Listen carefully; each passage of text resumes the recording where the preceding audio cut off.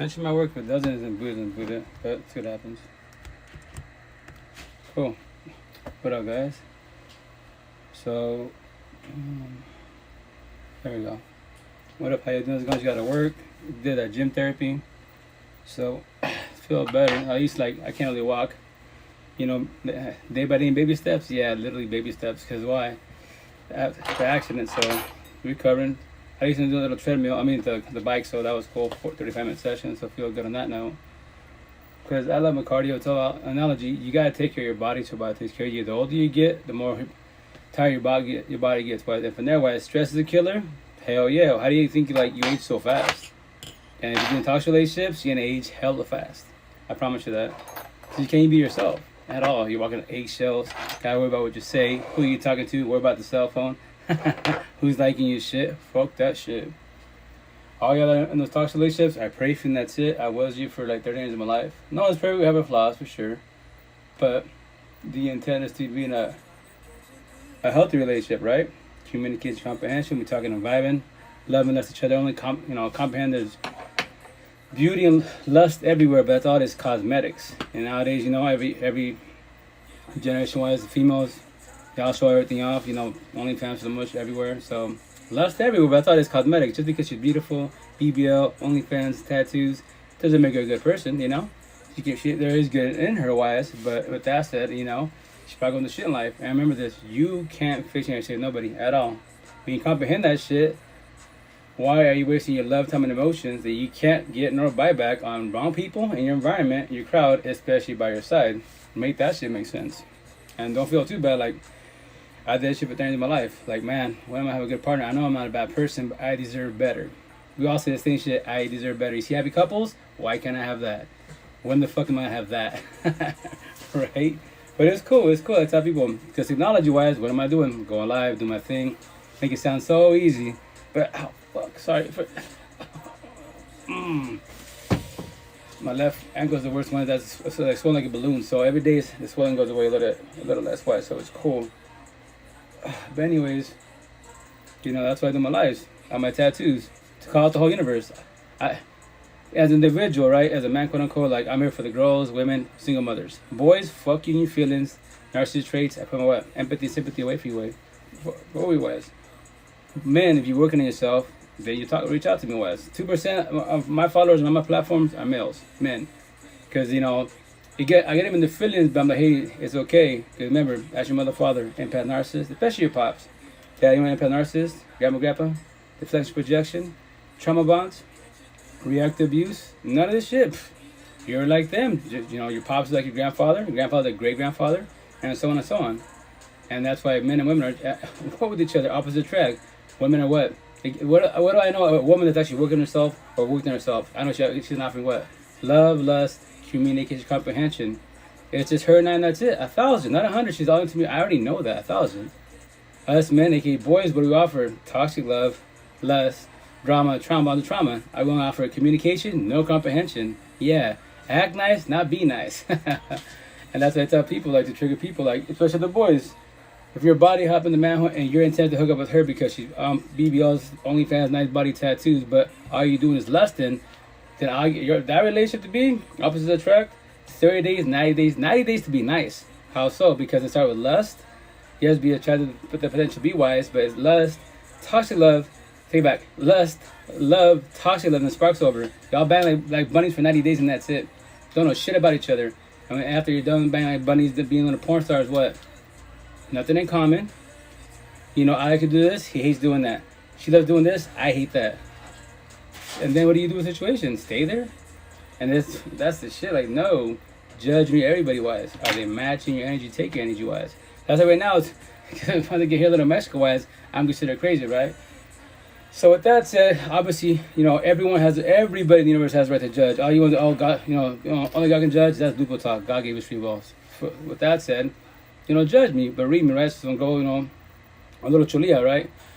Gangbanger slash, toxica, quote unquote. If she saw me, what's up with you? I'm like, hello, how you doing?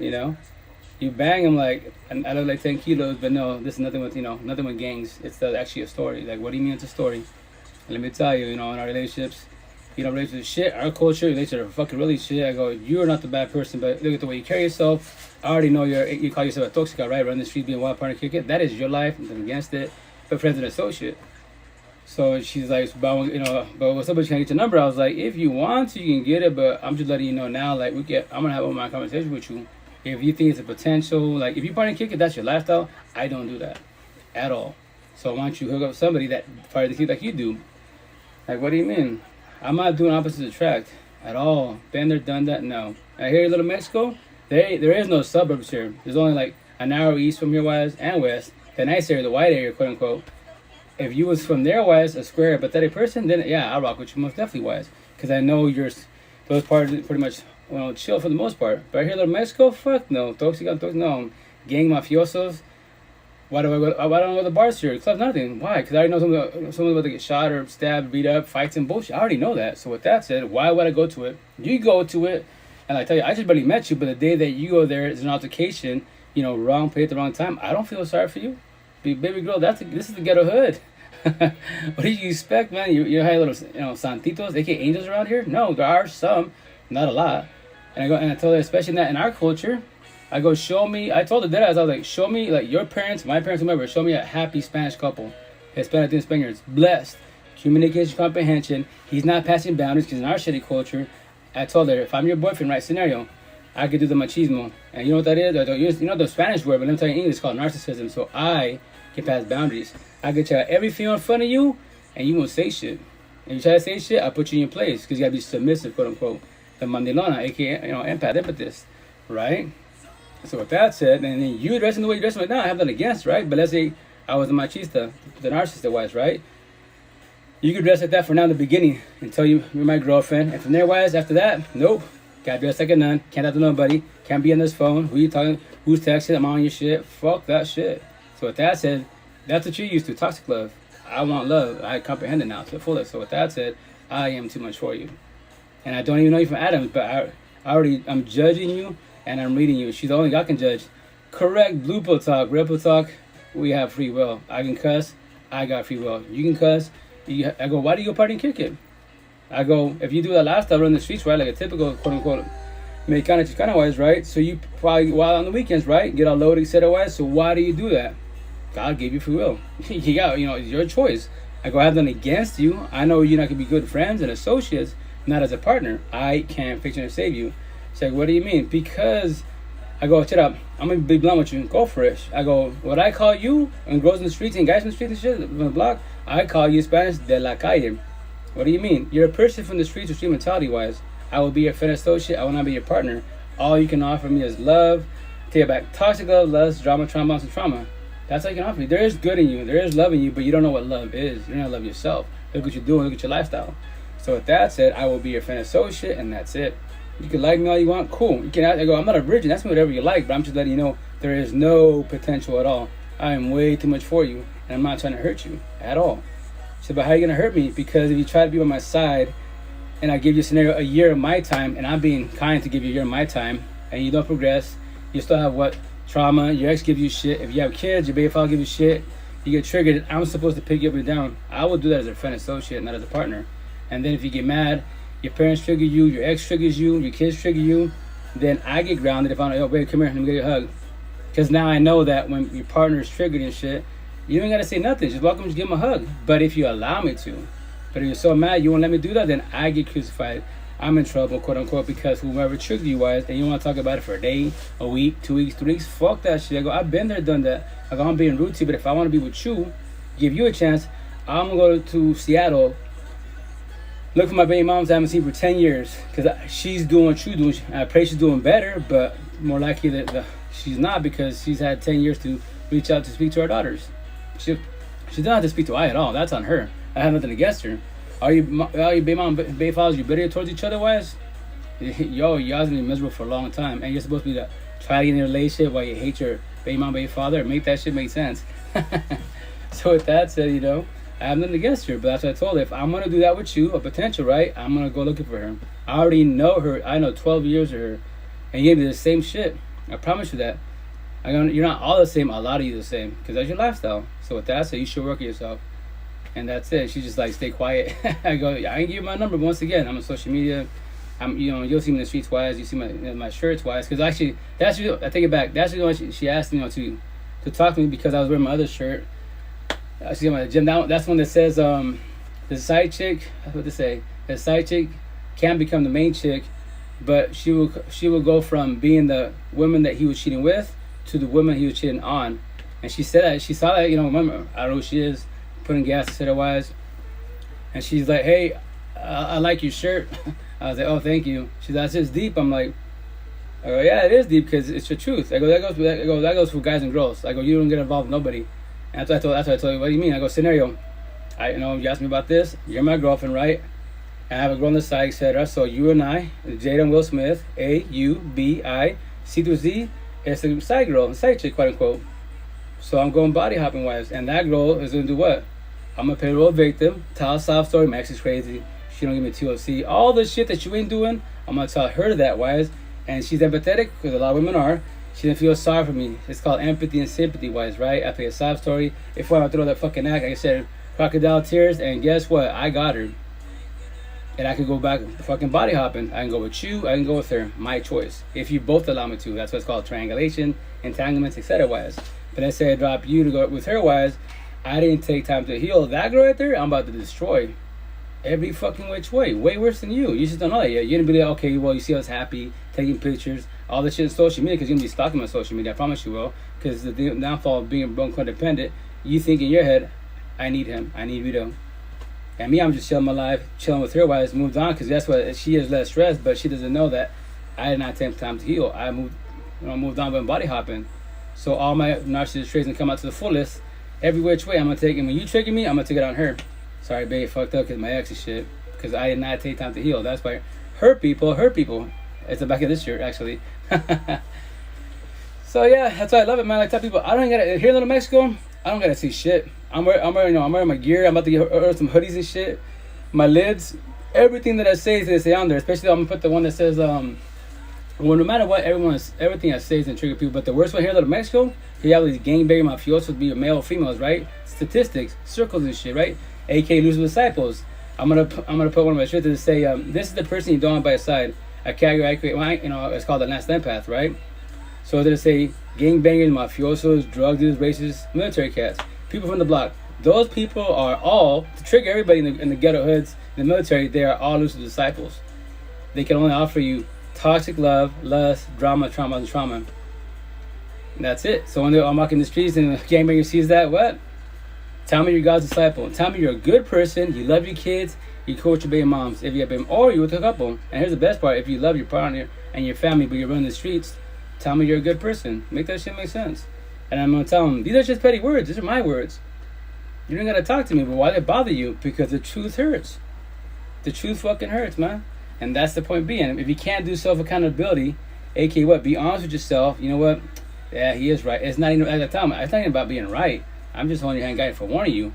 Your choice to live your lifestyle. So I'm gonna have that one right. Then I'm gonna have the other one to trigger all the people that are on the streets. I'm gonna say all you gangbangers, mafiosos, drug dealers, right? People running the black market. This is your outcome, and this is you only have maybe 4 options. The 5th one is very, very rare, but the 4th option is what I was gonna say.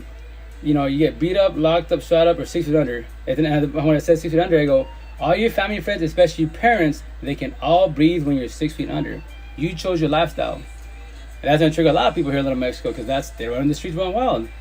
But that's a potential. Got to be very careful because remember, I can't control nobody. Because petty words, I could trigger them, do some disciple, do reactive abuse, and they can off my dome over fucking words. And I won't be here. That's the type of people. But I don't care. Like, I'm not scared to die.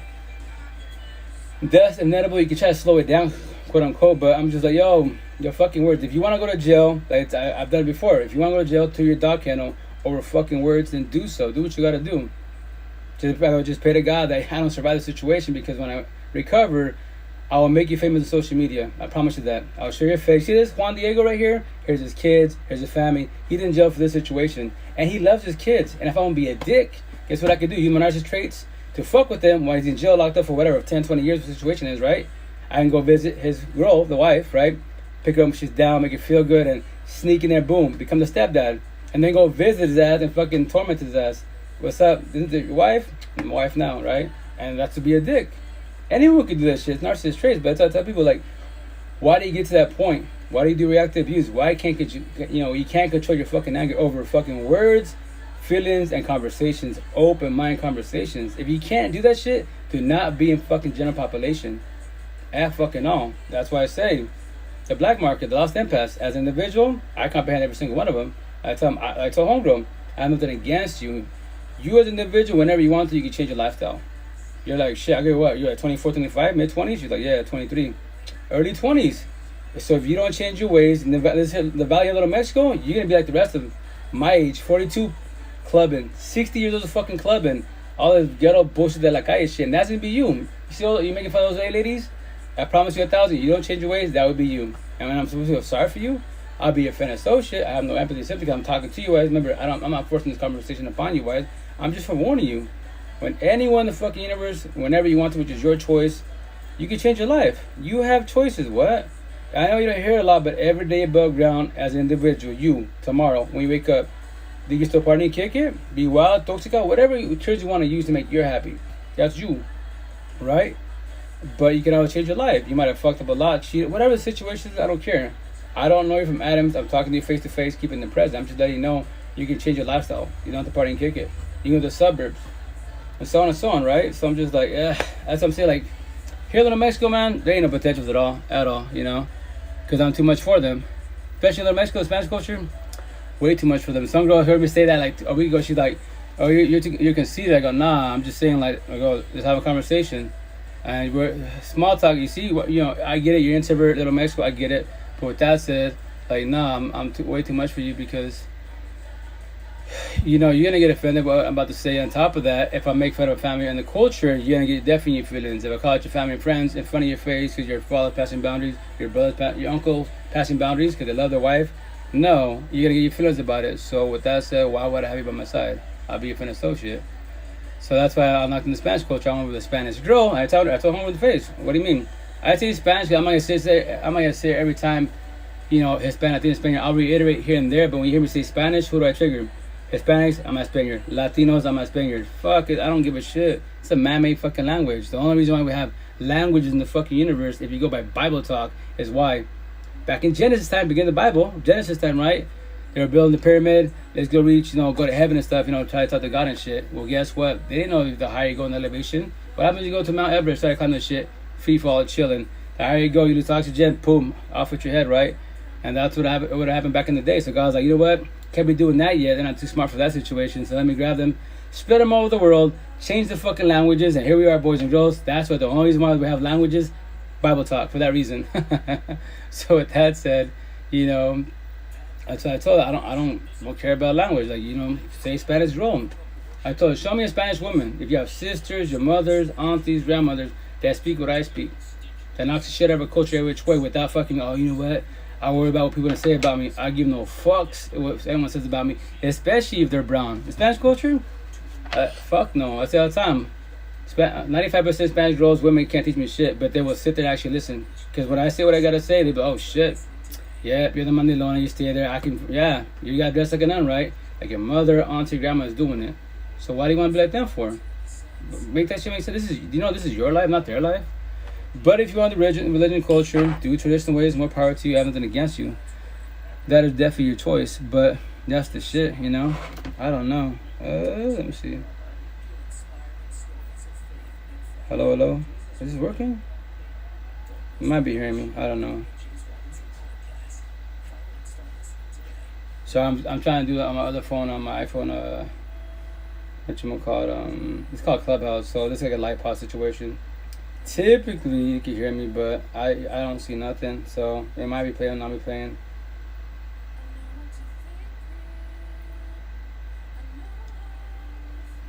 Okay. Well, anyways, because I try to use all the platforms, so that's why on Facebook, I saw this post. Matter of fact, before I left work, it said, shoot, I think I wrote it down. That I was leaving work-wise. I can tell you right now. It's a real good question too. If you guys know anything about empath and narcissist in the Spanish culture, if you don't think, we don't talk about this, a mandilon, which I eventually get tied in this form. A mandilon, you're empathist, positive, lovely, caring, etc. Wise, right? You're soft. As a man, you're not a man, etc. All that good shit.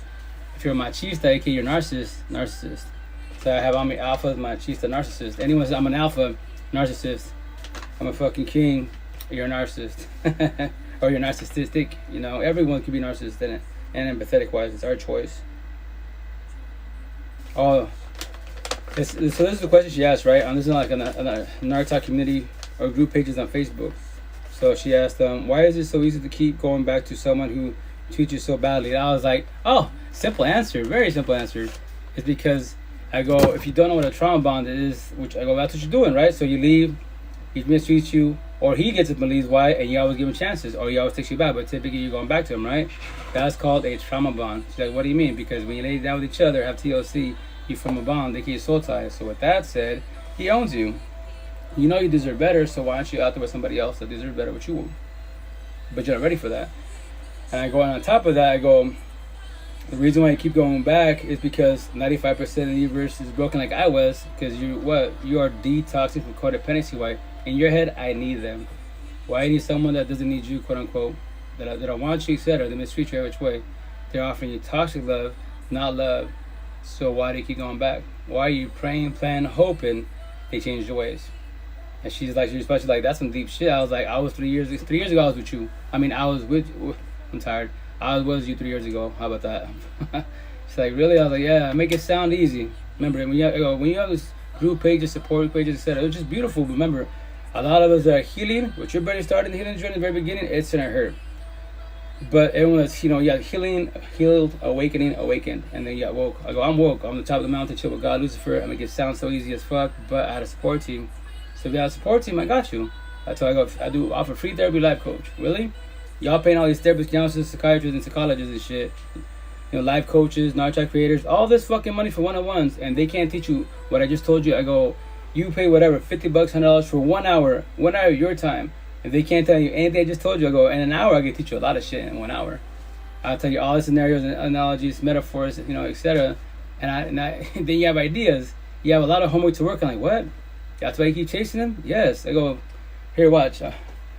So the cool thing is with technology, right? So instead of like writing this whole love letter all the time, I just make it simplify it. I have my shirts, and I'm doing canvases, $1.25 tree. Anyways, so I told her, I sent this picture. It says, whatever your addiction is, analogy. The bottle doesn't need you. You need the bottle. So the scenario, do you drink, get high? No. So here's the kicker.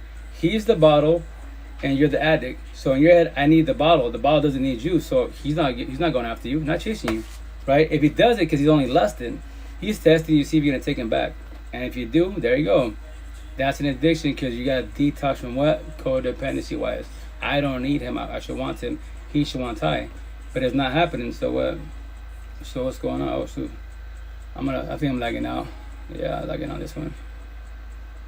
Anyways, I gotta get better internet wise because I like that one of my apps. So I'm on day naps, 2 day naps, but they're lives wise, right? So maybe someone will pop up on there because my Facebook lives, garbage.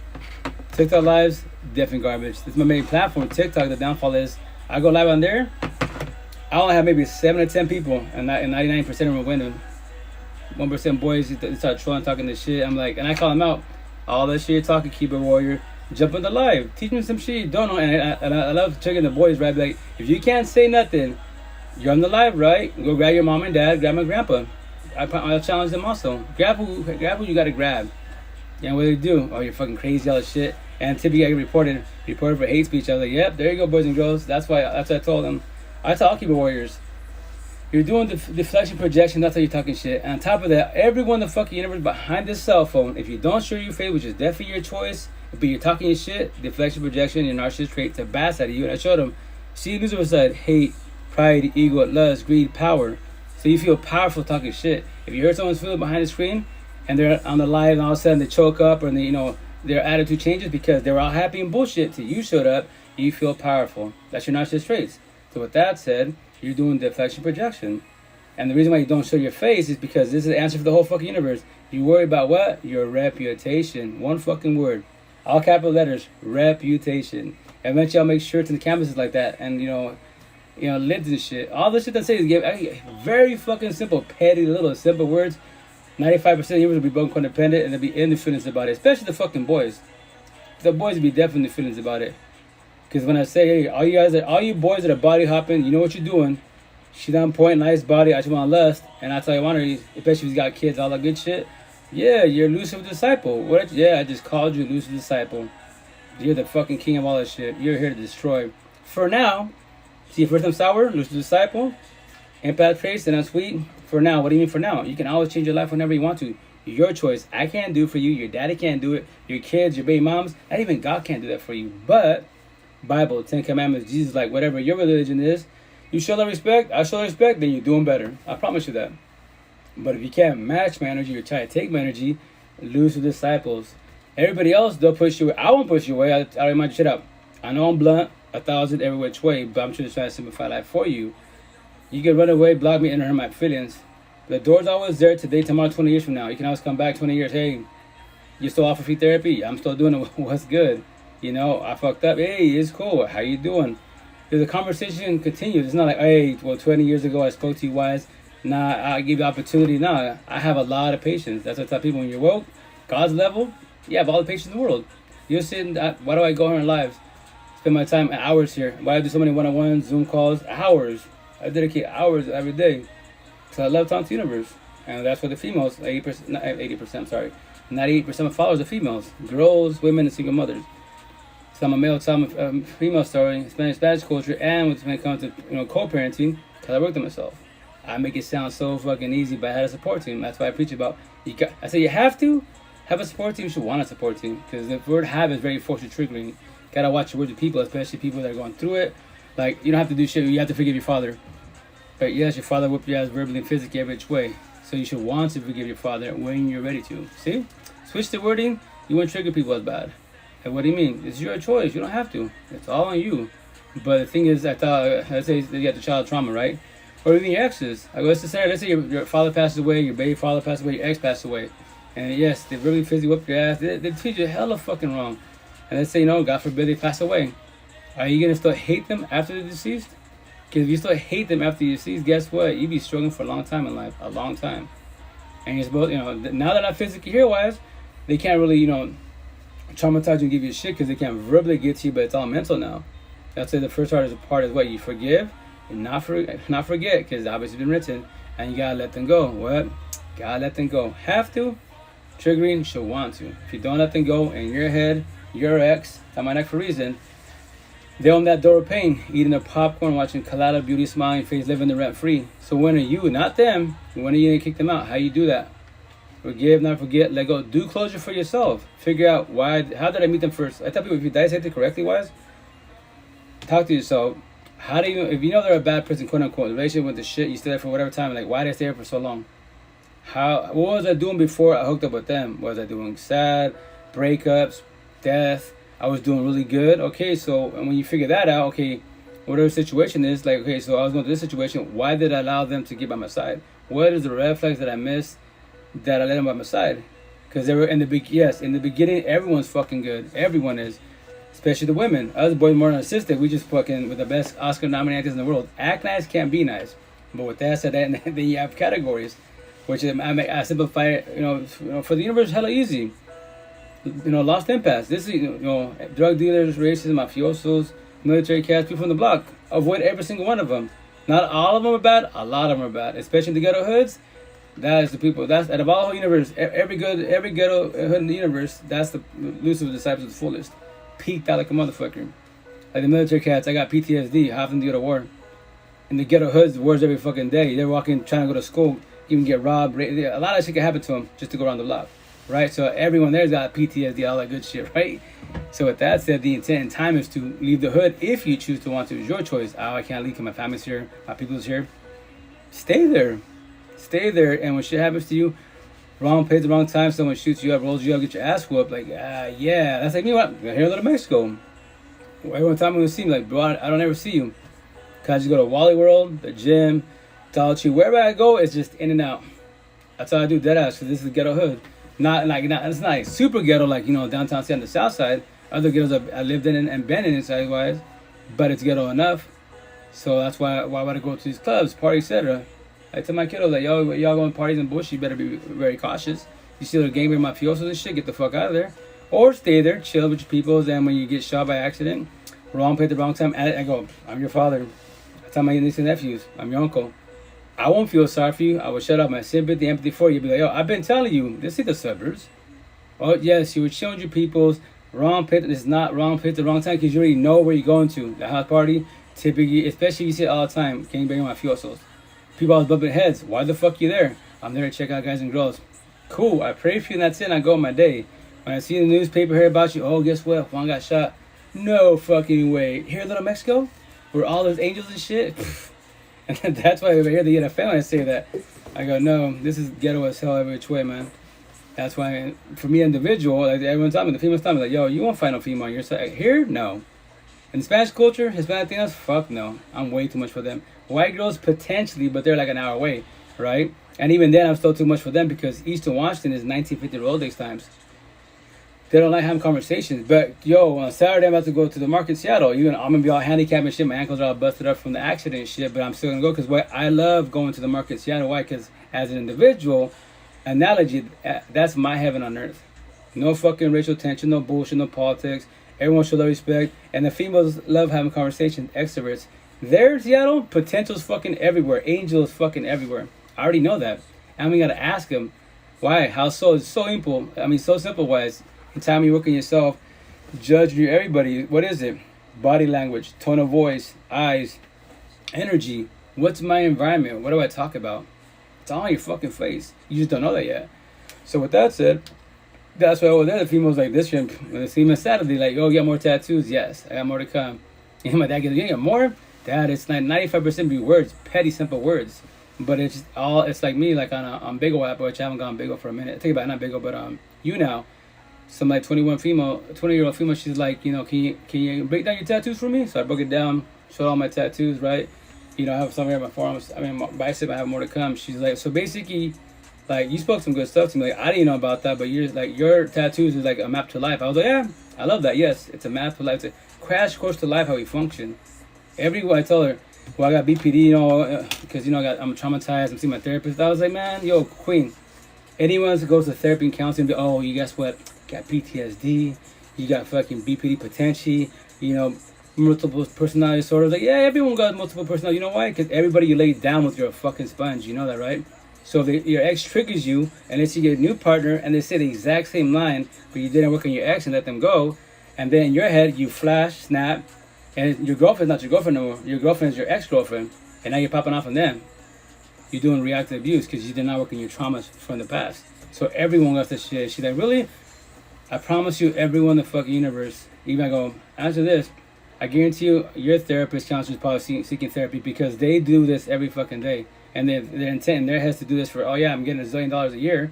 But every time I hear about certain things about child trauma, you know, let's say that your therapist got her ass kicked for many years in relationships, toxic love, right? So when you talk about, you know, you do it, all the other clients talking about, I got physically whipped. In her head, she's got her composure, keep it cool. Or if she's too traumatized, what's she gonna do? She's gonna cut the session short, right? Sorry, something popped up, some bullshit excuse, because guess what? She's triggered by hearing your conversation, what you're going through, been through. She's gonna run her desk, give her fucking anxiety, depression pills, grab her fucking wine, whatever she gotta do to numb the fuck up. And she's your therapist, counselor. Make that shit fucking sense. Make that shit make sense. TikTok, you know? So with that said, this year, if there's more therapist counselors right there in Seattle at the farmer's market, I'm going to trigger a lot of them because I'll be, look at, there's the answers, boys and girls. You want to go for this? Everyone got this shit. I'm talking to you right now. I'm acting nice, right? Or am I being nice? Am I offering you love or toxic love? If I start snapping on you, I'll be, oh shit, guess what? My BPD kicked in. My choice to do that. I control it.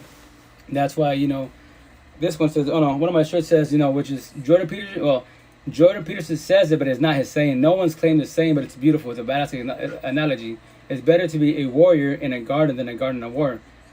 So let's break it down. Empath and narcissists, good and bad people. So keep it simple. If you're the good person, right, and your religious culture, all the good shit, and you try to battle someone that's narcissistic, a bad person, quote unquote, verbally, they'll destroy you. They'll destroy you, especially when they gaslight you. Why you being mean? You call me dumb. Oh shit. And they'll be religion. You're a Buddhist, you're a Muslim, you're a Christian. You can't call me dumb. Oh shit, they're right. Like, nah, see, now what do? You back down. And they see they hurt you or whatever, and they can play like a fiddle. Or in time where you're going yourself, like I did, before I love to debate about blue pill talk, man-made bullshit, which I'm gonna tell them on this forum. What's that? All you 2D sheeple blue pillers, what you debate about? Race, religion, politics, COVID, man versus woman, high value men, high value women, drugs, alcohol, pills. What color is your Bugatti? That's blue pill talk. It does what? Entertainment, makes money, and keeps you feeling top of your feelings. That's all it does for you. All you blue pillars, you won't ever involve in life. I don't give a shit how many BBLs, OnlyFans, a zillion fucking supercars. I'm happy you're mammy rich, right? But every fucking night, you can't go to sleep. You have insomnia. You gotta take your fucking pills, drugs.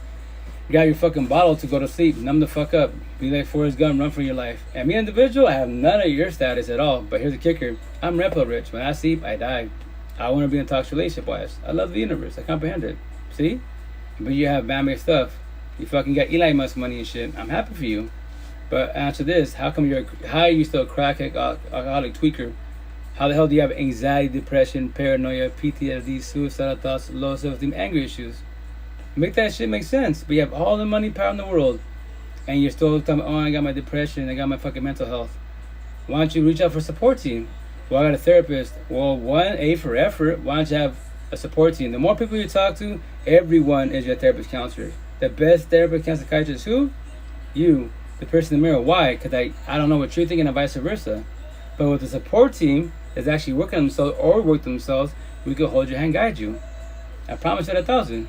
Why am I saying what I'm saying? And to throw shots at the whole universe. Oh, y'all, on TikTok they'll be like, how long does it take till you get over your ex? On TikTok they'll be like, well, it's about 90 days. I was like, 90 days to feel better potentially wise, but did you let them go?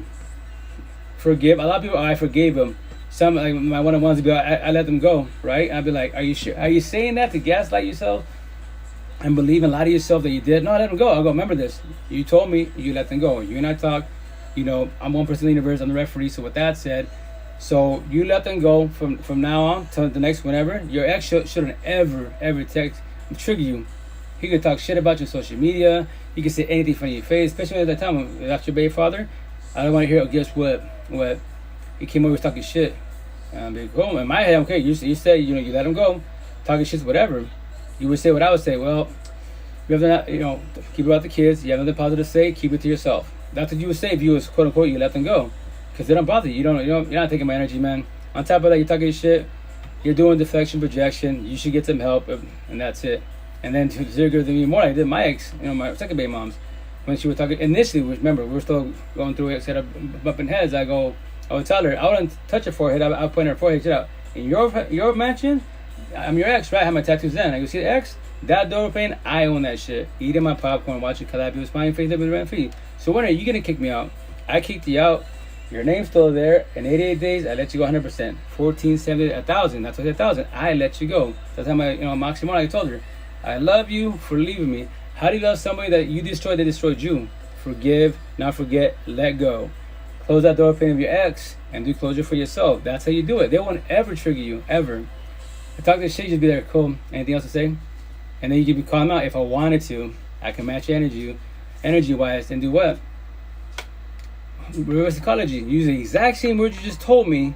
But remember this, I know 1,000 you haven't let me go. So I can bring up all our past in front of your partner and destroy you. And when I trigger you with a shout, when I fuck up your day with a shout, he's gotta pick you up when you're down. If you allow him to.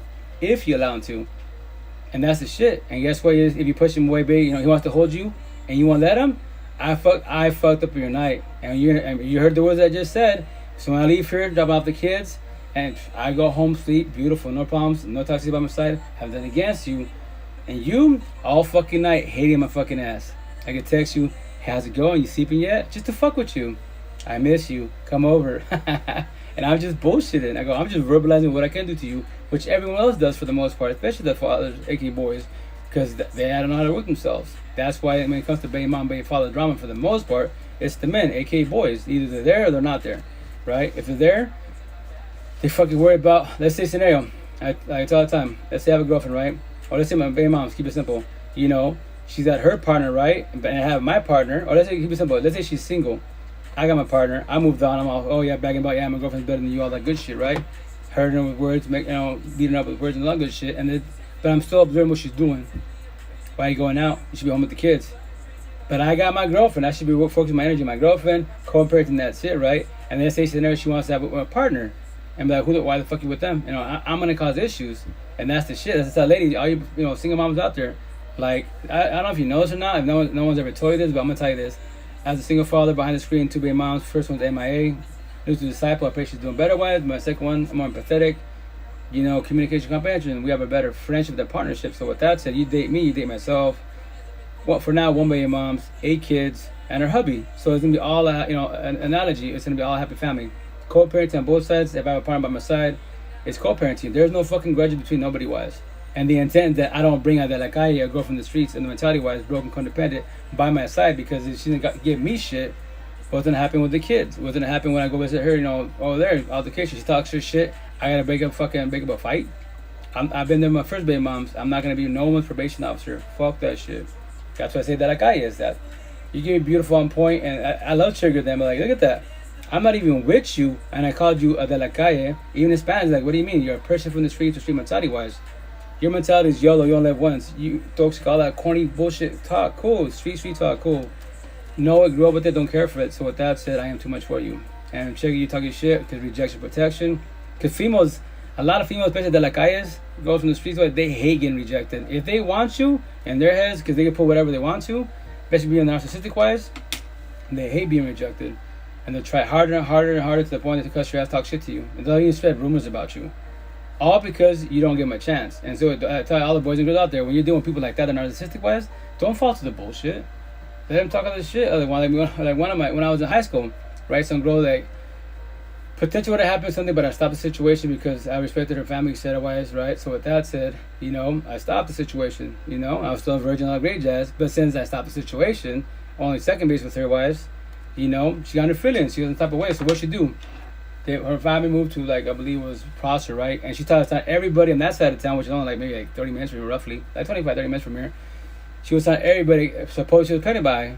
So I leave to Alaska, but I graduated to Alaska. So my mom's, I call home and stuff, how's family, I was doing. My mom was all mad at me, hey, you got a girl pregnant? I was like, what? Yeah, some guy came here, or some girl came here with them, their parents' shit. They're giving, your father's shit that she's pregnant.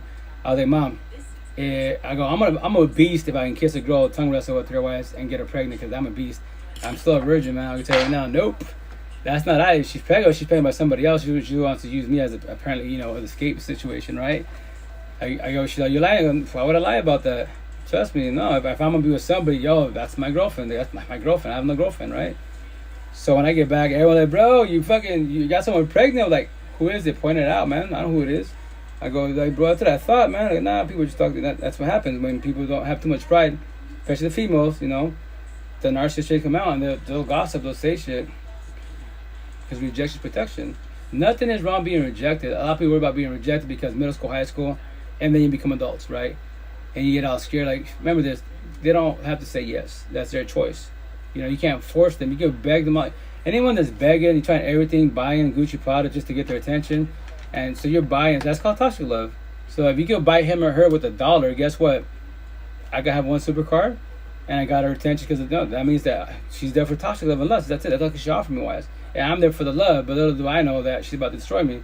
Because if someone has 2 supercars, 3 supercars, guess what? She's going body hopping. She's going where the dollar's at. And vice versa. Same thing for the guys. Same situation. It goes both ways. Anyone you see you're doing that, aka gold diggers, male, females, then guess what? All you can offer anybody in the fucking universe is toxic love, lust, drama, trombones, and trauma. That's it. There is good in you, but you're more consistent with toxic love than love. You're very inconsistent with love. That's why other people are empathetic wise, and we're like dummies. When our partners are narcissistic, the bad guy to the fullest bad girl, and they show us a little kindness, they hug us. They won't hug us once in fucking 12 months, but to us, that's everything. Finally, they hug me. Trust me, bending like a dumbass. Like, no, don't fall for that shit. True love, you can do whatever you want with each other, as long as you both do what? Communication, comprehension. You realize boundaries, likes, dislikes. You talk about everything. It's just you and I, and that's it. A and B, no C through Z. We both comprehend once again. There's beauty and lust everywhere. Come on, man. The young female showing everything. But that's all it is cosmetics. Yeah, she has a nice body at the gym, solidly blessed, but here's the kicker. Is she working out for herself, or is she working out for the guys?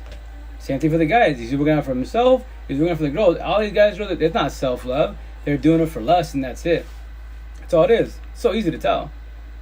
Because you can tell a female, I go to the gym, there's like one female, she's fucking solid. She's blessed. Hell yeah. And what she do? She goes in there. She used to like work out the main part of the gym, right? And she's solid. I'm telling you, she's like solid every which way, right?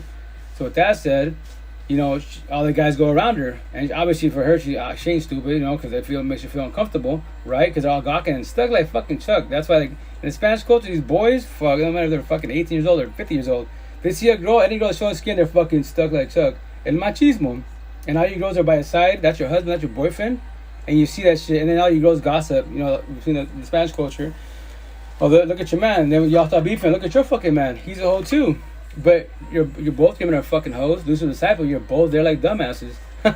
Make that shit make sense, man. And they start getting verbal within the physical altercation because both their partners are shit, right? So with that, so what she do now? When I see her, she goes all the way to the other side where no one goes to that part of the gym, and then, you know, she's there doing her thing. You know, one of these days when I see her again, you know, she has this badass, like, I'm pretty confident it's like a dream catcher, but there's more tattoos to it. So I'm gonna ask her, hey, you know, she has her headphones on, right? So I'm gonna, like, you know, get her attention, be like, hey, you know, no passing boundaries, and I'm just curious to know, you know, ink therapy. I'm just curious to know, like, I'm pretty confident your back piece is a, you know, a dream catcher, but there's more to it. Like, I imagine there's always a story because I was ink therapy, and see, she wants to have a conversation, and be, hey, no passing boundaries, just have a conversation.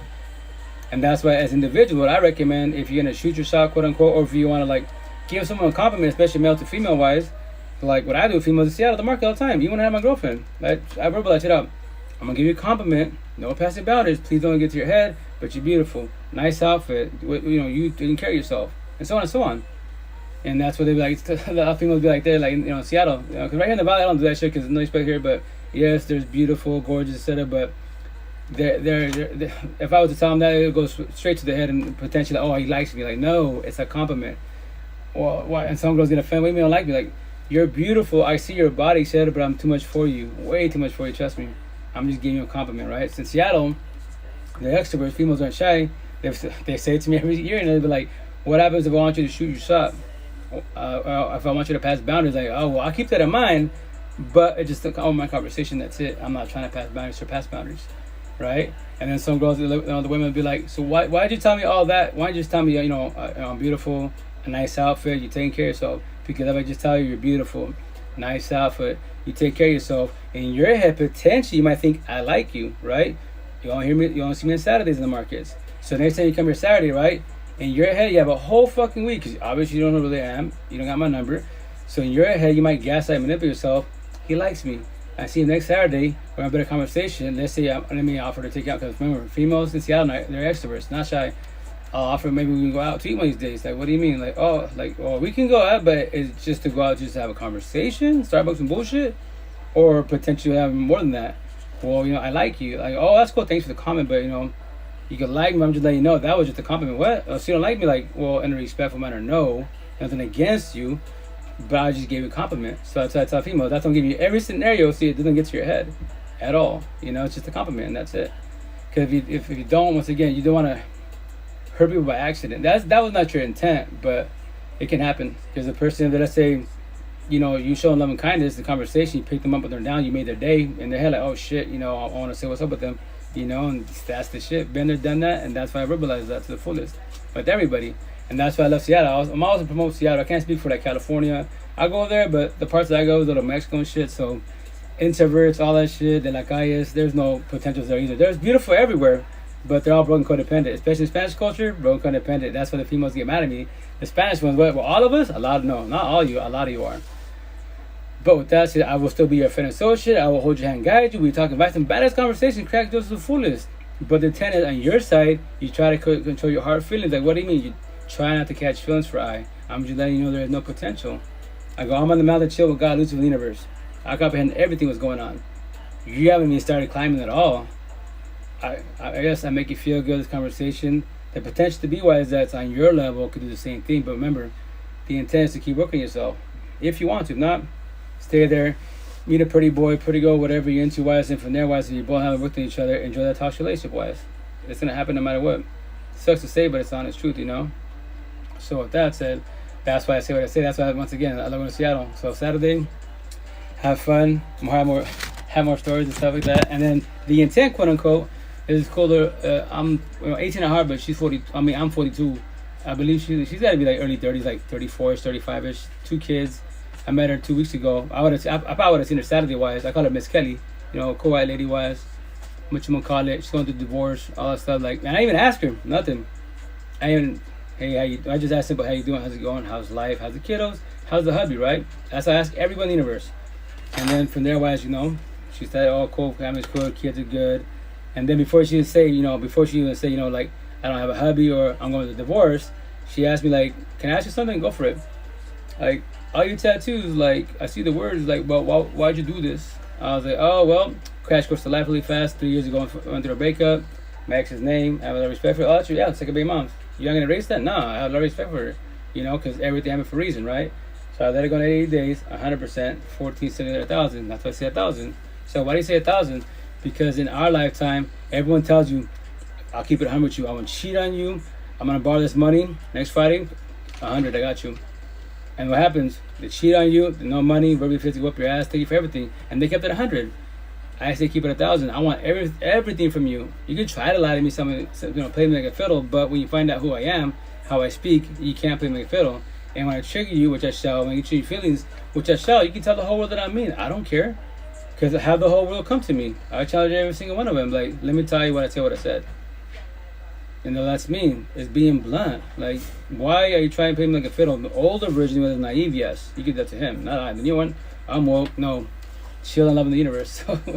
So she's like, that's some good stuff, and I broke down the rest of my tattoos. And she's like, what's up with the neck? I was like, well, you don't have to be in rap, right? Or love rap in general. But I go, if you go on Spotify, YouTube, there's a rap artist, NF, Nora Frank. Just that's all it is, NF.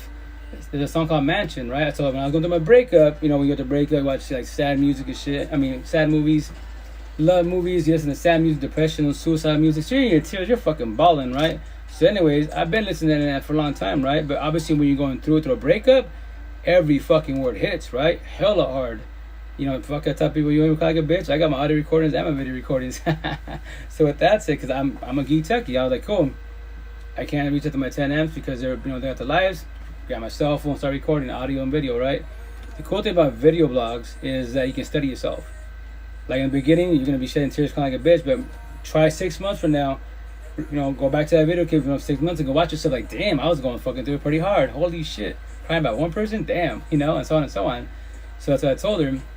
So when I was going through it, I listened to, NF the rap artist, the song Mansion. So I told her, in the song he talks about he has certain doors that are closed, like fear, hate, whatever. I forget the words, don't call me that. I'm not like a fanatic. I'm a fan of him wise. I was like, that's legit. I dig that. Because right now I'm going through a breakup. My first door pays my ex, right? My second baby mom's wise, right? So I got to try to overcome the situation. So I say in my head, all my doors are paying wide open, right? I told her, so he helped me with communication, was going to help me as an individual. So he's one of my therapists, basically wise, through music, right? And with that said, I got this another artist named, actually I have it right here. I just made a shirt. Anyways, I bought this shirt 3 years ago. He's a rap artist. He's a little guy. He goes by Young Drac. So here's his logo. It's Dracavelli Media. So he goes by Young Drac. So anyways, I listened to this song called Toxic Lock. I was on Facebook, YouTube. And when I was born like a bitch, etc. And I scrolling, and I saw his song. It's called Toxic Lock, right? So this part of the lyrics, it says, we let it die, both of us tried. Now we sleep alone, but can't sleep at night. Nothing fine about it, I understand. I hurt you like every other man. I was like, there it fucking is. There's a comprehension. Because the intent that in the beginning, love you, all that good shit. I won't be like your ex, I won't hurt you. Yeah, if you have no fucking guidance, especially as a man, aka boy, you will destroy your partner. That was not your intent. Like, it wasn't my intent. But you shall. And now you hurt her like every other ex. So I go, Young Drac with the song Toxic Lock, he helped me with comprehension. Yes, that song Toxic Lock. Then I heard Mistake 1 and Mistake 2. I'm like, oh fuck, I'm crying, but not as bad. Because oh yes, all the shit he just said, I totally comprehended that. That's I. But see, in his situation, I think he's doing better, but he went through one of the relationships, he cheated on. The second one, she passed away. And he's in a new relationship, so he's doing better, but he still fluctuates his feelings, I've talked to him a couple of times through IG, which I gotta reach out to him again, wise, to get some more shirts and put up more of his lyrics on. But anyways, I told her, so that's what I go, those two artists helped me. So I took Mansion from NF and I put it on my neck. Because I was like, let me dissect this, because I know I'm not the only one going through depression, anxiety, going through a breakup and shit. So how do you overcome the situation as fast as possible? So I go in your head, your mansion, because you told me she's going to divorce. I go, so your ex, your ex-husband to be, he owns that door of pain. The first one, so you gotta let go your exes, your past pain, toxic love, trauma, and child trauma. It's right there. That's why you have anxiety, depression, paranoia, PTSD, suicide thoughts, low self-esteem, anger issues. It says triggers, all capital letters, overthinking, reactive use. And she's like, what's reactive use? I go, scenario, right? I go, you're my girlfriend, right? And you say something to me. If I haven't worked at my mansion at all my doors are pain wide open, you say a certain word, certain line, wise, my ex said that to me, that triggers me. My intent was not to become verbally abusive with you, but I do. I pop off, right? I flash, quote unquote, bipolar, BPL, like corny, whatever term you got to say, right? And I take it out on you, wise. So I'm reacting to the words you just told me, not because it was directly from you, yes, but it's actually my ex-wife, because I'm so traumatized not knowing. So I'm verbally whooping your ass with words. And if I keep getting triggered, and I can't control my anger, then the bad side of me, which everybody has, then I could potentially become physically abusive with you, or I start grabbing shit, breaking shit, punching holes in walls, throwing shit around each other, punching myself. It's called reactive use, because I'm reacting to what you just told me. That was not the intent. Your side, you're just speaking your mind. You don't know what trauma I have going on. So she's like, damn, all that you just said, not the physical part, but the verbal part, that's my ex-husband. I go, that's a lot of us men, aka boys. Really? A lot of us. Because as men, we're not supposed to talk about our feelings, you're a fucking bitch, you're a girl if you don't, you open your mouth. Man the fuck up. And you're supposed to do that by being a parent, quote unquote. I'm like me, in my situation, trying to be a father, trying to be a partner, taking care of everybody, people in the fucking universe, and no one's helping me. Even my ex telling me, hey, what's up with you? Let's talk about it. Like, I'm good. Fucking lie like a motherfucker, but I'm good. Right? And in the situation, a lot of us like to ourselves, especially as men, who wear the mask of smiles, but behind the mask of smiles, what are we doing? Dying and fucking crying. So I shed tears on my breaks. I shed tears by my car when I'm driving to Seattle. On my own time, away from everybody, away from the kids, the ex, everybody. Shedding my tears. And remember, there's nothing wrong with crying at all. The only reason why you're crying because your body, your heart, mind, body, soul is tired of what? Toxic love, pain, overthinking, insomnia. It's fucking exhausted. So I tell everybody, when you're bawling, bawl like a bitch. Let it all out. Who gives a fuck? And what I recommend when you're crying, let it all out. Say what you gotta say. Even it could be your ex. Trust me, when you go through breakups and you're working on yourself in general, when you start crying, you try to speak to yourself out loud. It's not gonna make sense. Deadass. You can record yourself. You be like, all talking about my ex-wives and my first baby moms and my best friend and my father, and it's called word salad. Like you have like 20,000 stories. Why? Because your mind up here is going 1,000 miles an hour. Everything is fucking triggered. But I tell people the cool thing when you're shedding tears, that you don't hold yourself back, bawl like a bitch, let it out. When you're done, your body is fucking fresh. That's all that negative bullshit out. Cool, it resets itself. And you feel fucking better, like damn, because you can only shed many tears. You can't create some, produce so many tears till you're done, right? And to the point where where you're spitting, you're heaving because you have no more saliva to spit. Nothing. Right? The intent doesn't get to that point, but it will. And the worst part, dead ass 1,000, is breakups. Fucking break, dude. Like the mind is strong like titanium, or fucking weak, really like a piece of paper. Fucking weak. How like me with my second baby mom, right? That's in my lifetime. That's the last female I ever shed a tear for, right? Sounds narcissistic, but no, I don't need a partner. I want a partner. Why I make it sound so easy? Why? Because I comprehend the real war in the universe is the person in the mirror, not this man-made Russia, Ukraine gang mafiosos, fucking YouTube. That is all man-made bullshit. Everyone fucking run from their problems. Simple as that. The real war is the person in the mirror. It's everyday above ground. The person in the mirror, when you see them, do you love them authentically with mind, body, heart, soul, and soul of 1,000? If you do, you're on my level. You fucking woke. You comprehend that true happiness, unconditional love and support starts from the person in the mirror. Not your kids, not your parents, nobody. You, not your partner. I love myself 1,000 every which way, right? Now I do. It took me 39 years of my life, blessed at 42. So the last 3 years of my life, blessed as an individual. I can be on somebody else's behalf, right? So with that said, I don't need a partner. I want a partner. So with the potential to be wise, she's either awakened, a demigoddess, or she's woke.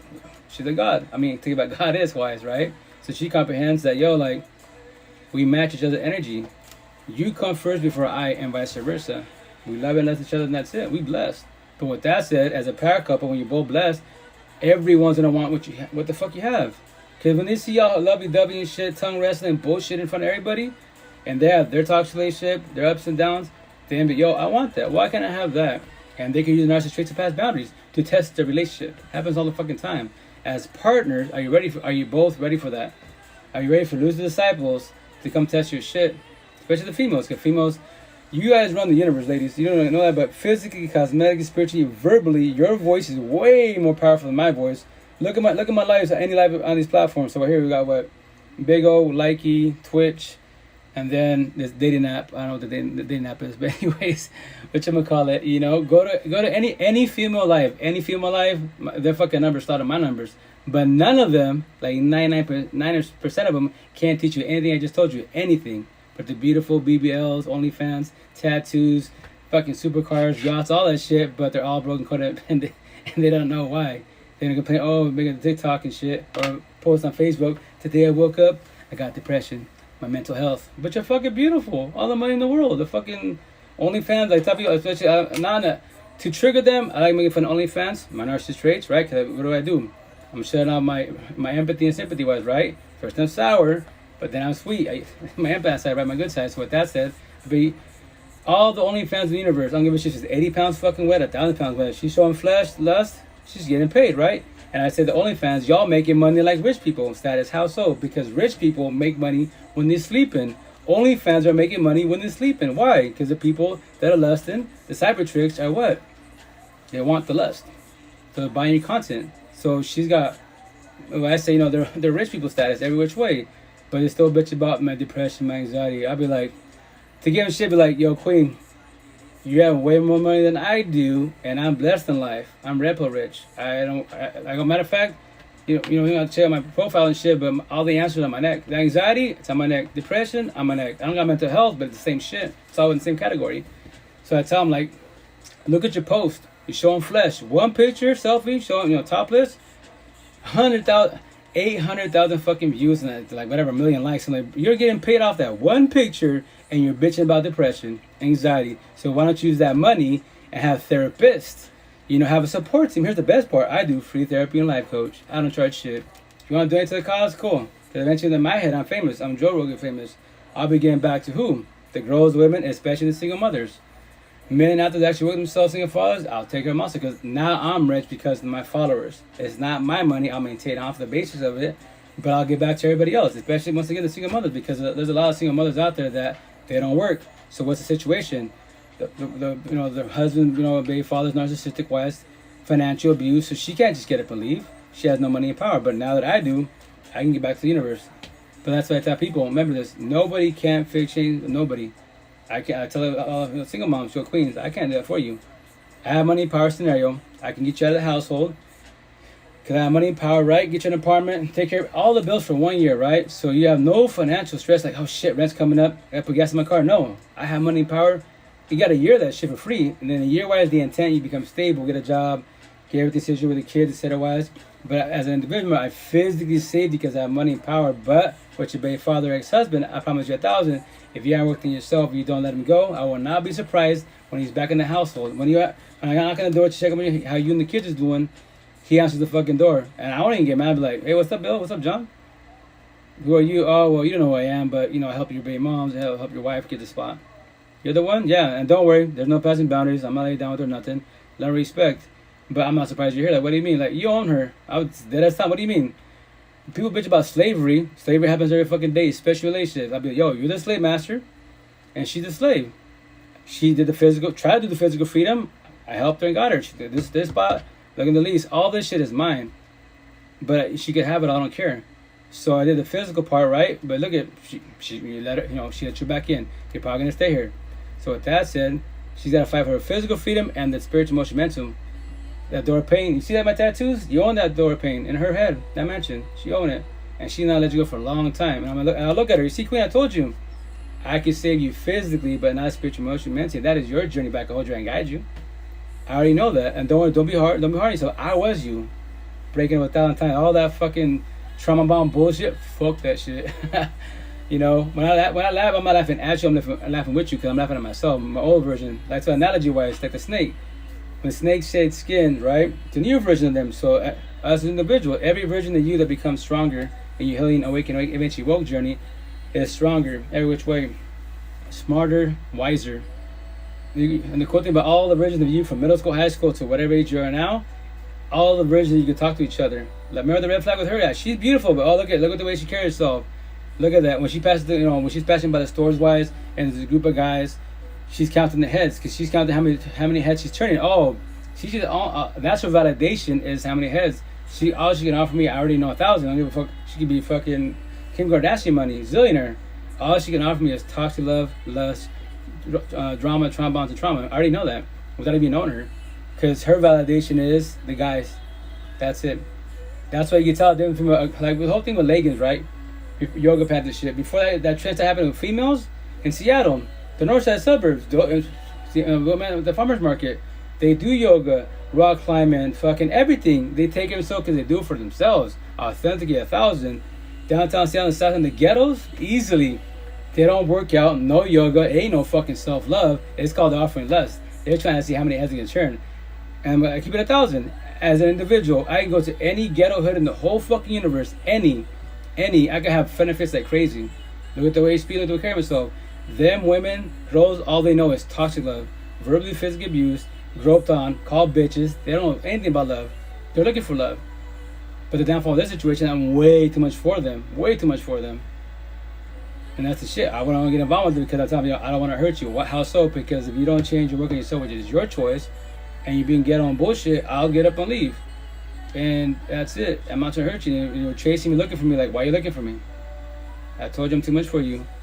I've been there down with my benefits. I need you. You don't need me, you need yourself. There's many people like myself out there in the universe. You should work on yourself before you get involved with anybody else. So that's what I tell people. You got to be very cautious with yourself. Work on your heart and feelings. Control that shit. If you don't control that shit, especially you women, any guy that treats you fucking good, that guy could act nice, not be nice, and you'll fall for it every single time. I see that shit here in Little Mexico all the time on social media. My one-on-ones. They're gonna need boyfriend, like scenario. They're going through a breakup, right? That's about I won't say numbers. There's hella numbers, right? They were single for like 2 months, 3 months, and they hit me up. Hey, I'm in a relationship. I was like, well, that's definitely your choice, but I'm saying it's just too early. And then from there, guys, oh no, we're good. He treats me good. I'm like, I love you, but with that, they go, I love you in the low respectful manner. Not, I'm in love with you, So with that said, I go, you can try, but I'm not gonna be surprised if it fails in 3-4 months. I'm being nice for 3 months. Yeah, they're all going through shit. He was right. It wasn't about being right, just too early. But how? I go, I know you want love. I talk to you. But I go, here's the kicker. Why am I talking to you? Why am I passing boundaries with you? So I control my heart feelings, right? I know you're going through it. They're just telling you a dream, and they got it. And now you go through a breakup again. And now you got to get over your previous ex and this new ex. How's that going to work out for you, And that's the shit. So I tell everybody, like, queens, be cautious with that, man. Like, nothing is wrong with being alone. Being alone, what? No one's really physically whooping your ass. No one's cheating on you. You're blessed. What beats you up is what? Loneliness. Why? Because you don't have a body by your side. I miss them. Why do you miss somebody that doesn't love you at all? Doesn't want to be with you at all? Make that shit make sense. So you go look for them, instead of the social media. Like, don't focus your energy on them, which, yes, easier than I was you, right? But in time, with the support team, healing journey, it's about your ex. Everything you talk about, X, like I did. Awakening journey, the second phase, that's when you start skipping words, sentences, paragraphs about your ex. Cool, you're doing better. You're working on yourself more, the person in the mirror. You should focus your energy and time all your energy, the person in the mirror first and foremost. You come first before anyone in the universe. The only person that can fix, change, save you is you, the person in the mirror. I promise you that. No drugs, pills, therapists, counselors, psychiatrists, and the cherry top religious people, not even God. Well, God can't fix you or save you. He can hold you and guide you. Read the Bible. Genesis 2:16. We all got BPD, MPD, all that good shit. I eventually have more Bible passages in my body, etc. But it's specific ones because everyone's got BPD, MPD. Oh, that's not true. I tell a therapist in Seattle, that's not true. Bible talk, right? You don't have to believe the Bible, but according to the Bible, it's the oldest book in the universe, right? Into my forehead. Genesis 2:16-17. That's when God told Adam, check out. You can eat from all wherever you want to the garden, but see the Garden of Eden, tree of knowledge, not from that one. Leave that one alone. If you eat from there, from that tree, eat that fruit, you will certainly die. But it's not physically. It was a forewarning, but it's not physical. It's spiritually, emotionally, mentally died. Lucifer gaslighted Eve. Eve gave the fruit to whatchamacallit Adam because he loves her. He loves her, etc. And boom, now they have what? Oh shit, I'm naked. Hide from God, right? And I go, so with that said, that's when we all got BPMP. And they're like, that's not true. Who's your first Bible talk now? Who's your first narcissistic, sociopath, psychopath?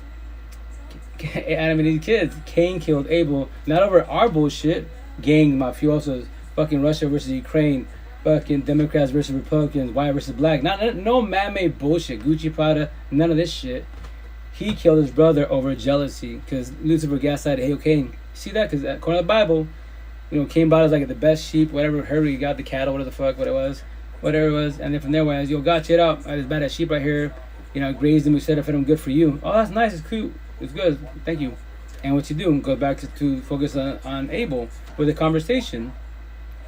And that's what Lucifer gas like, hey, yo, Cain, shit out. See, yo, your brother's fighting with God and stuff? God loves Abel a little more than you do. What are you gonna do about it? Fucking Cain got some type of way, fucking took his brother out, even lied to God.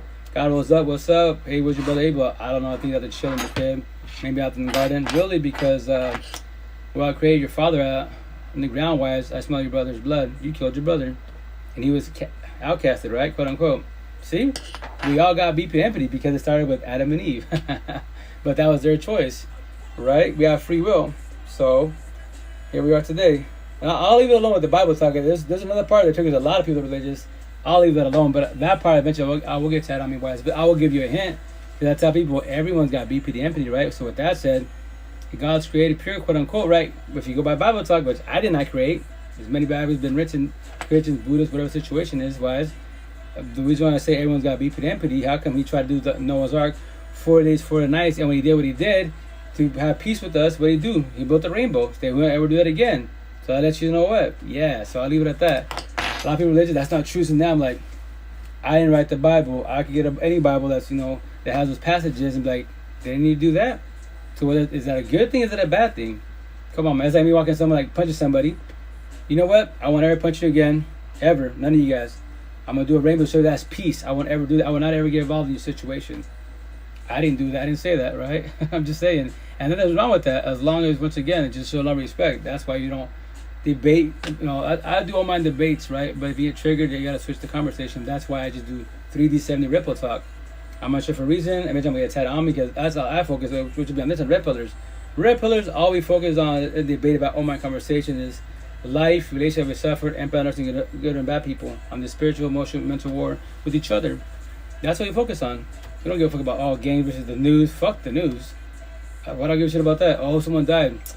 People die every day, but there's a reason that I died.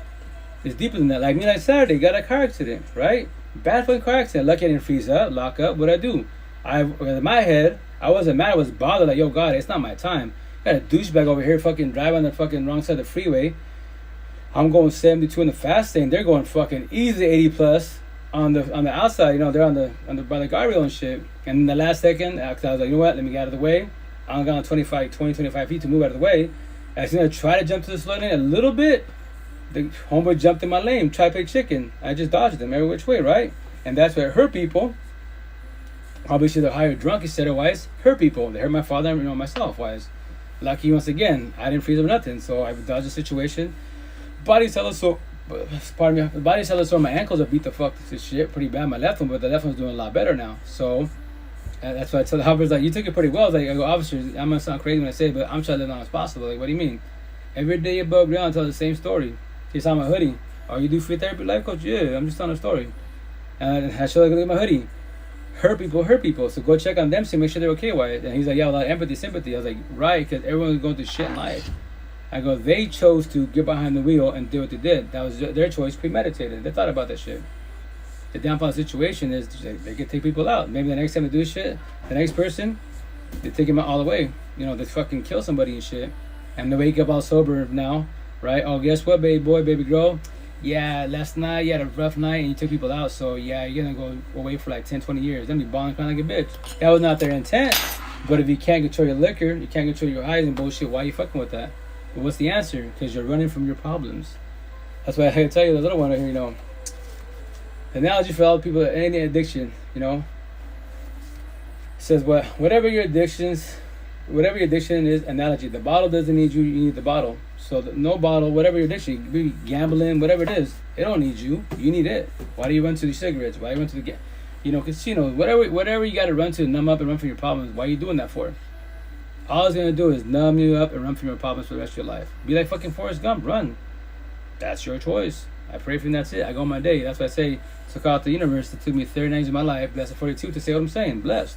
Nothing against nobody at all. I'm just telling a story to hold your hand, guide you. In the beginning, you can use those terms. I'm a victim, warrior, survivor. Yeah, I tell people, I use those terms. Now, nope. I'm just a person telling a story. What? That's all you are? That's all I am. Telling a story. Hold your hand, guide you. Because that's all we can do for each other.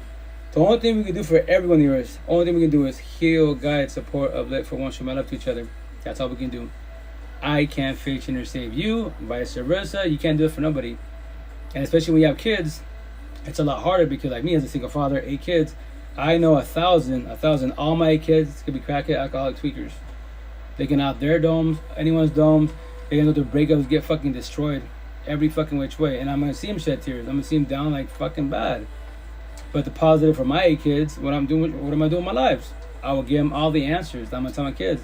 My side, communication comprehension. Your side, communication, you don't have to respond. I'll hold you and guide you, but I know exactly what you're going through. That's how I'm a model for my neck for the whole universe. Your pain is my pain. I died like you died. No one deserves to fucking die. How the hell are you crying about one person? Whole fucking universe, one. And yes, the longer you're an individual, it's gonna hurt really bad. You bring kids in the mix. Oh shit, the family's breaking up. Co-parenting. You see, it's gonna be fucking. Look, there's so many brackets, right? So, well, not that many. If you break it down, relationships A and B, right? You go to breakup, it's gonna hurt, but the positive, no kids involved. I tell my one special females, fucking be like Forrest Gump. What? Run. What? Run. You have no ties to him at all. Fucking run. If you gotta move to a different city, different state, fuck it, get out of there. Cause then be kryptonite. Because I promise you, he's gonna reach out. Babe, I miss you. Can I see you? And you're gonna tell everybody, oh yeah, am I gonna see him? Fuck him. You're gonna see him. I promise you. You're trying to bother. Oh fuck yeah, you're going back. So the smart thing to do is fucking run like Forrest Gump, Because then the only way they get in contact with you is his phone. Only fucking way. Only if you give them your new address and say shit and then reach out. Then that's your choice. Premeditated. That's how I'm being hard on you. I'm just guiding you. And for warning you, I was you. It's harder, to say no to your partner, your ex-wives.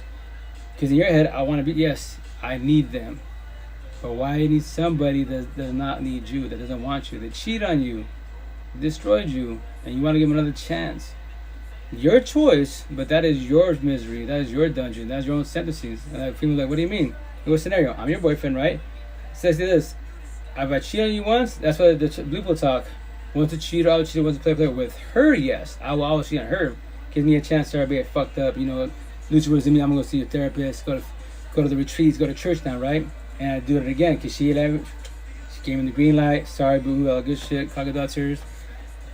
And if I cheat on her again, which I'm going to be surprised, cool, with her, blue will talk. Wants to cheat or cheat, wants to play with her, yes. The intent in the next relationship, again, let's say a scenario. I cheat on you, you're like, nope. You put your foot down, you pass boundaries. No, it's done. Cool. I'm going to cry like a bitch in her, right? So what am I going to do? The intent, I should fall back, work on myself, start the healing and awakening journey. At least that part. Typically we do as boys. So what do? Fucking do a sob story, go on Facebook, IG, make posts. Damn, my ex is not cheating on her, but fucked up, she didn't give me a chance. And females out there going to be with their sympathy, empathy to the fullest, and to take my ass in. Then what? I'm going to play them like a fiddle. The intent in the next relationship, I don't cheat. But if I keep doing that, then guess what? Why do men cheat? AKA boys. Because they fall to lust. But why do they fall to lust? Here's the answer for the whole universe. No one says the answer, which the partial answer is communication. They fell to lust. Now let's comprehend why they fell to lust. There's the comprehension part. The answer, no self-will. If you have no self-will, you can't control your lust. You're being greedy and your power and all your pride and shit. Then what's gonna happen? You're always gonna pass boundaries, always. So that means if I keep cheating in the next relationship and the next relationship, the third relationship, do the same shit. I am broken codependent. Cheating is an addiction. It's a habit. I can't break it. I don't know how to break it. So I should not be in a relationship. I can't be in a healthy, long-term, monogamous relationship at all. Can't. Capital fucking C. And I check out those boys. What fuck? Hey, you can't. Tell me why you keep fucking cheating. But here's the kicker. It's for now. What do you mean? It's for now until you choose to fall back. Don't fucking be with nobody. And work on yourself. It's gonna be scary, yes. Since you've been body hopping so much, you're broken and very codependent. So that's why you doing what you're doing the fucking whole phase, every which way. Now you be by yourself because you have to detox from what? Codependency. I need. No, you should want, but you should not fight the people you need. You destroy everything you touch. You destroy. So why don't you fall back, work on yourself? A lot of boys, when I tell them they fucking fuck that, no, yeah, it's scary, I get it, but here's the cool thing. You got a support team, we hold your hand, guide you. Here's the best part. Free therapy life coach. I don't charge shit. I'll sit here an hour, 2 hours. Fuck, I do like 5-hour sessions. Never met these females in my life ever, and we're fucking asking questions, answer. Like damn. And they're going to therapy counseling, man. You're talking way more than that. I've been going for therapy 3 years, 5 years, and that yes, because you're a gimmick. What do you mean? Go scenario. I work at computers, right? So when people hear like I say I'm a computer technician, the mechanic, I fix computers. They be, oh, you're IT. No, I'm not IT. I'm a computer technician. An IT person, what do? They take you for your money, especially businesses. If I go to a business, right, and they say my computers are slow, what do? I just think, boom, dollar signs, because I'm being greedy, right? That's my choice, right? So what I'm going to do, okay, you know what? 10 computers, if I charge them $300 a piece, $3K, I'm fuck yeah. So as long as if the owner don't know shit about computers, the employee don't know shit about computers, I can just I can do a little demonstration. I can grab their keyboard, I would just be like, that's all you hear fucking clicking, right? So and I can just lie to you. Because remember, your head's your best friend or your worst enemy, right? I'll be, yeah, you know what? Your computers are a little faster. Just try them out, see what's up. And I didn't do shit. I literally did not adjust nothing. I hear it's clicking. So I sold a dream, right? They're the gimmick. I just get a paycheck for $3K and I didn't do shit to no computer at all. But they don't know that, but I can tell you, it's a little faster. It's a fucking mindfuck game, and you believe me. And they go, no, I'm a computer technician. I tell you, shit out. This is what's wrong with your computer. Here's the upgrades. Your choice. They don't tell you shit at all. They're trying to give you long haul. What do you mean? Like your therapist. You've been going for 3 fucking years. I've only spoke to you in 1 hour, and I told you fucking all the answers to life. Crash course to how it works. And the best part, the answers are my tattoos, my body. I have more to come. All the answers will be there for the whole universe. Fucking simple. It was like, you should write a book. What's it gonna be like? 2 pages? 3 pages?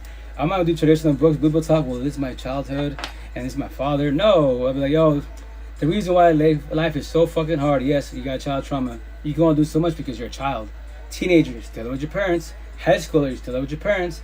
Now you become an adult, going to the matrix. Us older adults, now you have different categories, religion, culture, etc., all good shit, right? So with that said, life became hard only because, what? Relationships.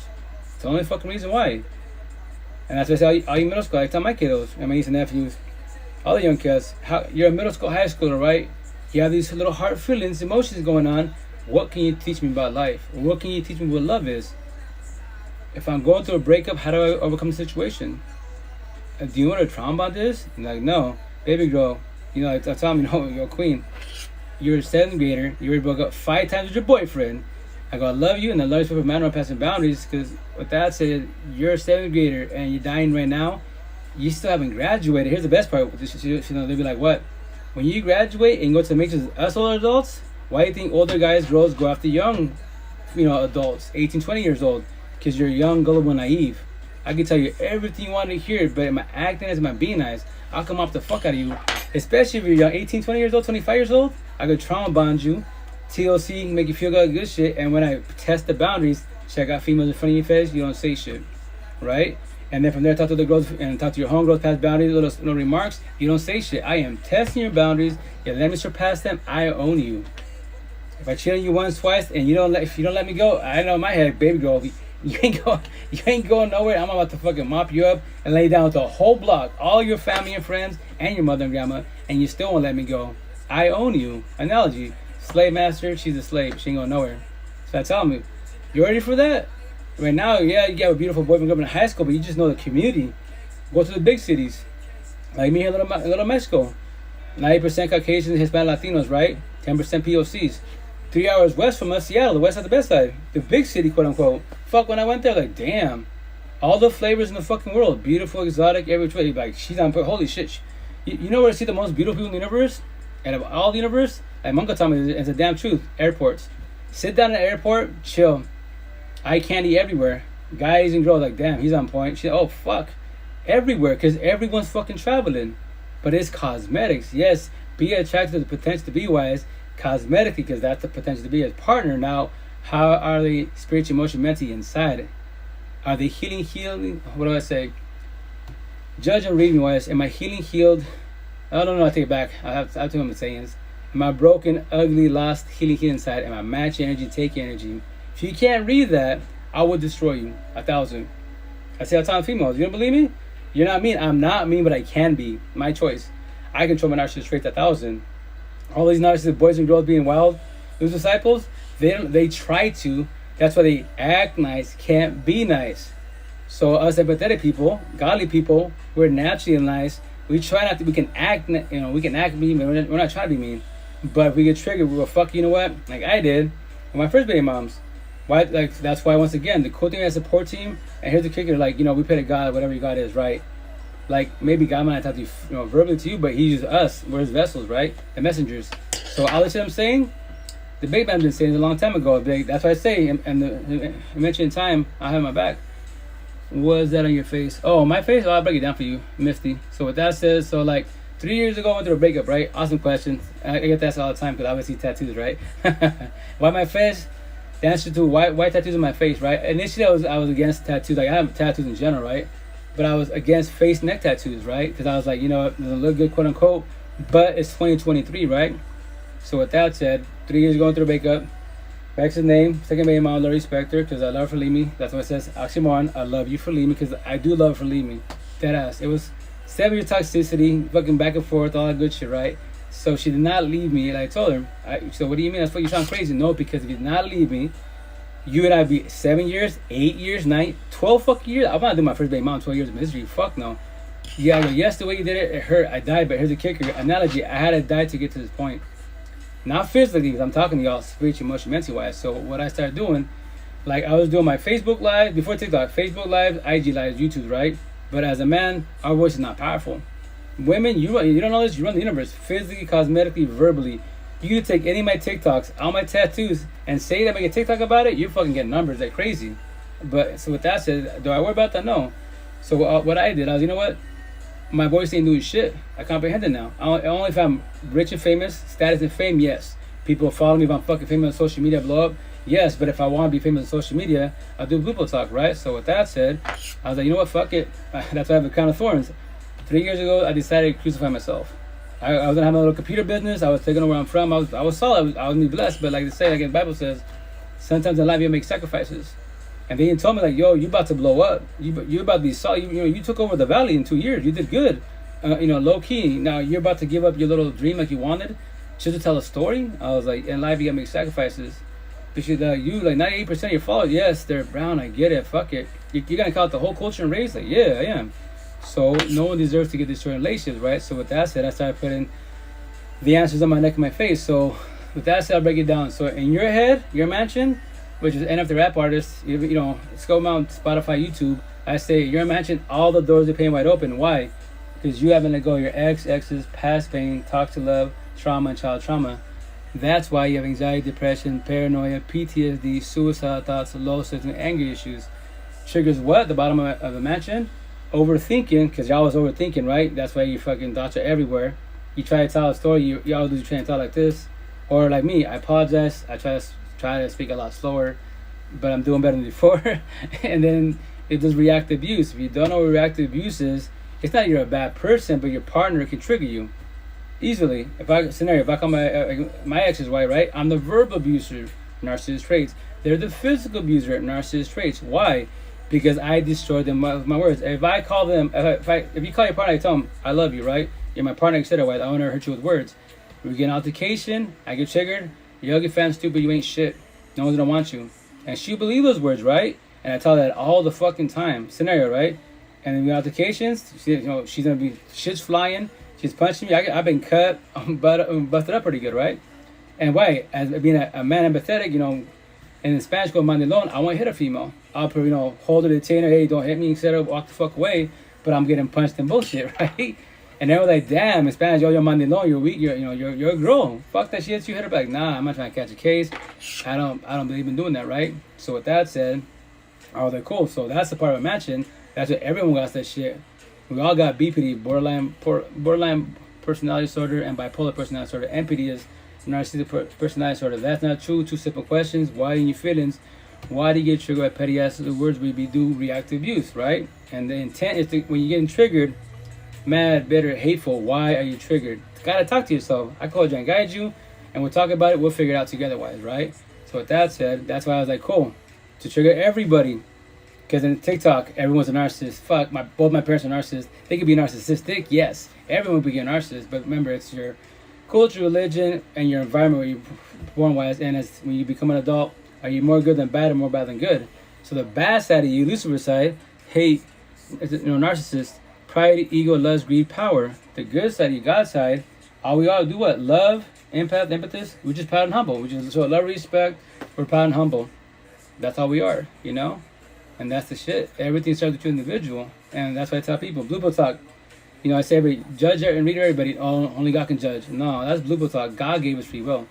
If you choose to do it like I did, well, I'm nice. I show respect. I go to church. All that good shit, right? I'm godly like. So everyone, quote unquote, should match my energy. It's 2023, ain't fucking Jesus times, man. So with that said, if a person narcissistic, lose the disciples, they see the good guy and good girl, I could take it for everything. I could take it for looks, for love, or money, status, and fame. I would destroy her. Especially the good girl, little angels. Religious girl, oh fuck yeah. That's what the bad guy, bad girls destroy the fuck out of us with no fucking remorse. And we're there praying, planning, hoping they change the ways for us.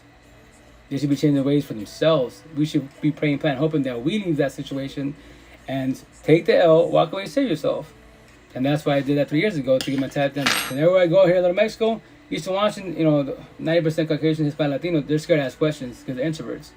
When I go to Seattle this Saturday, I love Seattle. That's my real home, right? So with that said, the boys look at me and shit, they may look at me, but they won't say nothing too much, right? The women, fuck, I love them. The extroverts, what's with the tattoos? Like, you ask me, right? I give them the story, break it down. They're like, damn, you should talk to my boyfriend, talk to my husband. You know, well, I'm talking about co-parenting now because now I know how to be a mom and a father-wise. That's why I was going to breakup. I would tell the male, check out, guys, if y'all, if you got kids, right? You and the wife, your girlfriend are bumping heads, right? And I get it, you know, we don't talk about our feelings, but I promise you 1,000, even though you're bumping heads, she hates your ass for now. But I promise you this, if you help her with the trash a little bit, help with the dishes, help with the kids, fucking walk up with her. I go, I can't do this because my ex, you know, she left me and it fucking hurts, yes, but do this for me at least. I told him 3 years ago. Walk up to him, hug him, kiss him before you kiss him. Baby, doing a good job. Fuck it, she'll hate you, but she'll love you a little more because now you're talking, you're appreciating her. A lot of us guys, we don't do that because we're like, well, I'm the man, I work, take care of the bills, that suffice. Why she's fucking doing it, and the more kids you have, the more stress it is. She's taking care of your kids. I just, you know, I'm doing my thing instead of wise, and that's a lot going on. I'm exhausted, she's exhausted. So I comprehend that, but that's why I told her and I tell everybody, I can't be too hard on myself because my father didn't teach me this. You know, my family didn't teach me this shit. That's why I tell people, as an individual, from Washington State to Mexico, back to the motherland of Spain, in the Spanish culture, they can't teach me this shit. My father, uncle, grandpa, none of them. We're not taught this about this a lot. That's why it's called the generation cycle. The intent is that one of us, it'd be nice if all of us did, but one of us breaks in the family. But when you break the generation cycle, like I did, expect to be called crazy. Yeah, me, oh yeah, it's been 3 years, so you're still stuck at her. You're talking about her. I'm like, how am I talking about her? I'm talking about the story, what I went through. I don't say her name. It's on my forum, love, respect for a wise.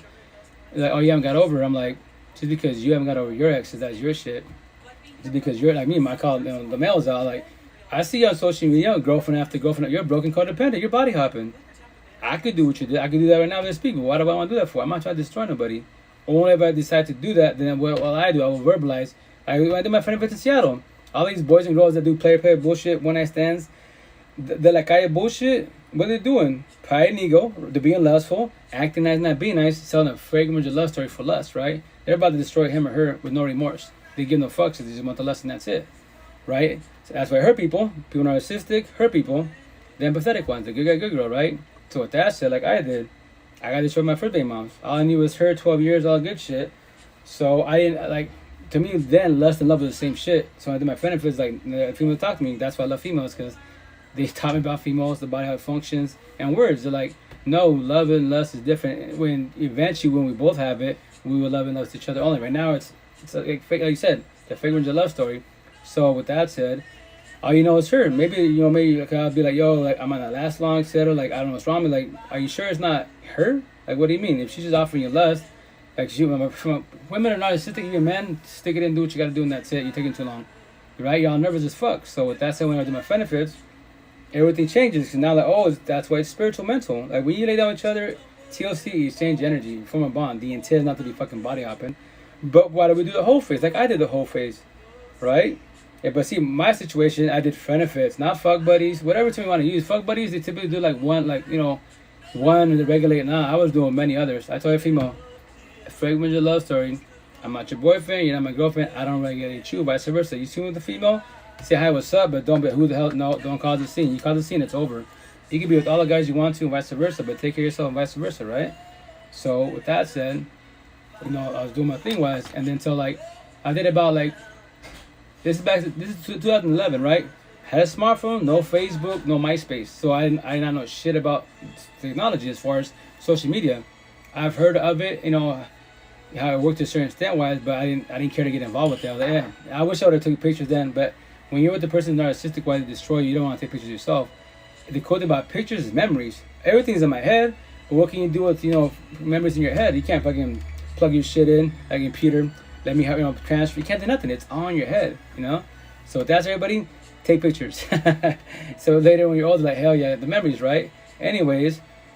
So in Seattle, I had to talk to females, but here's the kicker about Seattle. Seattle females are extroverts. They're not fucking shy. They'll shoot your shot, dead ass. I can speak out the fullest, and go to Seattle to tell you. So anyways, in the 11 months, 10 to 11 months, I lost control with benefits. It was 100 plus. I lost count. And then my sister Leslie, not blood sister, God sister, right? She put me aside one time, right? She's like, hey, can I talk to you? Like, what's up? Go for it. She's like, I see other females, like, I see you're not even trying. You're just having a conversation. They're taking you out. She said, I see that. But she's like, do you know how you're doing what you're doing? I'm like, benefits? I'm just rolling, doing my thing. She's like, you're right, but do you know what you're doing? I'm like, I don't know. So I'm going to tell you, I was you. What do you mean? You know me, like, square, like you say, square and chill. But I did the whole thing like you did. I did your story like my story. Stay there tradition-wise. Dedicated. I know it's not you, it's her wise, but like my baby father, stay humble, said all the good shit after she destroyed me, cheated me so many times. I said, fuck, you know what? I'm done. Being nice as fuck this shit. I'm done. I did what you did. Body hop like crazy, not partying. I did not give a fuck. The downfall and the alarm was going to catch up to you because that wasn't ever supposed to be you. You were somebody else, right? And she's like, here's the kicker. I'm going to give the answer because you know the answer. I'll give the answer because I was taught this. I go for it. I see the women you lay down with. Yes, your baby mom is beautiful, but she's fucking, she's hella ghetto, etc. wise, help from the streets wise, right? There is good in her, but overall she's bad. These females you're laying down with, they're beautiful, and there's a potential. The downfall is the kicker. It doesn't matter how many bodies you lay down with. These females want to be your baby moms. Your baby moms want to be them. That is your situation. You're in the middle of the situation, in the middle of the war. So what do you do about the situation? Continue body hopping, doing your benefits if you want to, which is your choice, and potentially catch babies, STDs, or feelings and altercations, or you whenever you want to, which it's hard because you're just doing what you want to do with whoever you want. You have nobody, right? And you squash the situation, and I love her for doing that, dead ass. If she didn't check me like that at all, and the love respect for manner wise, I stopped like 10 11 months in, and I was like, damn, that's some deep shit. She's like, yeah, and I was like, it was true, like. That's why I called it before she even told me that. I called it, hey, all my friends, remember, fake one's your love story. I'm not your man, and I'm my girlfriend. Do what you want with whomever you want. Just take care of yourself, right? And my situation, and none of them have to believe me, but like 98% of my benefits, they just lay down with me. Like 2% they were doing thing wise, and like they would tell me, shut up. Because me individual, like the potential to just be yourself. Like tell them, you dress for you. Like what do you mean? You don't have to get dolled up for me. Even if you was my partner, you dress for yourself. You don't get all dolled up for right? Like, what do you mean? If you want to wake up and just wear sweats, whatever, and I don't give a shit. Because I already seen your body, etc. And I just want you to be comfortable. The intent, and when you and I have relationships, we should be comfortable. None of this dress to impress bullshit. Like, really? And me as a scenario-wise, I love bright colors, right? So my benefits were so obvious because, those people that say this, a lot of women love black. Like, to me, black is like death or gothic stuff. It doesn't get attention. I don't give a shit. Light skin or dark skin, I don't give a shit. It's just black. But if you do like bright colors, blue, red, green, whatever, especially I call it Christmas tree, red lipstick, blue eyeliner, whatever, it's multicolors. It's like sound like, what do you mean? I go, I know it's for you it's different, but it's called an attention getter. Eyelines in you, like we're all red, eyelines you. Fucking mixed colors, red shirt, red pants, yellow cape, what the situation is, mix it up, more eyes in you because it's an attention getter. So all my benefits were so obvious because they went from wearing black traditionally wise to different colors. So all my homeboys and my co-workers and shit, they'd be like, my nickname was Peaches, right? You got to my nickname. Peaches, I'm like, yeah, Peaches. Damn, all these? Doing my thing? How? It's conversation. I tell my boys, y'all get in, my hair was longer then. I go, I put my money in my hair when I get it twisted. That's about it, right? But I don't dress up for nobody, ever, right? You might see me like in decent clothes at a funeral, at a wedding, maybe, if I go, right? So with that said, I tell them, look, y'all gotta get pretty. Gucci, Prada, your whips, etc. Wise. You spend all that money and you're scared to talk to a female. How's that gonna work out for you, man? I go walk up to any female, have a conversation. What I miss? What I'm how you doing? How's your day? How's work? How's life? How's family? Simple petty questions can evolve to a big conversation. They're like, damn, you just asked, like in Seattle, he asked a lot of good questions. Let me try to answer all of them. Family's good, parents are good, partner.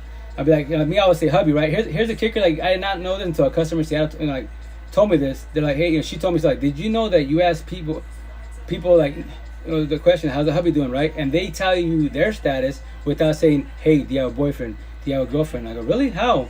Because when you ask them, how's your hubby doing? And then be like, let's say she's like, oh, hubby. Well, I say, hubby, like, boyfriend, husband. Well, first, I don't have a husband, nor do I have a boyfriend. Oh, well, you're the hubby. How you doing? And I said that for like years, right? I never thought of it. I was like, oh shit, that's true. So that's how you ask anybody if they're in, that's how you know if anyone's in a relationship. How's your hubby doing? Simple question. Hubby, husband, wife, wifey. Oh no, I'm not married. Girlfriend? Oh yeah, girlfriend. Oh, she's good. Cool. Now I know he's got a girlfriend. Without saying, do you have a girlfriend? Do you have a boyfriend? So my coworkers over in the market, like, you're good. Like, nah, I just ask questions. I love asking questions.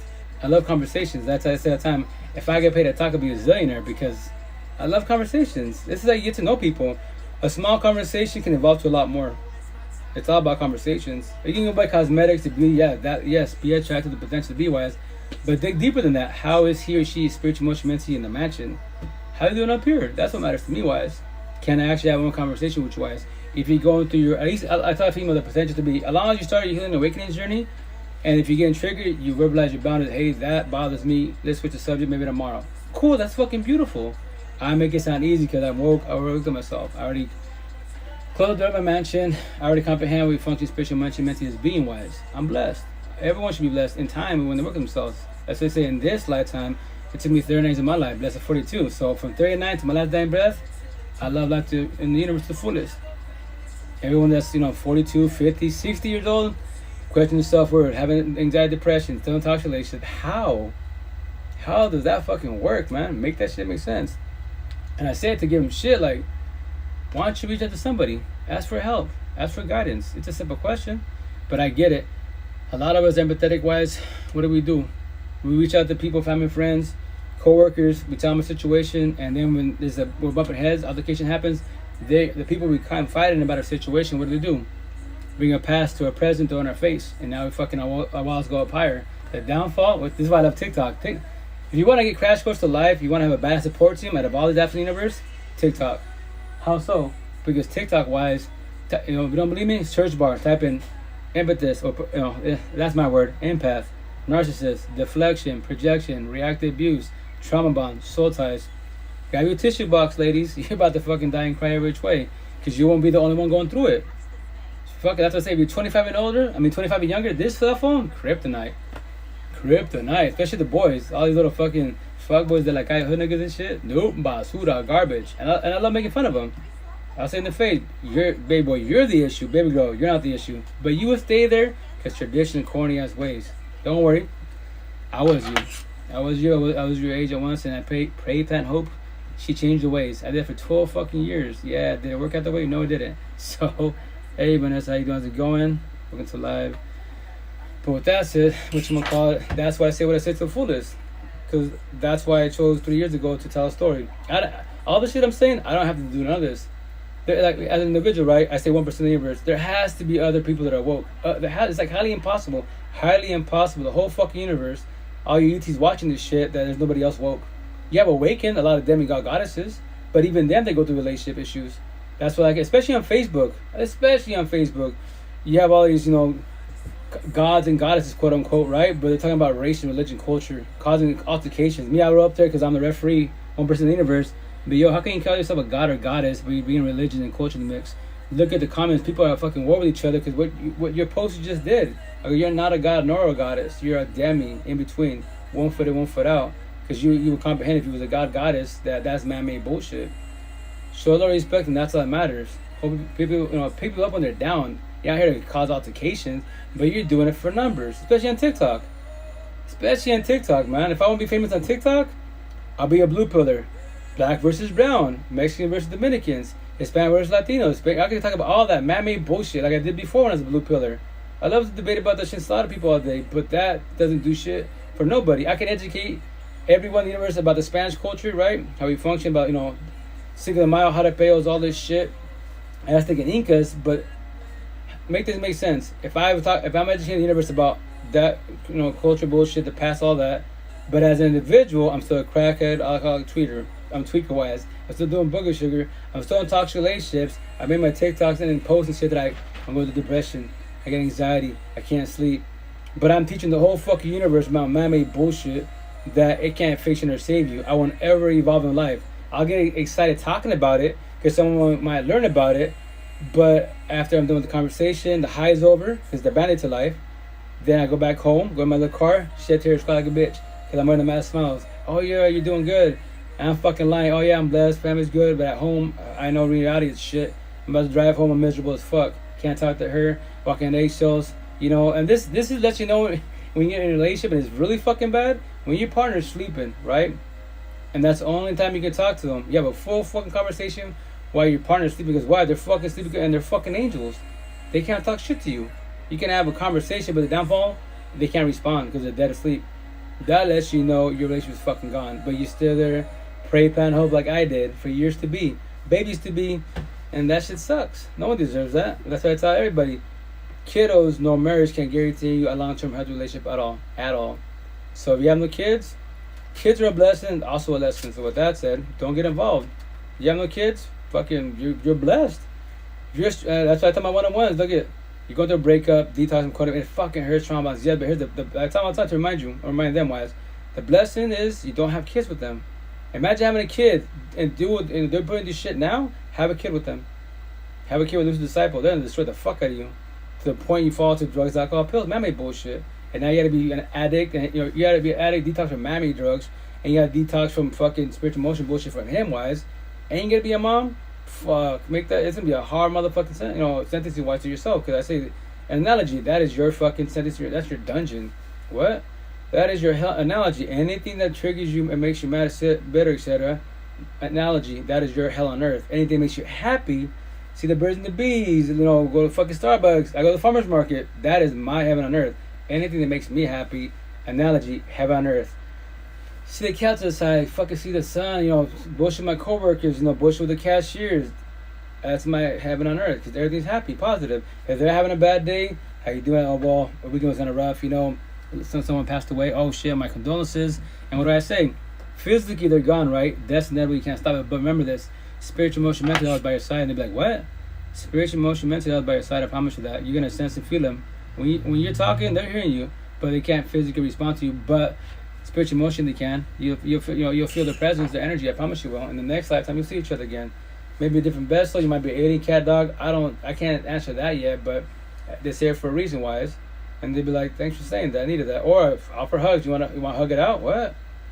Hugs are fucking good, man. They feel good. But with that said, remember that with hugs, you control your hard feelings. You can't control your hard feelings. You go from, let's say you're into somebody, right? A potential. Hugs go to making babies, man. You gotta be careful. You gotta be careful and control your lust, the urges. If you don't, you can do the TLC lust wise. But if you weren't ready, they weren't ready. It's not gonna last long. I promise you that. And it sucks to say, but it's the honest truth. Because the intent is you're both ready. For the most part, women are always ready for it for the most part, because you ladies fall back because you're more raised to be more empathetic, / nurturers and love respect wise, right? So y'all do, for the most part, do body hopping, fall back, start the healing awakening journey, which is fucking beautiful, ahead of the game. And that's why y'all be single for years to be. Like me, I'm 14 months, almost 14 months in wise, right? And the other female, my own ones, like 4 years, 6 years single. I'm like, damn, celibate 6 years. I'm like, I tell you, queen, in my head, I'm giving myself 5 years. So I'm like, whatever, 14 months in situation. It's like highly impossible. It's dead as if nothing happens in, with the next, round it out 4 years wise, right? Then as an individual, it's my choice. Remember, premeditated. I thought about it, and I'm choosing to do what I'm about to say. Like, I'm not trying to do benefits. I know it's the positive, quote unquote. Okay, the positive benefits is what? I'm out with nobody. I'm doing my thing. It's a figment of love story. Like when I do my benefits wise, right? When baby moms call me up, gave me any type of shit, I'm sad or bitter, right? Bothered, and obviously that's when my benefits call me up. What up, Marge? 'Cause I also go by Marge then, right? So, like, what's up, Marge? What's up with you? I'll be, oh, I'm good. Like, what's up with you? What do you mean? You say you're a kid, but you're not a kid. I'm good. No, you're not. You're not like that. What's up with you? I know you. I know I'm not your girlfriend, but I know you. Your baby moms again? Like, yeah, it's cool. And what do they do? They'll fucking come through. If they can come through, any of them, me, I'm the cheapest date in the universe. Buy me teriyaki, I love you, right? So bring me teriyaki. Or fucking, once again, benefits. So, hey, let's talk to my boys, right? H it out. Marge's going through shit. Can you watch, because I was assistant manager, right? Hey, can you watch the shop, watch the front wise? And we'll do TLC in the restroom or go in the car, whatever the fuck. And after that, because remember this, TLC is the best high in the universe as a couple and as benefits wise. Because after you get yours and everything's good and the person you lay down with, it's a good session, fucking feels hella good. After that, I wouldn't think about baby moms. And they'd be like, you good? Oh, I'm blessed. Thank you. So no, it's cool. You got me, I got you. That's a positive, right? The negative is you could potentially catch feelings, right? And then when like I did, when you squash the situation with benefits, a lot of the women won't take it correctly. Wise. Some will, a lot of them won't. So that's why you gotta be careful who you lay down with, because in my situation, to make it easy for everybody, for the most part, women from the suburbs are more empathetic. They're more healed, right? Women from the ghetto projects instead of the hoods, not so much, because they're more narcissistic wise, not knowing.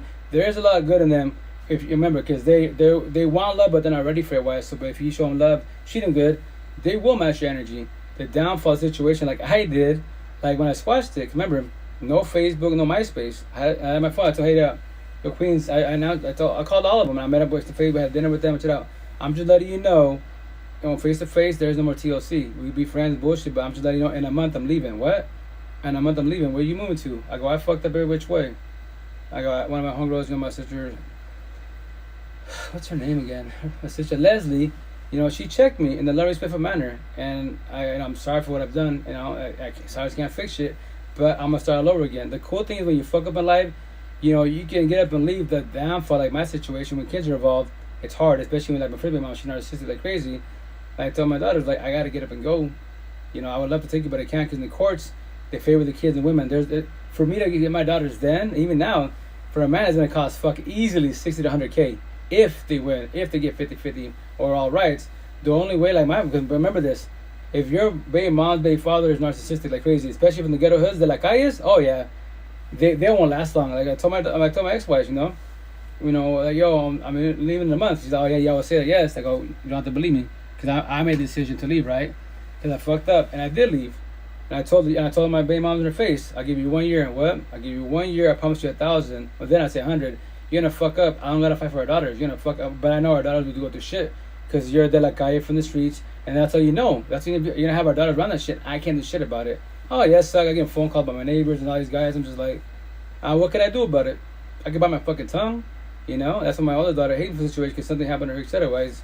And man, she has a right to hate me, but that's why I told her, maybe one of these days she want to have the conversation. It's a hard conversation to have, but like I told one time, I said, your mom and I had a DB case, right? So with that said, she can lie and I go to jail. I cannot do shit for you in jail. She can literally lie. I could be a fucking Pluto chilling. She can lie to cops, hey, Marge just hit me. I already got a case from you a year ago, wise. I'm not even close to her, but they would believe her fucking word. I'm going in. I cannot do shit for you in jail. But if I get up and leave, I have a fighting chance. And that's why Bible talk, in life we have to make, we got to make sacrifices. If I didn't make that sacrifice, I would have stayed there. Then what? Yeah, I'll probably catch a DB case, right? That was not the intent to, but all she's got to do is lie. That's the downfall of DB cases.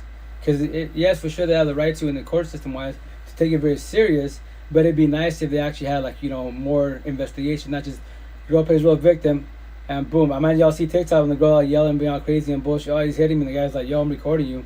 I ain't fucking touching you. You use, technology correctly-wise, right? So yeah, 9 months later, I moved back home, etc. wise. 9 months later, I got the phone call. Her home called me up, yo, is this Marge? I'm like, yeah, who's this? Well, you don't know me, but is your baby mom Gisela? Like, she had her full name. Like, yeah, that's her land queen. Yep, that's her. What's up? What's going on? Like, well, I don't know what happened, but I can tell you this. I'm looking at your baby mom. She's in the back of a police car, and she just told me she wants me to call CPS. I was like, oh yes. Why would she say that? Oh, because she's always told me that she'd rather have our daughters go to the state than have me have them. And why? Because when I'm feeling more narcissistic wise, de la calle, lose disciple, that's how they hurt you with the kids. They don't want you to have the kids at all. And a lot of them are narcissistic, like her wise, she use the kids for money. Every which way. It happens all the time, right? That's why you be careful, who you lay down with. I comprehend that now. That's why I say, as an individual, by my side, I want to have her there like, I don't give a shit what color she is, what her culture is. She's from the ghetto hoods? No. Friends and associates? Best friends? Fuck yeah. Partners? No. Until she's actually worked on herself. Start the healing, awakening journey, open conversation. Analogy, like I said, you can leave the hood, right? Move to, like what she did. In the south side, Tacoma, in the ghettos, we moved to the north side because I live in the north side, right? So with that said, like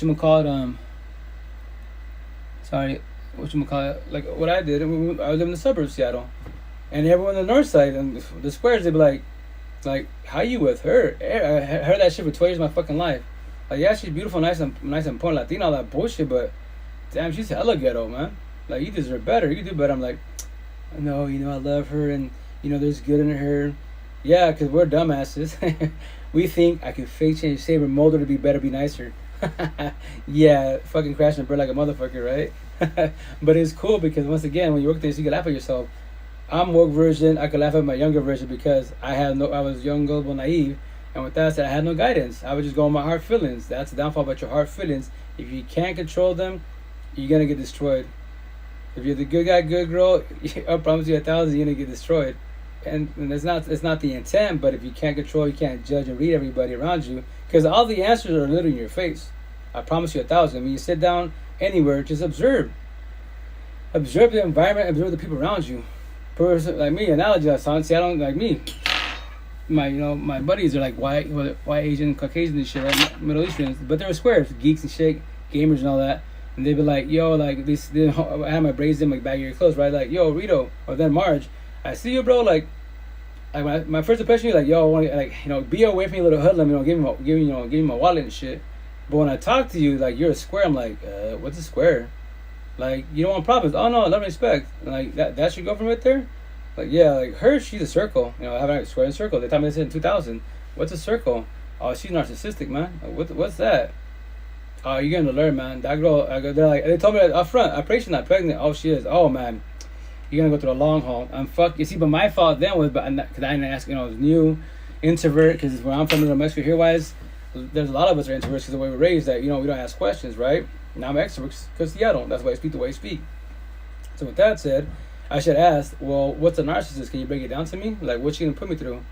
If all the shit I'm telling you now, well, since she's from the streets wise, she's gonna fucking be body happy more like you probably working, she's doing whatever wise.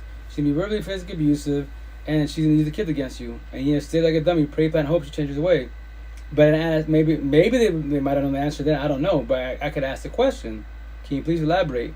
But I didn't know any of this scenario. So that's why 3 years ago with the breakup, fuck this.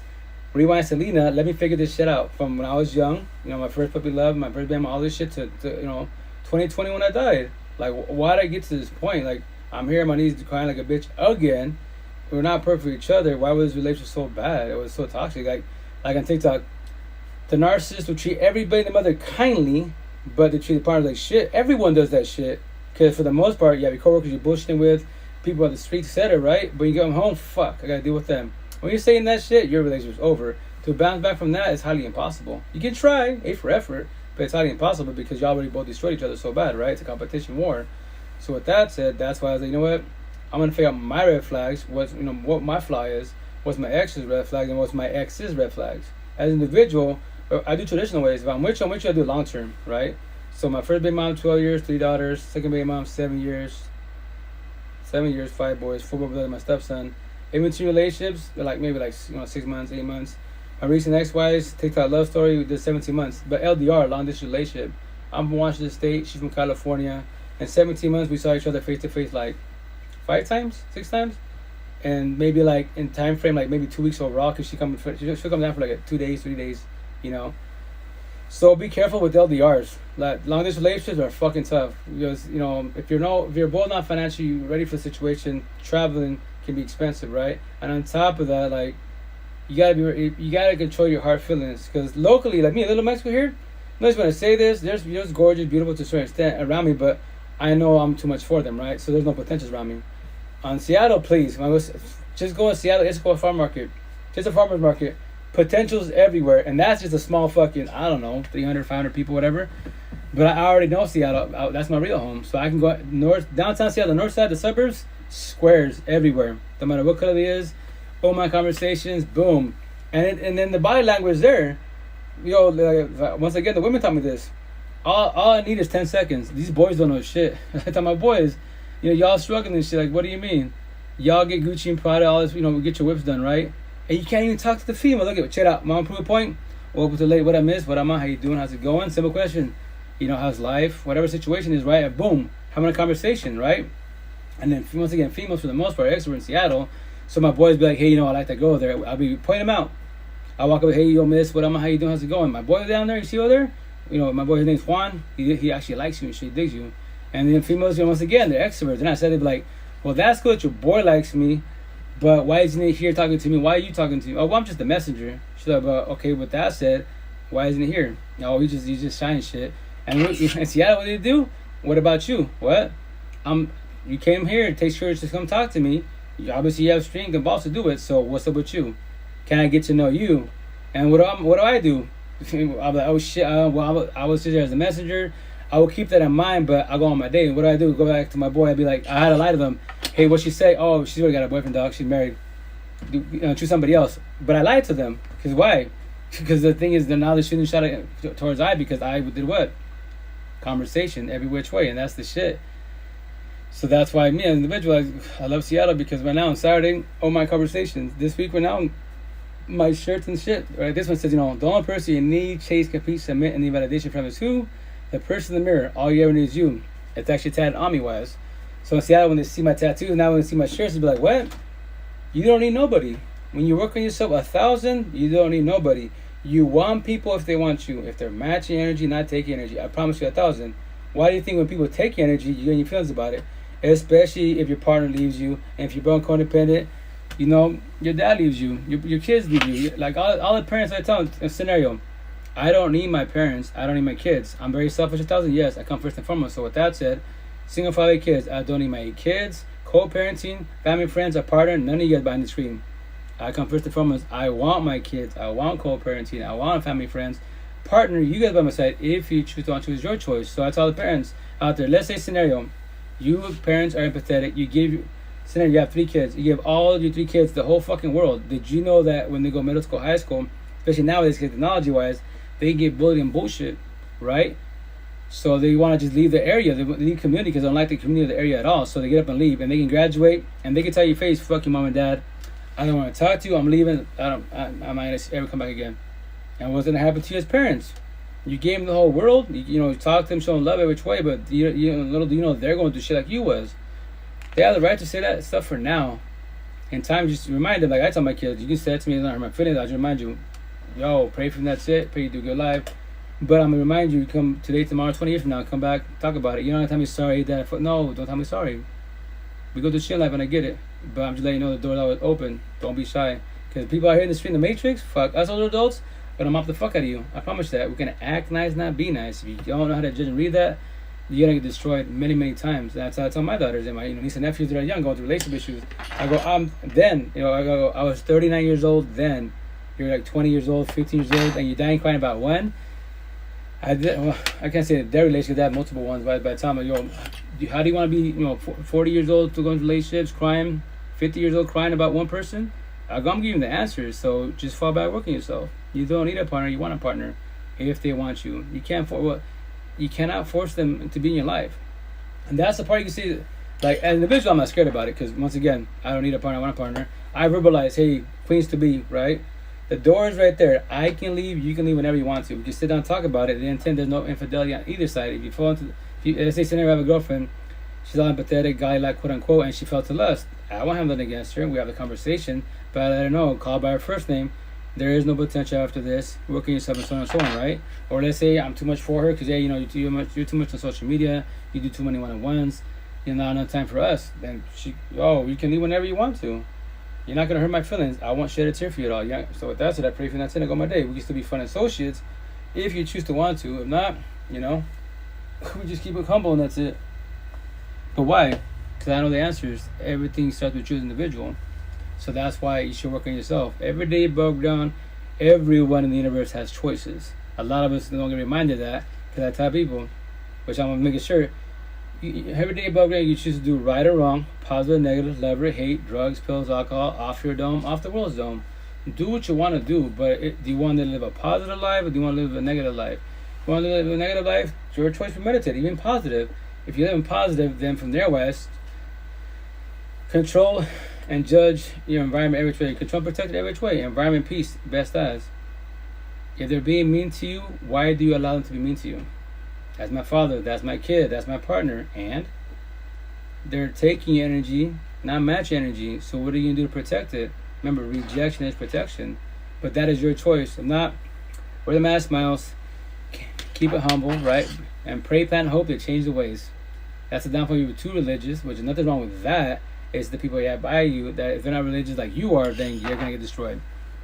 Pray, plan, hope for many years to be like I did. And the downfall with the word hope is you gaslight yourself. Like, nothing wrong with praying, but when you pray, plan, hope, manifest that I get this job, that I get this partner. You don't get it, you get your feelings about it.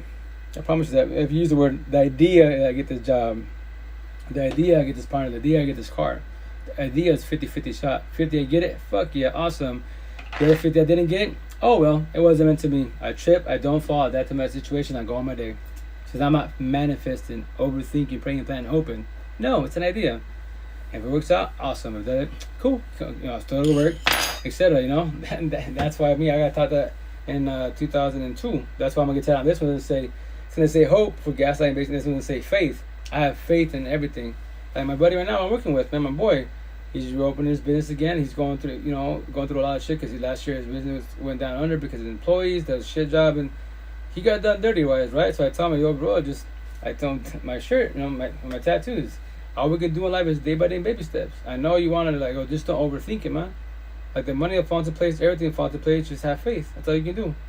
Adapt to the situation best as. Like I told him, I'm working for you, but I haven't got paid for 2 weeks. I'm just going by faith, right? But with that said, I adapt to my situation because my father started the farmer market, so I go to Saturdays. That's a little gas money because I got to see my boys and pay my little bills. And next week I can go on Thursday. So I already told him, I have faith in your business. I have faith in you. But with that said, faith doesn't pay bills. So, and the matrix I had to maintain. So on Thursday, I'll go to Seattle until your job maintains. I'll work weekly, all week straight. Then I'll stop doing Thursday. But for now, I'm just letting you know I'll go Thursday. If by then you're still not solid by, end of the month, I'm going to do Wednesday, Thursday, and Saturday in Seattle. And I'll do 4 days a week. 3 days with you over here, wise. So at least I'll be maintaining. I'm still waiting on you to get paid from you, wise. Eventually, when you get paid from your customers, etc. wise. But I use my pops, I get a little money there, wise, so I can maintain. And I go, but I told him in my head, which I got to start doing pretty soon. I got to start working on my podcast and editing, wise. All the stuff I'm saying here, it's on my Twitch. Eventually, I'm gonna cut it, crop it, make a shitload of 1-minute TikToks, and then promote myself to the fullest. Because I tell people, I challenge the whole universe. I don't care if $0 in your pocket or $20 in your pocket. You like my money, Kim Kardashian, I don't give a fuck. That's all my conversation. Only Repo Talk, teaching about life, relationships, why we suffer, empath and narcissist, good and bad people. Why breakups hurt. How do you overcome breakups? How do you break a trauma bond? That's what I want to talk about. I don't give a fuck about ET, Mars, and bullshit. Everybody wants to go to Mars because they want to run from fucking Earth. But guess what? You're going to have a bunch of rich people on Mars. But all the narcissistic motherfuckers have money and power. And if you don't buy one of them doesn't follow the rules, then it gets slaughtered physically. They won't even be off with their heads type of situation because they have money and power. Sleeping on the fucking carpet. Man-made bullshit, boy, right? It continues on, man. So everybody wants to run from the problem. Like in the religious folk, like I was. Pray, plan, hope that God, you know what? This fucking world shit, the universe shit, relationships are garbage. I'm tired of going through this pain. Just take me out. Like I pray that tomorrow I don't wake up above ground. A lot of us say that bullshit. And wake up, fuck, still here. Because it's not our time yet, man. The intent, you don't do manual off your dumb type of situation because that's very unhealthy, and that's from their wise. You traumatize everyone after you, wise, right? But the only reason why people get to the point of suicide, death, and bullshit is because you're tired of what? Toxic love, pain, overthinking, and insomnia. You're tired of this shit. It's not love. Love hurts. Fuck love. No. That's very, very incorrect. Love is healing, beautiful healing. It's fucking care bear type of situation. Hurt is toxic love. Why? Because you love somebody that doesn't love you back. Parents, kids, the worst of them all, your partner. That's the one that destroys you every which way. One person in the whole fucking universe, and you're crying and dying about him. And everyone, and the downfall situation, like ladies, As men are narcissistic wise, you can be the most beautiful body, take care of the full, loving person, but when your partner says you're ugly, fat, and stupid, I'm the best you're gonna have, no one's gonna ever love you, you're gonna die alone, you believe every word I just told you. And if I tell you that weekly, monthly, daily, then the longer you're individual, right? You see all these women that are fucking beautiful, right? On point cosmetically wise, fuck, single for years to be, because they're so brainwashed and so traumatized that they believe what their exes what they said. I'm ugly. No one's gonna want me. They just want me for my body, and that's it. And that's the downfall when you gaslight and manipulate yourself. But with that said, the disciples are beasts of what they do because they want you to stay only with them, and they could be out there, wives, fucking girlfriends, body hopping, and they do triangulation. So many females I talk to that I tell them like, do you know your ex has a girlfriend, right? I do. Why do you get on by your side? I know the answer, but I want to hear your voice because I try to push him away and he comes back. Like, right, but you can block him, right? And he knocks on the door. You don't gotta answer the door. You have to call the cops. But no, because in your head, you play back hope that, he's coming back home. I get the concept. It's a good feeling to have. The downfall, that is your hell on earth because he's going to come home for lust and peace, got to go, and that's it. Go back to his ex, all the bitches that he wants to. His choice. You can't force him to be your life. And look at this. You've been, 4 years, 5 years single and dealing with the situation, triangulation, entanglements and bullshit. And how do you think that when that girl finds out, she's going to fucking potentially get triggered and come and whoop your ass?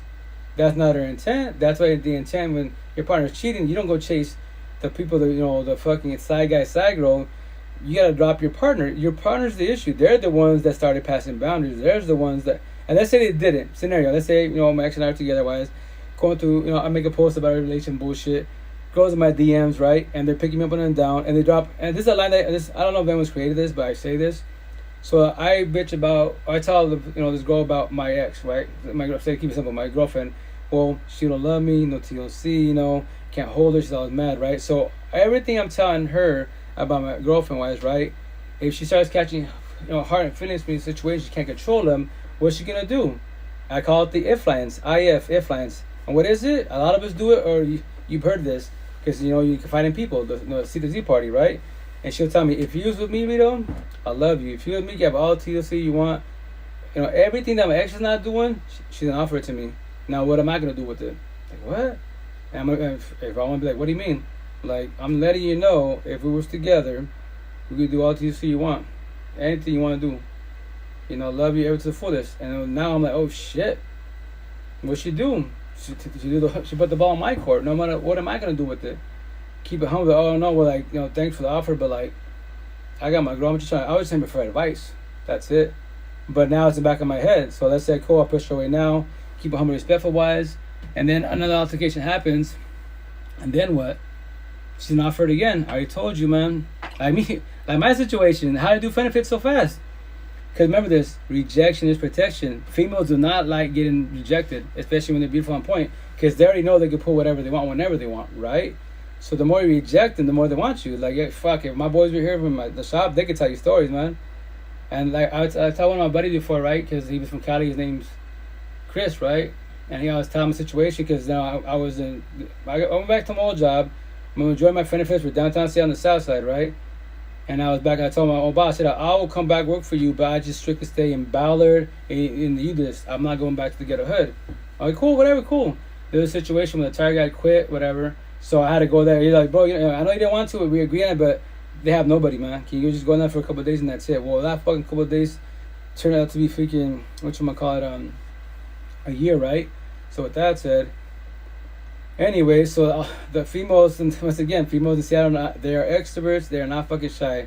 The more you deny them, the more they want you, right? And they get to a point, they get so desperate, like they'll, not in a bad way, but they'll literally come show everything off. Like they're in white, everything see through, literally see through. You can see everything, and they get so mad, like, why don't you want me? I go, I got my girlfriend. I'm a family man, like otherwise, right? She don't gotta know, like, right? But there's many single guys in the universe out there. Well, I don't want them, I want you, like, right? Thanks for the comment, but I'm still gonna keep it humble, right? So they get to a point that they'll tell you, like, shut up. I'm just letting you know, whenever you want this, it's yours, right? I heard that so many times, right? So my baby mom had a DB set away, she broke up with me, all the good shit. She set my ass up like a champ. I give her a prop. She beats what she did, and then she lied to me. Why? She, oh yeah, I won't be a family again. Tried it again, but she told me I lied to you because I just want a roof over my head. And my daughter said, I use you for collateral, and that's it. I told her, remember what you just told me, use me collateral. You sold me a dream. Cool. I promise you 1,000. Well, I said then, I promise you 100, you can eat those words. So what I do, because me, I'm a fucking hurt, my feelings are hurt. Like, she sold me a fucking dream. So what I do, go to my cell phone. I haven't talked to all these females for fucking months, years, right? Fuck, because majority of when I did, mechanical work in the side, mechanical work, females, like, even my computer work, females. My ex would get mad. Because once again, ask every female in the universe, especially my customer, how you doing, how's it going, how's the kiddos, how's life, how's family, how's your parents? And then a simple question, they're talking about their relationship issues, and my ex would get mad. She'd be like, fuck it, why do they just keep it about computers? You said they talk about everything. Hey, I just ask simple questions, I'm not going to be rude and shit. Like, what the fuck are you, a therapist? Like, nah, I'm just talking, man. So with that said, that's why be with people that match energy. That's why my situation, the potential to be why she's doing what I'm doing. She'll keep people advice. She won't be able to be jealous and bullshit because I am not doing jealousy. If you have jealousy, your past traumas, your insecurities don't bring that shit to the present of us. If you do that, I'll remind you, I don't need you, I want you working yourself. If not, I'll drop you like a ton of bricks. The door is right there. I can leave, you can leave. I'll verbalize it every single time. It's called boundaries, right? So anyways, so what I do after my big mom listen to me, that's why I did my whole phase of benefits. I went to my cell phone. Every female gone there, I remember that because each one I remember the names. So I have a pretty good memory when it comes to names, apparently wise. And so I just called every single one of them. Hey, what up, Maria? What up, Tamika? What up, Joanne? What up, Miss? Whatever situation. Remember, like so many years ago, you told me this line, like if I wanted, I could have it. Does that still fall into play by chance? And they'd be like, Yo, who's this? Like, it's Marge. No, dude, it's been like 4 years. Like I know, I'm just asking. I know hey, you picked up. I'm happy with your number. I'm just asking a question. Is that still like little idea? It's still in effect. She's like, you're serious? Fuck yeah. And boom, there it is. Fucking benefits like crazy. So that's why, anyways, when I was the month before I left, right? That's when I met some Chris and the coworkers, right? And I told them I had to go to Rainier Valley and shit to get on hood stuff. And I was like, remember, no Facebook, no MySpace, smartphone, no social media at all.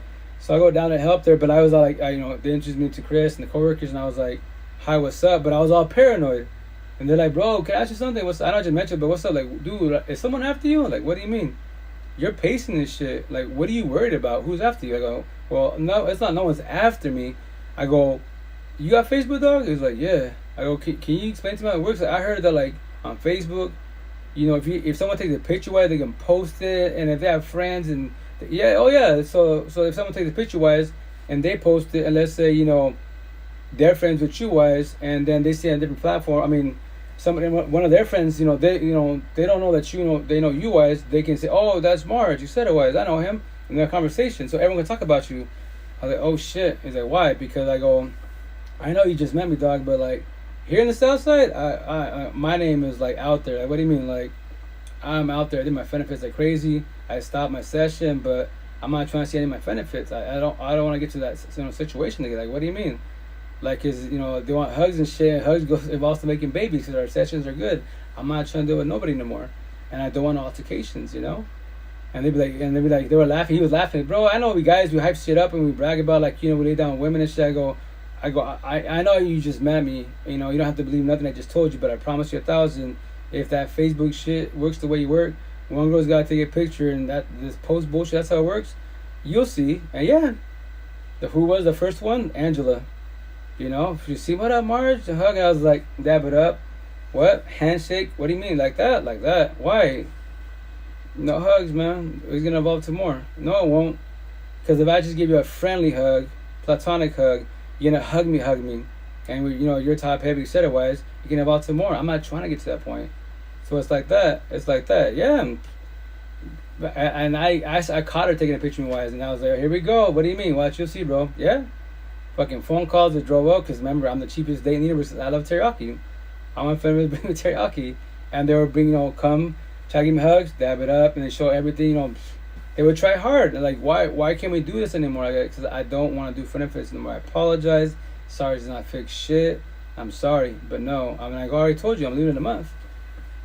The downfall, but once again, the suburb, the females, the squares were cool with it. That we shed tears, said it hurt. The south side, they didn't take it too well, because remember, in the ghetto hoods, they're used to toxic love, not love. So our situation with the figment of love story. But it was a good sessions, good conversations. They could be themselves, right? And like I told me, I'm leaving. I got slap socked, headbutted so many times. It was fucking crazy, man. And my homegirl told me, you're about, if you're gonna face this female from the south side, expect that, because they're used to talk to love. I know you're nice to do, etc. But the downfall, the situation, hell yeah. So I got up and left. It sucked. I lost my daughter for 9 months, and I'm not the best father. I'm a best father now because I worked on myself, and that's the cool thing about working on yourself, evolving. Fall back and study yourself.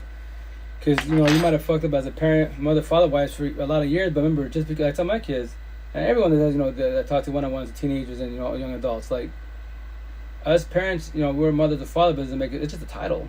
A lot of us actually winging life, like, damn, like, in the movies, having family and kids is fun. Real life, holy shit, it's a lot of stress. And the more kids you have, the more stress on the woman, and if the father is not helping out, it's a lot of stress on her every which way. Relationships fall apart, altercations happen, infidelity to the fullest. It's a fucking big fucking mess, man. Nothing like the movies. There can be relationships like the movies if both sides are doing communication comprehension, which is, could I say rare? It depends on the region wise. It's all in the region, but remember, once again, it's not the women. Deadass, I already know it's 1,000. It's the men, aka boys. We're the issues every which way, because we don't know how to control our lust. If you can't control the lust, and it's in your, ladies, it's front of your face. Scenario, if I'm gonna go date with you because I want to meet you, I'll agree, Jazz, right? Study me. What's my body language, especially my eyes. If you're on point, etc., why you get dolled up, right? And then I'm checking out the waitress, every girl that's walking by in front of you, and I'm on a date to get to know you, right? And I'm throwing all the red flags, and that's what guys do. Stop fucking letting red flags slide. When you're blue pillar, you let red flags slide. That's what boys do. Fucking what girls do, whatever. Let that be, etc. The downfall, you let them slide. You're collecting red flags, and you're not collecting enough green flags, nor are you observing the red flags. When you start taking the red pill, the healing awakening, now you be more observant. You be like, hey, like, I know you can't date with us, but I'm here for the, remember, dates, what's the beautiful about dates? What I do, I'm there for the meal. The female to be, the date, she's the bonus if the conversation happens, right? And I'm praying that the food's good, right? So with that said, thus you verbalize, if you're already doing that shit in front of my face, checking out as females, then we'll stay friends and associates, and that's it. But no. You want to get to know me and everybody in this fucking restaurant.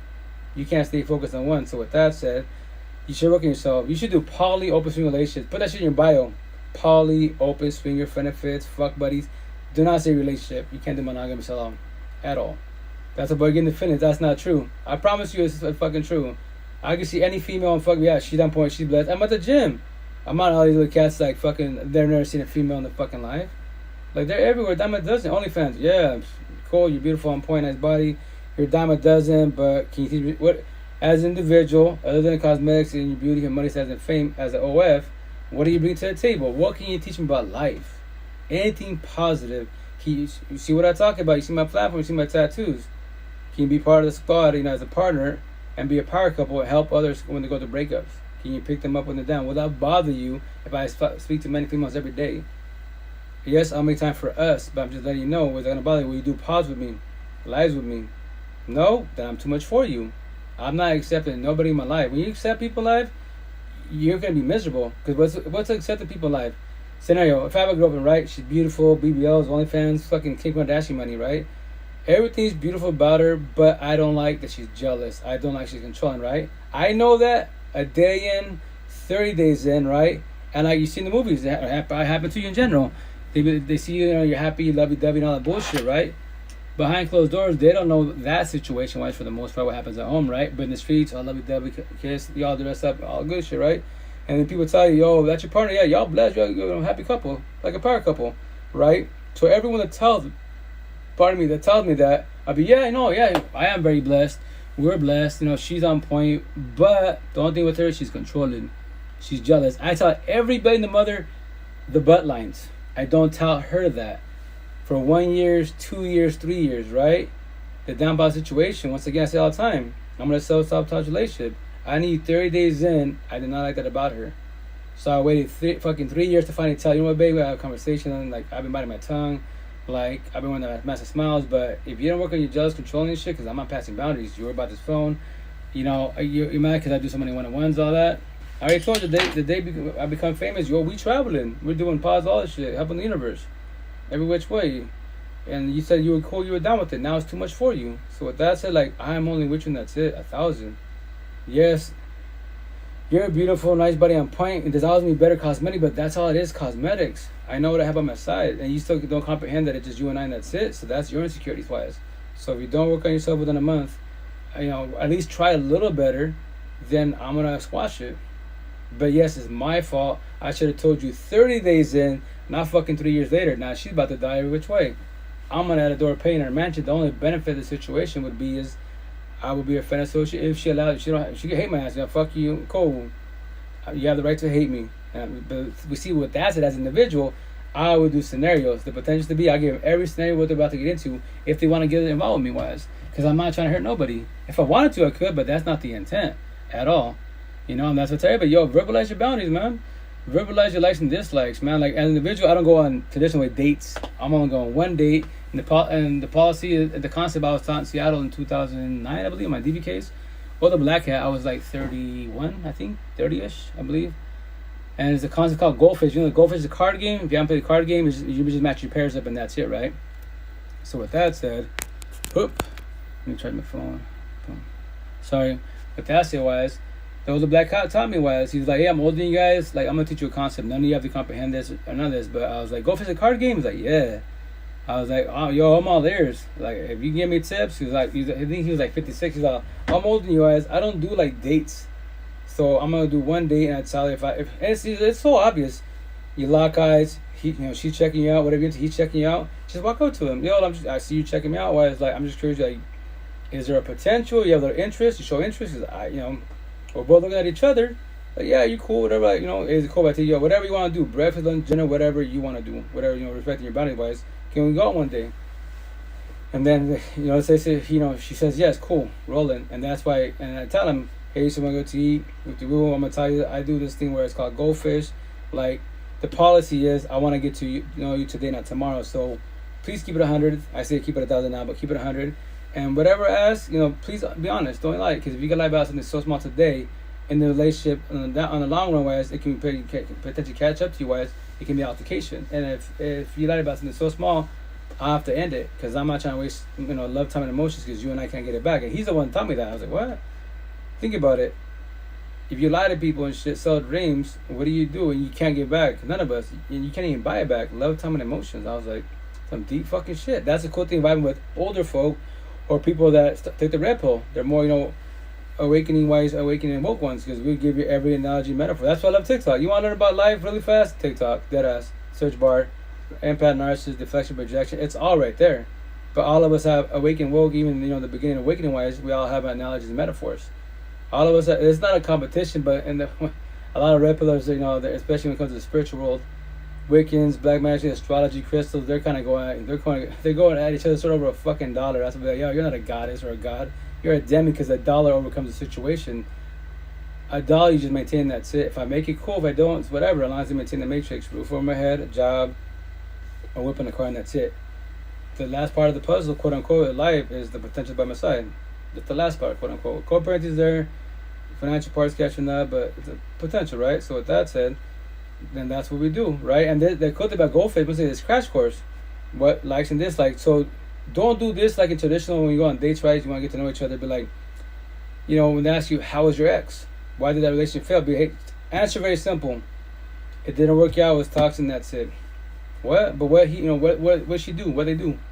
Like, oh no, it just didn't work out. So what are you doing? By you doing repo answer, you curveball that person. Because if you start saying, well, she was jealous, she's controlling, I don't like girls that hit me. Let's say she's controlling, she's jealous, and when she gets triggered, she hits people. Not today, not in 90 days. I'm putting that shit aside, right? So she's gonna fucking put her front, right? And if I don't see the red flags, I don't observe that she's being jealous, controlling wise, then it's I'm gonna miss them, right? So that's when you just curveball them. It just didn't work out. It was toxic, and that's it. That's it. And if they ask you like that, they do with me, they'd be like, well, don't you want to know about my ex, how I felt? No, it's the past. Let's keep it in the present, right? And then when they ask you the other traditional question, what do you want? What are you looking for in a female? Oh, I just want her to be yourself. What? Be yourself authentically wise. But that's it. That's it. Don't be like, well, I want her to be nice and caring and read books. Once again, you're giving her a checklist. I don't read books. Today I read books. I'm not lovey-dovey. Today I'm lovey-dovey. You're giving them a checklist. Don't give them a checklist. Curveball them. I want you to be yourself, and that's it. So now you gave him 2 curveballs. Like, fuck, the hell's all this shit going on there? Like, and then body language, man, you can see that, like, probably a little scared. Like, what? The fucker's crazy or some shit, right? And then from there, wise, especially the scenario, the female, she has kids, right? Because I tell females, yo, you date me, it's just not I'm a single father, 8 kids. You date my baby moms, you know, my mother, our boys, and her hubby. So with that said, if she has kids, right? Once again, keep it 1,000. I'm telling you, what about TLC? What's that? You know, sex intercourse. We want to talk about that? Be intense to if you can, but as a females, my number is 3, right? So I'll be like, I'm gonna ask you 3 questions, exact same questions, 2 at the same time, 1 at a different time. Like, go for it. And I ask them, are you a virgin? They're like, what? I got kids. I go, right. So once again, are you a virgin? I just told you I got kids. I go, remember that. You're not a virgin, you have kids. She said, go for it. You ask me again? Yes, but not yet. So we talk about everything else, you know, what likes, dislikes, as far as like, what do you do for fun, whatever. What's, you know, what do you do for hobbies and bullshit, you know? Jealousy. You gotta talk about jealousy. Like, what's your jealousy tolerance? Like, what do you mean? Like, do you care about talk to girls? Because I got a lot of female friends that said otherwise, they don't pass boundaries. What's the situation, you know? And vice versa.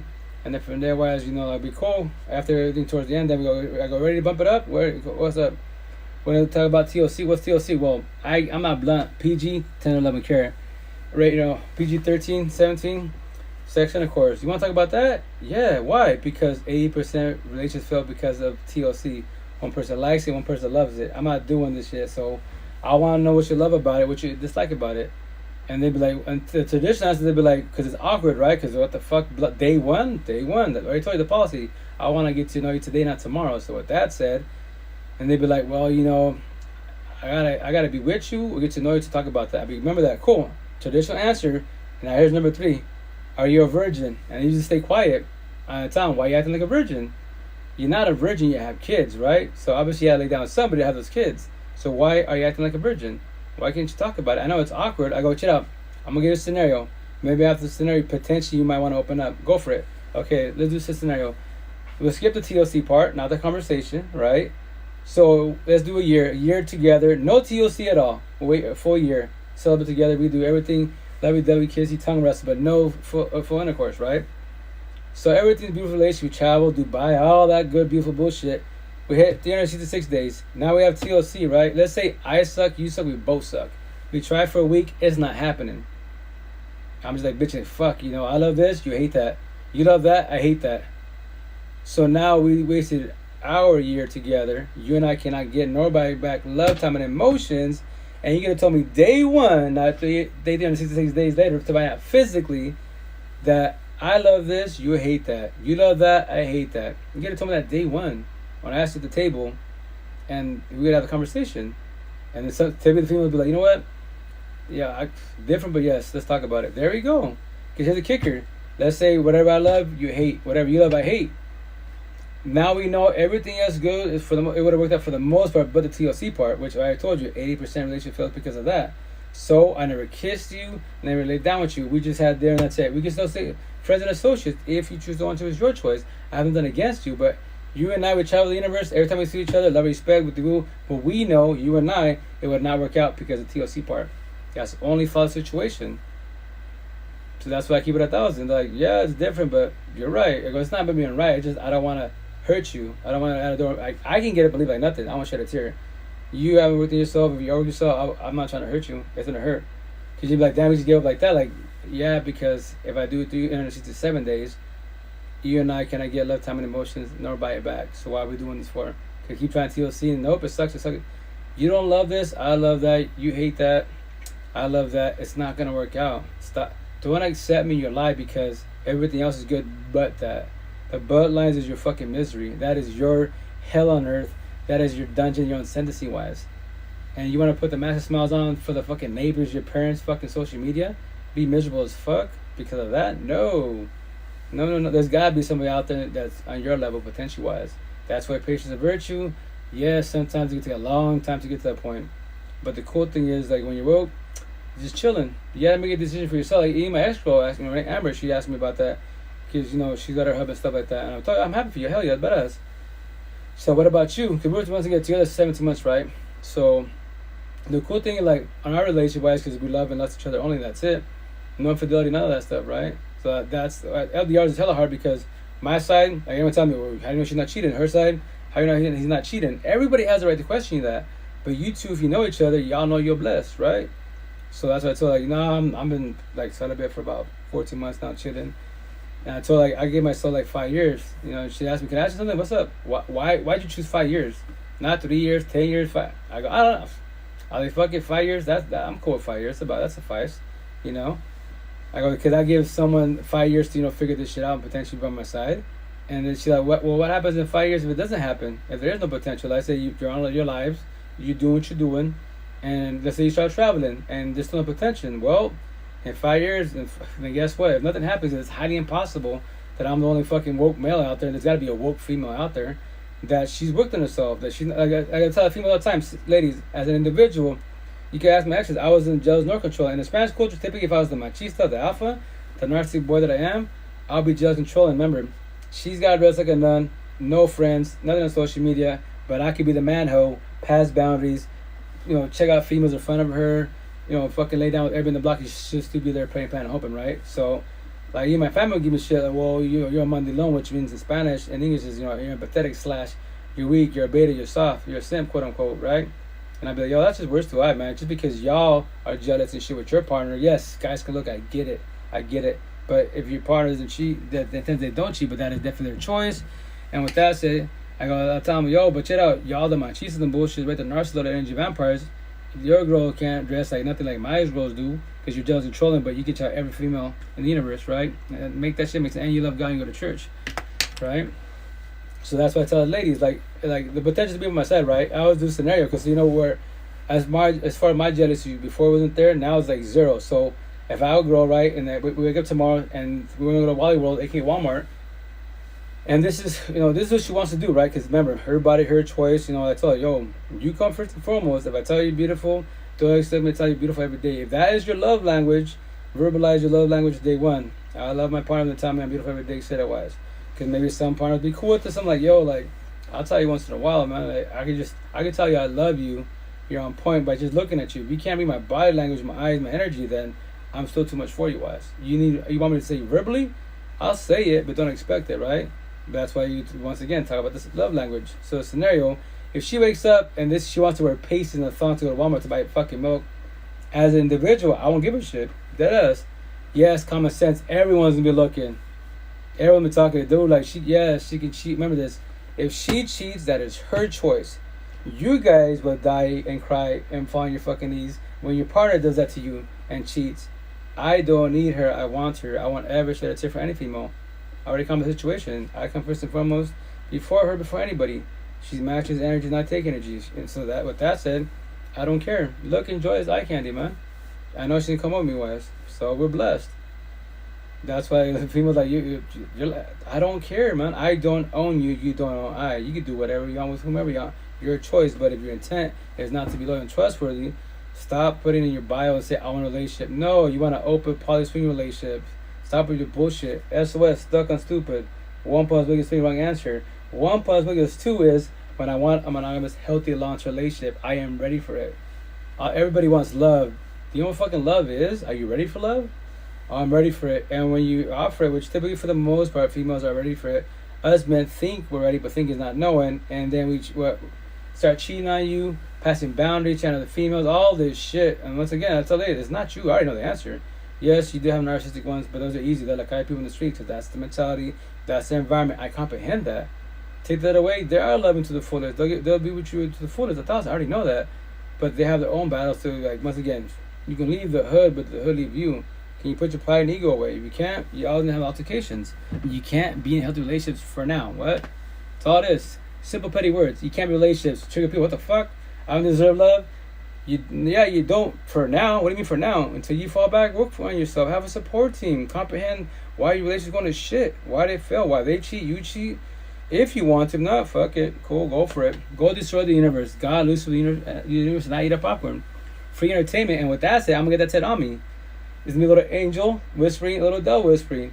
It's going to say God, Lucifer, consciousness, subconsciousness, right, wrong, yin, yang, positive, negative. And then I have the emojis and say, it's going to have the universe, small little I for I, popcorn, couch, TV, and I say free entertainment. Why? Because God, Lucifer, the universe, I ate up popcorn, free entertainment. And I give Lucifer the beast. I give him his props. Like Lucifer says, yo, I don't put a gun to the end of your head. I tell baby girl, gaslight manipulate. Pray, plan, hope. He changes his way. He will. God's like, nah. He won't ever change his way with you. Why? He should work on himself. So the thing is with Lucifer's voice is a little bit louder, subconsciousness. That's why it's their words, your voice. Have a 3 conversation with yourself, right? I should leave. No, stay. God says, leave. Save yourself. Lucifer's like, no, stay, pray, plan, hope. I promise you, he'll change his way. Give him another day, give him another year. And you will, right? So with that said, that's why I get Lucifer the beast. Say, like, yo, God, Lucifer, universe, Dorito, hold my popcorn. I'm about to fuck shit up. I'm going to tell her, stay there, play, plan, home. I'm going to tell him, guess what, baby boy? You already cheated once. 10 times, she ain't fucking leaving. Do what you want to do, whoever you want. And he will. And what's the Lucifer steps? He sits down back on the couch with, God, universe, and I. What up, Rito? What up, God? Hey, God. I didn't put a gun to the head. I just told him little words. Gaslight manipulated.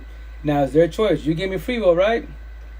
And I tell Lucifer, Papi, you can always change it. Yes, Rito, I know. I can. But you know what? You humans are so gullible. I'll let you be. God, after I do what I got to do, maybe I'll change my ways. But for now, this is fun and easy. Petty words, a little push, and that's it. I offer your son Jesus. I'll give you all the women, kings to the fullest if you just bow down to me and praise to me. Jesus is like, nah, cool, I'm good, Lucifer. I got my boy. I got my Father God. I'm blessed. Thank you.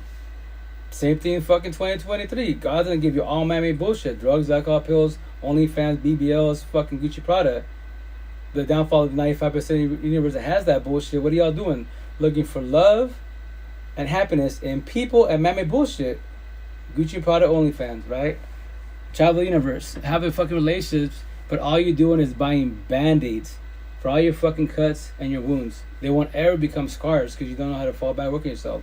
To be alone, have a support team. Because that's just scary, yes, but it's not scary with a support team. By yourself, how can you fix yourself by yourself?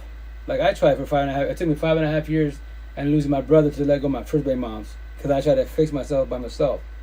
The downfall situation, if your mental capacity and wisdom is maxed out, and you're scared to ask for help and guidance, then you're not going to ever evolve in life. You'd be better trying to build a relationship, but you're still thinking about your ex. Your ex calls you, triggers you, you take on your partner. That was not the intent, but the downfall, you did not ever ask for help. Typically, that's us men, aka boys. It's not the women. I already know the situation. So with that said, that's why when I fell back, you know what? I'm going to dissect. I'm going to figure this shit out because I'm not trying to do another long-term relationship. If babies get involved, that it's another toxic relationship, right? I'm not trying to do none of that, because it's very unjust for the kids, yes. And even my ex asked me, you're going to have more kids? I go, why don't you get fixed? Like, nah, I'm not doing that. I go, maybe. I go, I don't know. I don't plan them. I go, maybe the intent, the potential. I told her, honestly speaking, I'm being rude to you, but it would be nice to have actually a partner by my side, right? And we have one kid, right? But now, her and I are blessed. We actually love and love each other only. Long-term relationship, power couple. Then fuck it, because guess what? Her and I can love. Let's say she's got kids, right? And both our stories are pretty similar because a lot of us we go the same, pretty much same stories wise, right? We're very similar. Now at least with this couple, with each other, we can actually both be blessed. Like we love our kids, yes, but why isn't our ex baby moms by our sides? Why? Because it didn't work out, right? Everything happens for a reason. But I dislike that term. Everything happens for a reason in life. Life's like a puzzle, and time you put the pieces together. I fucking dislike that term because that's blue pill talk. Why am I saying what I'm saying? I don't have to say none of this to nobody. I guess, I guarantee you 1,000 there's many woke empaths, females and males out there, but they do traditional ways, and they just only help locally, like their own kids, family, friends and shit locally, but they don't go on social media. Because, yes, the rules, right? Because remember this, I'm saying way too much, especially the male, right? Especially in the Spanish culture. I don't like to fight out the culture. Every which way, these Spanish boys can roll up to fucking tomorrow, put one in my head. I'm saying way too much because I knock the fuck out of the culture. I for one, every female in the universe. If you're not Hispanic, Latino Spanish, you're not Spanish at all. You want to date that Spanish boys, and if they're typical machista, they get narcissistic, they're gonna destroy the fuck out of you. Don't fall for the fucking Rico Suave, the hair, the way we speak, lingo, fuck all that. It's cosmetics, man. Judge and read me. If you can't do that, I would definitely destroy you. And then with the shitty culture, scenario, if I'm the machista, the narcissist, right, the manhole, right? All my family knows, my grandma knows, my auntie knows, my sister knows. I destroy everything I touch. But in our shitty culture, which a lot of cultures do the same thing too, right? It's called machismo. In English, narcissism. So all y'all that speak different tongues, our word in Spanish is machismo. In English, it's called narcissisms, right? So once again, I'm the man hoe. Act nice, can't be nice. Offer toxic love, less, not love. So traditional wise, if I bring a potential to my side, right, and I'm a baby girl, you know what, Maria, Joanne, I'm gonna take you into my family. So if she didn't fucking be, if she's traditional, religious wise, she's gonna be hella special. I'm just doing that to make her feel special. And I'm gonna take the barbecue, quinceañera, wedding situations wise, introduce the family, and everybody fucking knows I'm a man hoe. I'm about to destroy her, and no one tells her shit. No one forewarns her. Hey, that's my cousin, that's my son, that's my nephew, my grandson. He's a pretty boy with all the good stuff. He could be nice, but I'm just letting you know, for one of you, he's a slut. He's a man hoe. I promise you, reach out to his baby moms, his ex-girlfriends. They will tell you stories. And he brought every ex-girlfriend, 1,000 that he's been with, right here. That's a cool empathetic person that puts that, but that won't happen in our culture. It'll happen after I destroy her, after I own her, trauma bond her ass. Then you know what? I should have told you about my son, my grandson. Like, in the Spanish culture, ladies that do that, fuck that shit. Open your fucking mouth. Oh, fuck that. Who gives a fuck if that's your son? Let's say that's my kids, right? Because I got $3 and 5 boys, right? Any of my kids do that? I'll tell the girlfriends to be, the boyfriends to be. I'm just forewarning you. They're my kids, but your choice, your situation. But yeah, they body hot. They're mad. I'll destroy you. But here's the best part. You can reach out to me whenever you want to. Yes, that's my kid, but I know my kids. And with that said, you don't believe me? Here's my YouTube podcast. Here's my number you want to. And my tattoos. I taught them this, but they don't have to. My kids don't have to comprehend anything I just said. That's their choice. That's their choice. But a lot of parents, I don't want to hurt my kids' feelings. Fuck that. They're destroying people, and you see that, and you go to church. Fucking biggest hypocrite in the world. Why even go to church? That's why I say that to people, man. When these, like when I go to job interviews, right, on the phone call, because here in Little Mexico, I can't get a job. Why? Tattoos. A female, she can have tattoos, which I see them at the fucking restaurants, grocery stores, businesses. But why? Because it's called sex appeal, lust. She's gonna bring business because all these boys and girls gonna go there just to buy a candy bar, but they went there to see her. Pretty much common sense. She can be married and don't give a fuck. It's called eye candy, right? So on the phone, pre-interview, all good in the hood, go to the resume, and when I walk into the fucking job interview, right, they see me, cat got the tongue. I'm interviewing the fucking manager, assistant manager wise, right? And then when you look at me, they're like, oh, grabbing the paperwork, all fucking nervous and shit. And I'll be like, yo, like, dumb question. Like, all this time I came here, we're talking and vibing, quote unquote, but why am I doing all the questions? I go, why are you scared to ask me a question? What's your tattoos about? Why do you have tattoos?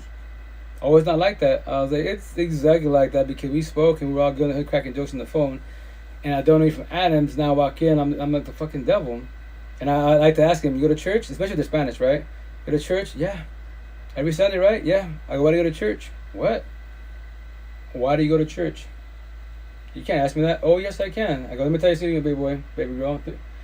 Did you know that Jesus loved to sit down with like rapists, killers, bad people? Because the good people, for the most part, they go to church, for the most part, decent. The criminals run the street being wild, they're the ones that need help and guidance. That's the people who love to talk to, because guess what? You can guide them more than you, because for the most part, you should be good, positive. So with that said, once again, why do you go to church for? Especially like I say in the automotive world, I told one of the managers there, I was like, yo, no respect to you, but at the same time, I could do your job easily.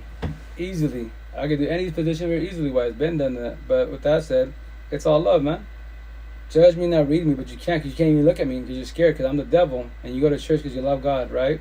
And I go, here's the best part. I guarantee you love your wife, and you don't check it. Nothing wrong with your females. Yeah, she's on point, she's blessed, but you gawk at them, right? You do the machismo shit. And that's why I tell people, you don't believe me. Like, if you're not Spanish, Hispanic, Spanish, right? Male, female. You want to test this? Go to like your Spanish friends' parties, quinceañeras, weddings. Say it loud. Say it with your chest. What up, Juan? What's the machista? What's the mandilon? What's the machismo? Fucking all eyes on you. You're not supposed to bring those words up in a conversation with all the family there. That's a no-no. That would cause altercations. But the cool thing is, they won't give you too much grief. They'll give your friend grief. Like, yo, get your boy out of here. Yeah, don't ever ask that word here again. It's pretty bad. And that's the shit. That's why I say what I say. Like, I want never be in toxic relationships at all. Because I just want the universe to get the light back, because that's very unjust to go to toxic relationships and be miserable as fuck. 10 years, 12 years. Like me, once again, 2 baby moms, 8 kids, 19 years of my life. And none of us can't get lifetime emotions back at all. And none of us can't even buy it back. But the intent is that we're working ourselves to progress in life, quote unquote. That's the intent. If we choose to want to, is our choice. And that's what I do in my lives. That's why I ask questions. I'm about to ask a couple more questions. Actually, I'll do another 11 minutes. Once again, the intent was only 1 hour, but I love talking. Because that's why I'm so far behind on my podcast and my YouTube channel, because nobody's really going to say this. I love going live, but I'll be talking, and then I just put myself farther and farther back. That's why I'm going to start working on them this week-wise. And the intent was to have my YouTube and podcast in order, but I'm like 15 months behind, so I have a lot of pods. So that's why now when you see it, I'm going to just put like, big old Twitch live and put the date. So you're going to see present, pods lives, and you're going to see 3-year-old ones. When I first going through it wise, and I was like, the narcissist can't ever change, loose disciples and shit, When I was like, because I was awakened, not woke yet, because I was like, why should I pray for the narcissist? If I know 1,000, that's a little game of my fuel, so their body have been destroying, why should I pray for them? Fucking let them be. But that's my narcissist side. Like, how can I talk about God and be positive, but I won't pray for someone that's going through it?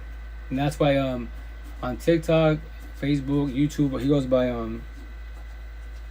I believe, don't call me now, his name is Kyle, my brother from Texas. I believe he goes by Use Love First. So he's actually checked me.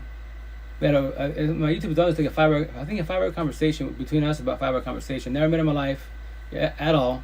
That's the cool thing, when you ride with other red pillars that are awake and woke, you can call them out in a positive way on the TikTok set wise, and they potentially, like me, like, hey, let's do an open-minded debate. What? Let's do a dual live. If they're more empathetic and more open-minded, they'll take it. A lot of them are fucking blue pillars, they'll fucking run. Or they'll be like, why would I go live with you? Look at your numbers. I'll be like, I challenge you with your 1 million followers, and I challenge all your 1 million followers. I promise 95% you can't even have this conversation. So why are you scared to take it? Because why? You worry about your reputation. You're scared of getting your feelings. So with Kyle, hit me up. We talked about it, said it wise. What do you want to talk about? Yo, I just do repo talk. Whatever you want to talk about it. And it was a good conversation. Because I used to say this before I became woke, right? When I was awakened, I'd be like, talk about like Jesus, Muhammad, all these. Because every religion, every culture has their own Jesus, quote unquote, right? So they came down here, helped God, did their time, and they left, right? And we're still fucking up. So what I said then, when I was awakened, I woke, I'd be like, when I was a demigod, not a god, I'd be like, I told me that you believe in God, Jesus. I'd be, yes. Do you believe that he was down? I go, raised the Catholic, according to the Bible, yes. And Muhammad, I go, I don't know too much about him, but I just know it's the same concept as Jesus, yes. And Buddha, I go, yes, every culture, every religion has their own, quote-unquote, Jesus-wise. I go, can I say this? Go for it. I go, yes, they did come down here to do their part, right? To hold everyone's hand, guide them, to do better, so that, quote-unquote, humanity gets the light back, be godly, positive light. But I will say this, go for it. They came down for no reason. Like, what do you mean? Because they came down, did their part, passed away, and we're still fucking up. And then I said this, it's 2020. It's 2020. Why am I cussing? Why am I going through breakups? Why are we fucking dying? Why is it gang mafia and all that shit? That's my point being. They all came down, but for no reason, because we're still fucking up. So that's what my belief was then, because I was like, it was pointless. And then that's why he's all, hey, Rito, can I ask you something? I go for it. He's all, you say they came down for no reason, right? Because we're fucking up. Like, right. He's all, can I ask you something? Go for it. Don't mind it. Yo, I'm not a virgin. You don't hear me words at all. Go for it. I go, we're solid. Go for it. He's all, let's say your kids, right? They grow up to be 18 and above, right? And you still doing what you're doing. Like you said, empath, narcissist, good and bad, here for the women, co-parenting, all that good shit, right? And let's say, you've been doing that. And you say you're going to be doing it to the last day in breath. And let's say, your kids' friends, like, hey, that's your pops? Yeah. He's still doing that shit? Yeah. And then your son says that to his buddies. Yeah, he's doing that, but for no reason, because we're still fucking up. How would you like that? And I was like, yo, bro, fucking thanks for checking me. Yo, I'll eat my words. That's fucking beautiful. Very, very well said. You see? Jesus, Muhammad, Buddha, whatever religion, whatever their Jesus is, they did what you were just saying to your last day in breath, right? So you're doing it for a reason. But remember, you're doing communication, comprehension, like you said. Everyone's hearing it. It's communication. They don't have to comprehend. You don't force this upon nobody. It'd be nice, wise, if they actually vibe with you. What up, Tiz? How you doing? How's it going? Whatchamacallit?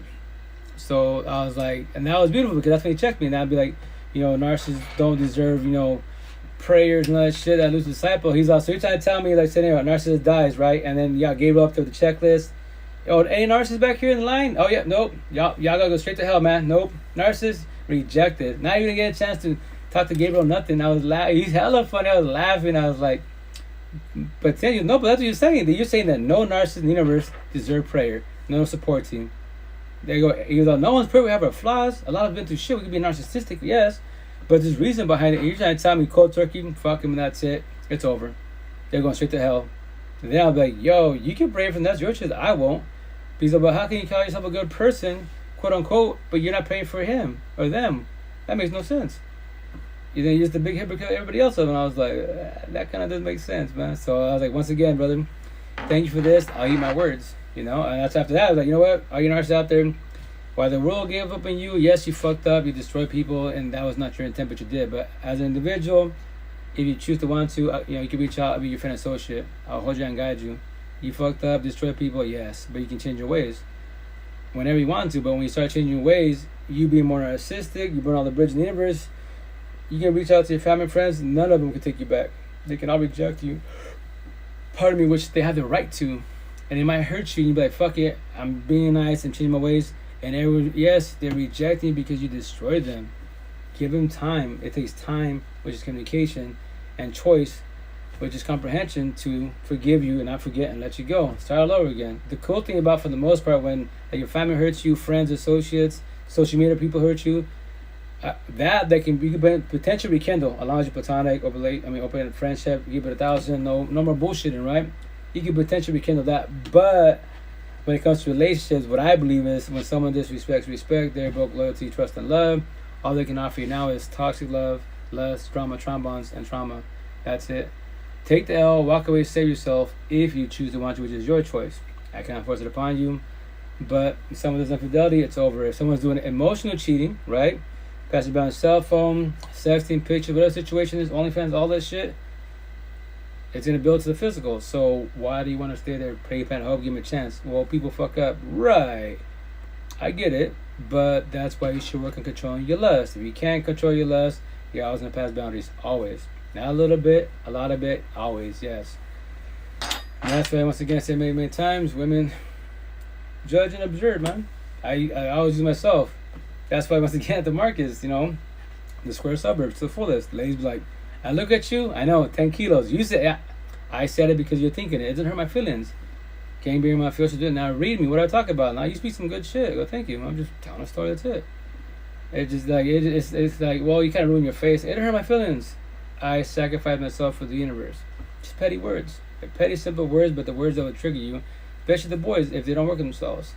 Especially when I get, you know, the shirt to say that. It's not the women, it's the men. All these boys are fucking body having manholes. Now women, judge me and read me. Am I offering you love or toxic love? Am I acting nice or am I being nice? And that's the shit. If you can't read and judge me, I promise you I will destroy you. Everyone will destroy you. And then what? You blame everybody for your situation? You can. The downfall is like, if someone offers you help, like, yo, they may hold you and guide you. Your choice, you don't have to, but you may not have your time, I'll blow your mind. I'll break it down to the full what's going on with you. And from there, just try to be more observant. The cool thing, once again, with supporting, you'll be more observant. That's what, like Erica Badu says, which I'm going to get on me wise. So she says Earth, I say world, right? I think about universe. She says 85% of the universe is our followers, 10% are creators, 5% are observers. So the 10% creators are worried about the 5% observers because the 5% are trying to talk to 85% followers to work on themselves, change the ways. You got choices. This is your life. The 10% creators, aka the people narcissistic, they have money and power, they don't want the 85% to work on themselves at all because they want the 85% buy Gucci and Prada, get your BBLs OnlyFans because that's going to fix you and save you. Party and kick it. It's all good for you. Because you're going to make, you know, everyone that's got money and power. You're going to make, you know, Kim Kardashian, Michael Jordan, Gucci, Prada. Everyone, because fucking rich. They're already rich as it is. They're sleeping and getting paid. And you're supporting people that been have money. Why don't y'all support each other? The little people. Then you can all become rich. We can all become rich if we all help each other. But no, we support, no respect to, you know, The Rock, the Johnson. I mean, Dwayne Johnson. Like, you can support him, you can make a comment, but he won't, I doubt ever he will fucking say thank you. He's got a zillion people to talk to, right? So that's it. Why don't you support everybody else? We can all make money on every fucking platform in the world. Every platform in the world. But no, we follow people, well, I don't, but you follow people that fucking, they have zillions of followers. It's like, bro, you're making, they've been rich. Their fucking great grandkids are fucking rich. That's how bad it is. and you're still supporting them. Like the whole thing with Taylor Swift. I heard this outrageous price for tickets. I'm like, no, she's got a beautiful voice, don't get me wrong, but like, y'all breaking yourselves, right? And this is the best part. You know, whatever the situation is, right? But let's keep it Taylor Swift. You're breaking your pockets to go see her, right? And you know, see her beautiful music, all that great jazz, and then when she sings about certainly like, you know, love music, depression, whatever the situation is, because I don't listen to all the music, I listen to whatever the radio plays, right? Or what Spotify plays. So you're gonna be there shedding tears about breakup, right? And you spent all that money, and that concert cannot fix you or save you. Why not fall back, work on yourself? So when you go to the concert, you can comprehend all the words, and it doesn't hurt you at all. That's why as an individual, like if you want to hear, like if you want to get like my playlist from my Spotify when I go work out at the gym, I love listening to breakup music, depressional music, suicidal music. To me, it's fucking heaven on earth. Because I was you guys. I was broken, codependent. I'll be working out. I'm talking about the breakups, fucking choking up. You know, why do you see all these gym brats there? You got people that do it for themselves. They're the ones that, you know, typically men fucking run from the problems, and they're fucking gym brats. Run from the problems. Every time you go to the gym. Like, you can be yoked up, and yes, take care of your body, you know, it's about taking care of you wise, but what about up in your matching, spiritual, emotional, mental wise? Can you work out to breakup music? Can you work out to suicide music, depression music? You start choking up, getting any type of emotion that's negative, oh, my ex, my father, you know, that lets you know you should work on yourself. Like me, when I give to my people, my father was like, how the fuck you work to this? This shit's sad. I go, it's sad to you, because I was you. To me, it's beautiful. How is it beautiful? Because when you're broken codependent, it fucks you up. When you're dependent, I don't need people. I want people if they want to. That's the only reason why it hurts, because you believe you still need your ex. You haven't let them go. Why haven't you let them go? If they already moved on, married and kids and everything, I tell a lot of these women, because they're playing pan hoping, and they're staying celibate for their ex-husband, ex-boyfriends. I'm like, yo, like, they've moved on. Have family and kids. Well, God's gonna bring him back to you? I was like, I love you, queen, but you can flatter yourself. But remember this, I tell him, you cannot get nor buy back love, time, and emotion. None of us can. And he's moved on. So you're gonna wait 8 years. Are you gonna wait till your last damn breath? And what are you gonna do when God doesn't give you him, quote unquote, in your head? Then what? Well, maybe in the next lifetime. Right, maybe in the next lifetime, but you're living in the present, this lifetime. Why don't you enjoy this lifetime and cherish this lifetime? Or if not, yes, I get it. Don't pray, plan, hope. I get it. I was you, and that's very unjust. How the fuck you be like, you know, celibate, chilling, which is cool, your choice, but die like that?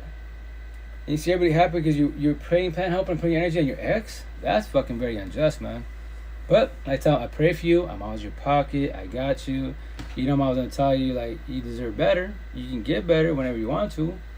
And then the downfall, you have your walls up. I tell everybody, which can only remember TikTok. Maybe say it, do it. It's beautiful. That's why, once again, everyone that's awake and woke, we have our own analogies, metaphors. Like, you can build walls. The downfall of fucking walls. Like right here, I build a wall. I go to a breakup. Cool. Can't see me, can you? So a potential wants to be by my side to hold my hand, guide me as a friend associate, can be by my side, or a potential by my side. Let's say she's a little more healed than I am, right? And she can hold my hand, guide me, tell me all the shit I'm saying. Then that's a good potential. But I won't ever give her a chance, or any female a chance, because my walls are up. Fuck it, fuck women. They do me dirty. I'm done. Then you it's your own misery. Wise, I get it. Trust issues. I get it. The downfall is, yeah, you won't give nobody a chance.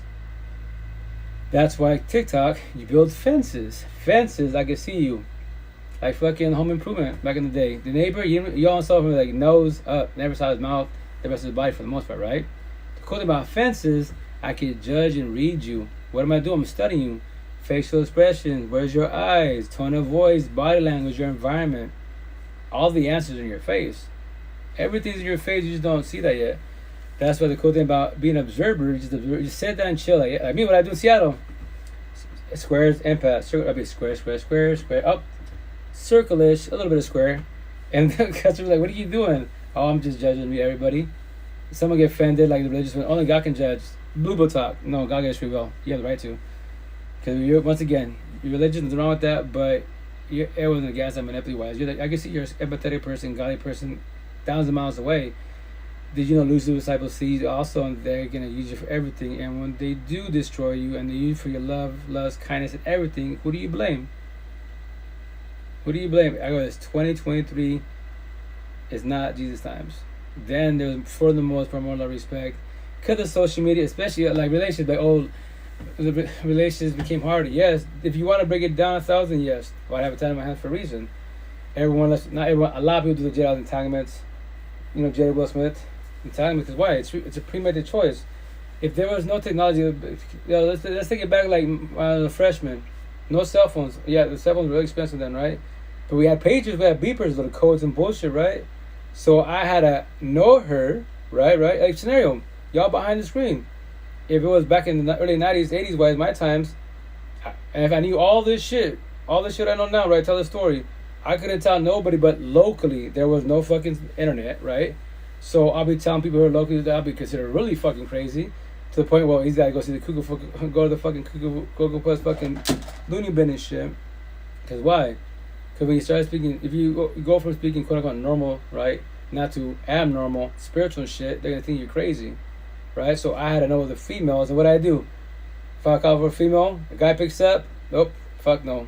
Little kid picks up, but a little man, hey, what's up? Is Maria there? Who's that? Is that your sister, cousin? Oh, that's my sister. Can you pass her the phone? Boom. I'm cool with the little man, right? So if it's a girl, cool, you're the moms. Sometimes the moms have to be careful, but if it's anything with men, nope, hang up, right? So to cheat then was hard. You know what I mean? Like, and then from there wise, it's a major fucking no-no. Nowadays, please, we on Netflix and chill, smoke out. I fucking laugh at these kids. I'm like, bro, y'all funny as fuck, man.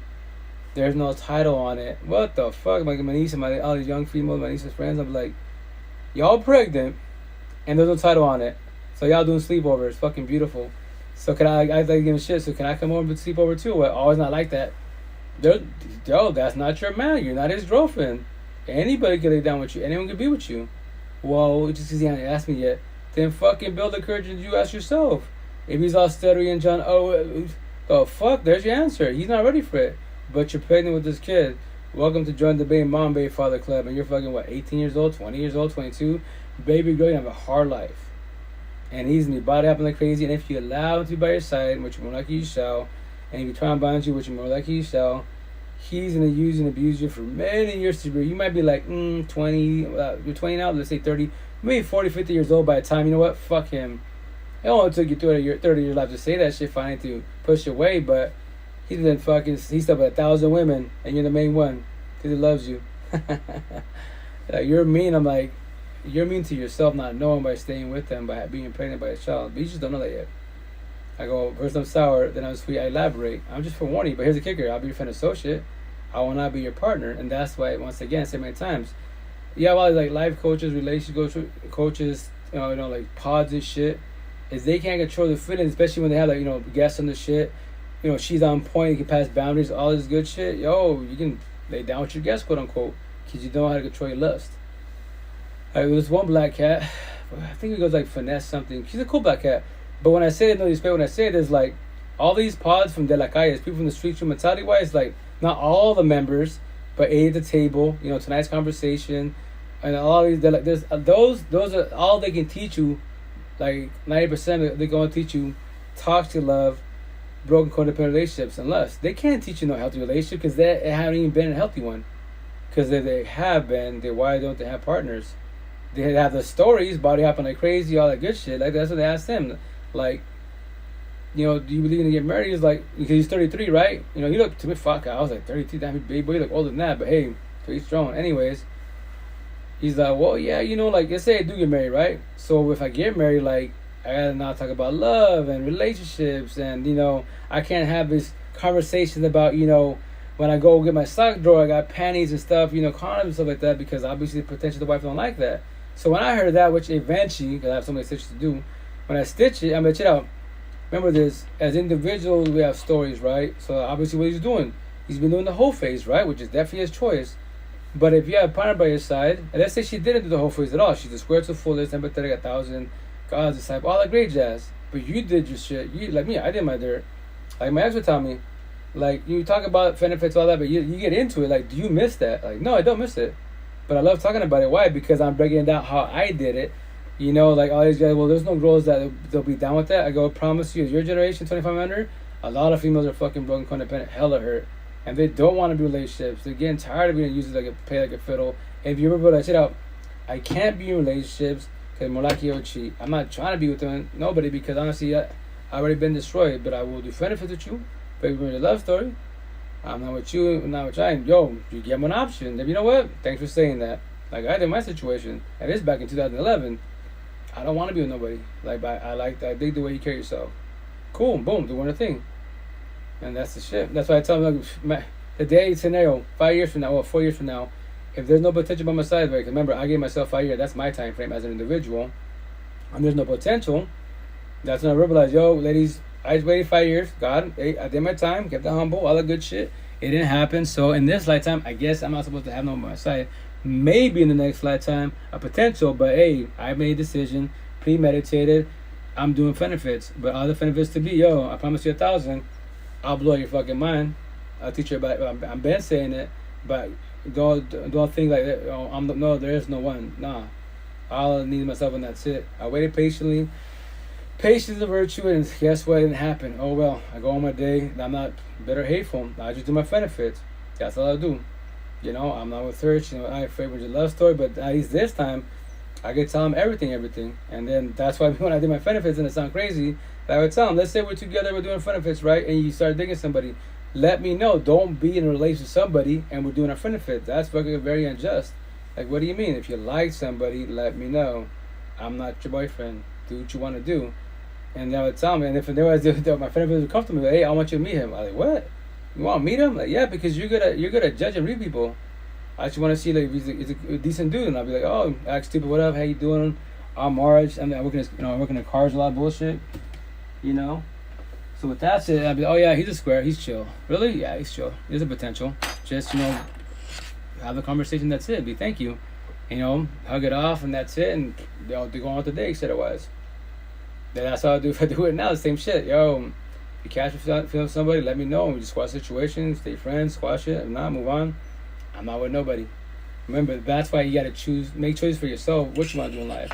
But once again, as individuals, it's highly impossible, man. It's gotta be like, because I'm not gonna accept, like, that's how they have. Let's say you got standards. You know, if you have standards, you don't lower them for nobody, just because, you know what, it's been 3 years, 5 years is coming up.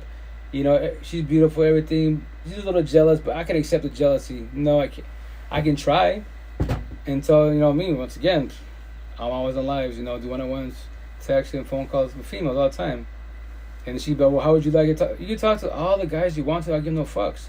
And when you tell that to a female that's insecure, or you can give a shit about me. No, I love and care about you. I don't own you. So the intent on your side, you're not passing boundaries. If they pass boundaries, you regulate, vice versa, we're good.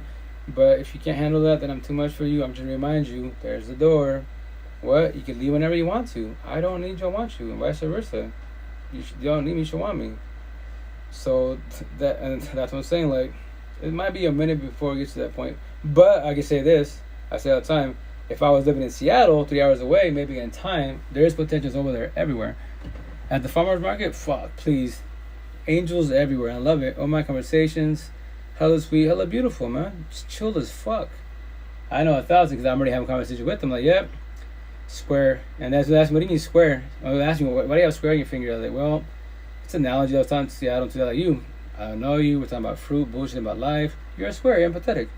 I know you, and I go, without knowing you, I know scenario. It's not, remember, it's just a thought, an idea. Go for it. I know if we was together, we love and bless each other only. We blessed every which way. We talk about everything. TLC's phenomenal. And we blessed. I already know that. Like, how can you tell? Look at this conversation when we're having. All you gotta do is, you just came here to buy produce and that shit. That's it, produce. Why are we having a conversation? So with that said, if you're open-minded, then guess what? You're more extrovert. We can talk and vibe to the fullest. That's beautiful. That's what I love to have. So then they ask me, you don't have nothing on your side? Little Mexico, old school white folk here? Nope. I'm too much for them, man. That's why I tell these day naps, fuck no, garbage. Nobody's gonna say this, but that as an individual, the day naps got at me so far, because my time day naps were free, chat rooms, phone calls, you go online bullshit, on the chat rooms, hella fun. Nowadays you gotta pay for all that shit. I'm like, bro, these fucking day naps are making a fucking zillion dollars.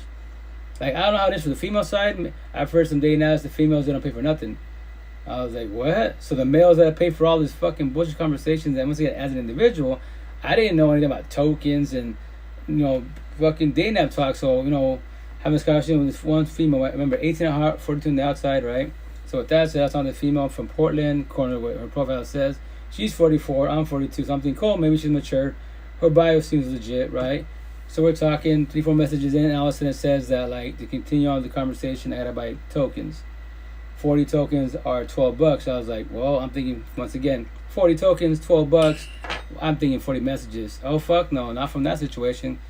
Going back and forth, like me, on my conversation, etc. When I respond, it's not like yes, no, it's like yes, and elaborate. It's a fucking big Bible story, right? So a tip wise, video of day naps, and so you know, a token, 40 tokens is only a token. Basically, one message, I can say hi, is 10 tokens. So when you respond, fucking write a Bible story, man. Don't be like, oh yes, I love the movies, and that's it. Because after 3 more of them, yes, no, maybe, hard, how you doing? Now, maybe, oh, you continue on the conversation, and I'm like, what the fuck? I'm already $30, 12, so basically $60 in this conversation, right? For the membership, this. For a conversation, I told you, and she's like, hey, you know, you're very spiritual, I like your bio, all the good stuff. I was like, check out Queen Miss. I just paid $40 for this shit. And overall, 60. So with that said, I'm new to this. I did not know you had to pay for a conversation. Here's the funny, people pay for this conversation. I told her that. People are paying for conversation on these platforms. If they're not even gonna fucking see therapy, make that shit make sense. So with that, shit out. If you want to continue on this conversation, here's my IG, here's my Facebook, here's my email, here's my phone number. You can do whatever you want to continue on, but I am letting you know I am not paying for this conversation no more at all. And yeah, that didn't, right? And then she responded 2 days later on my live. I was on my big old Twitch at work, and she responds.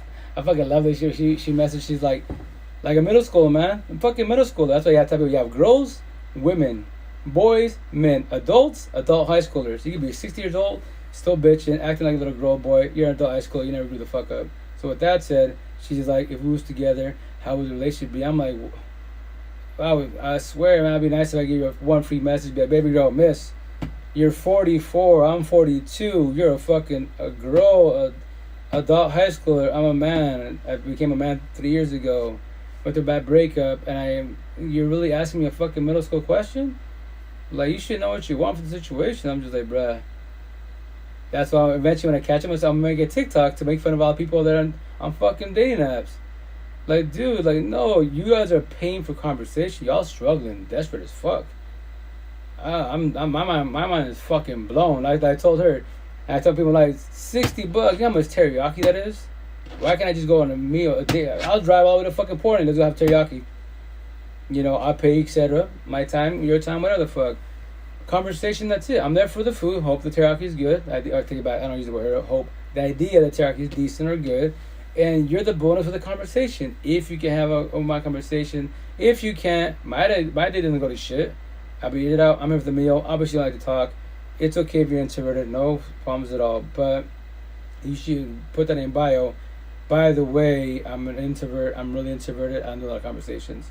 It don't bother me none. But somebody else, if they're narcissistic, they would have walked away or give you shit about the situation. Or just got to believe you're paying for the bill. Whatever the situation is, because they don't like the way you are, etc. and all your energy and bullshit. I get it. I was you. So with that said, you know, we can talk about whatever you like. If you want to talk, if you want to sit here in this little date, quote unquote, and stay quiet through the meal, it hurt my feelings. It's all good. And if you want to sit here to make it comfortable, I tell everybody, my one-on-ones, whatever you want to do with this conversation, you want to keep it to DMs, text, audio messages, phone calls, whatever you want to do. It's about respecting your boundaries, and that's it. I'm blessed. I'm good. You know, I have patience, and that's the issue. I can text you in your face. If that's what you're comfortable with, and that's where you're gonna have a conversation, then let's do this. Maybe in time when you progress, you can actually open up more. And that's why when we're introverts, right? And we get comfortable with the extroverts, what do we say? You know, that's weird because with everybody else I'm shy, but with you, I can be myself. Yeah. It's called energy, you know? So I'm just like, oh my fucking gosh. That's why I'm on this platform. One of this, whatchamacallit, day nap lives. Sorry, I'm fucking tired. So I was like, fuck it, you know, I'll use it for that at least. I'll use it at least because I used to go live because my Facebook live, basura. TikTok, no more of that shit because every time I get reported because the boys can't handle my words, getting the feelings. You know, IG live, same thing. It's like, it's pointless. So that's why I gotta start working on my pods and stuff and start promoting my shit. Because I promote everybody else's pods and bullshit, but not mine. And I challenge everybody, but how can people know that I challenge the universe? if I'm not promoting my shit. So that's why I'm gonna start working on it this week, wise, and have fun with it.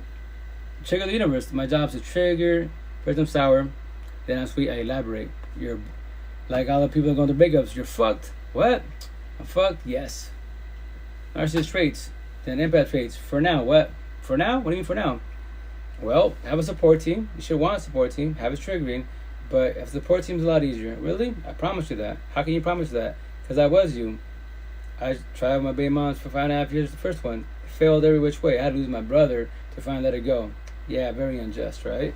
So my second baby moms had a support team. I love them to death. I love them to death to the fullest because if I didn't have a support team, my second baby mom, I'd be like a lot of young men. Fuck, 1 year crying and shedding tears, all this stuff, depression and bullshit. She's doing her thing, said otherwise. 2 years, like that. The longer you sit with yourself in depression, anxiety, trauma, and the bullshit, it just destroys you, man. It's like when is it my turn? When I'm gonna be happy? I see everyone happy and shit. But here's the kicker: are they happy or are they acting happy?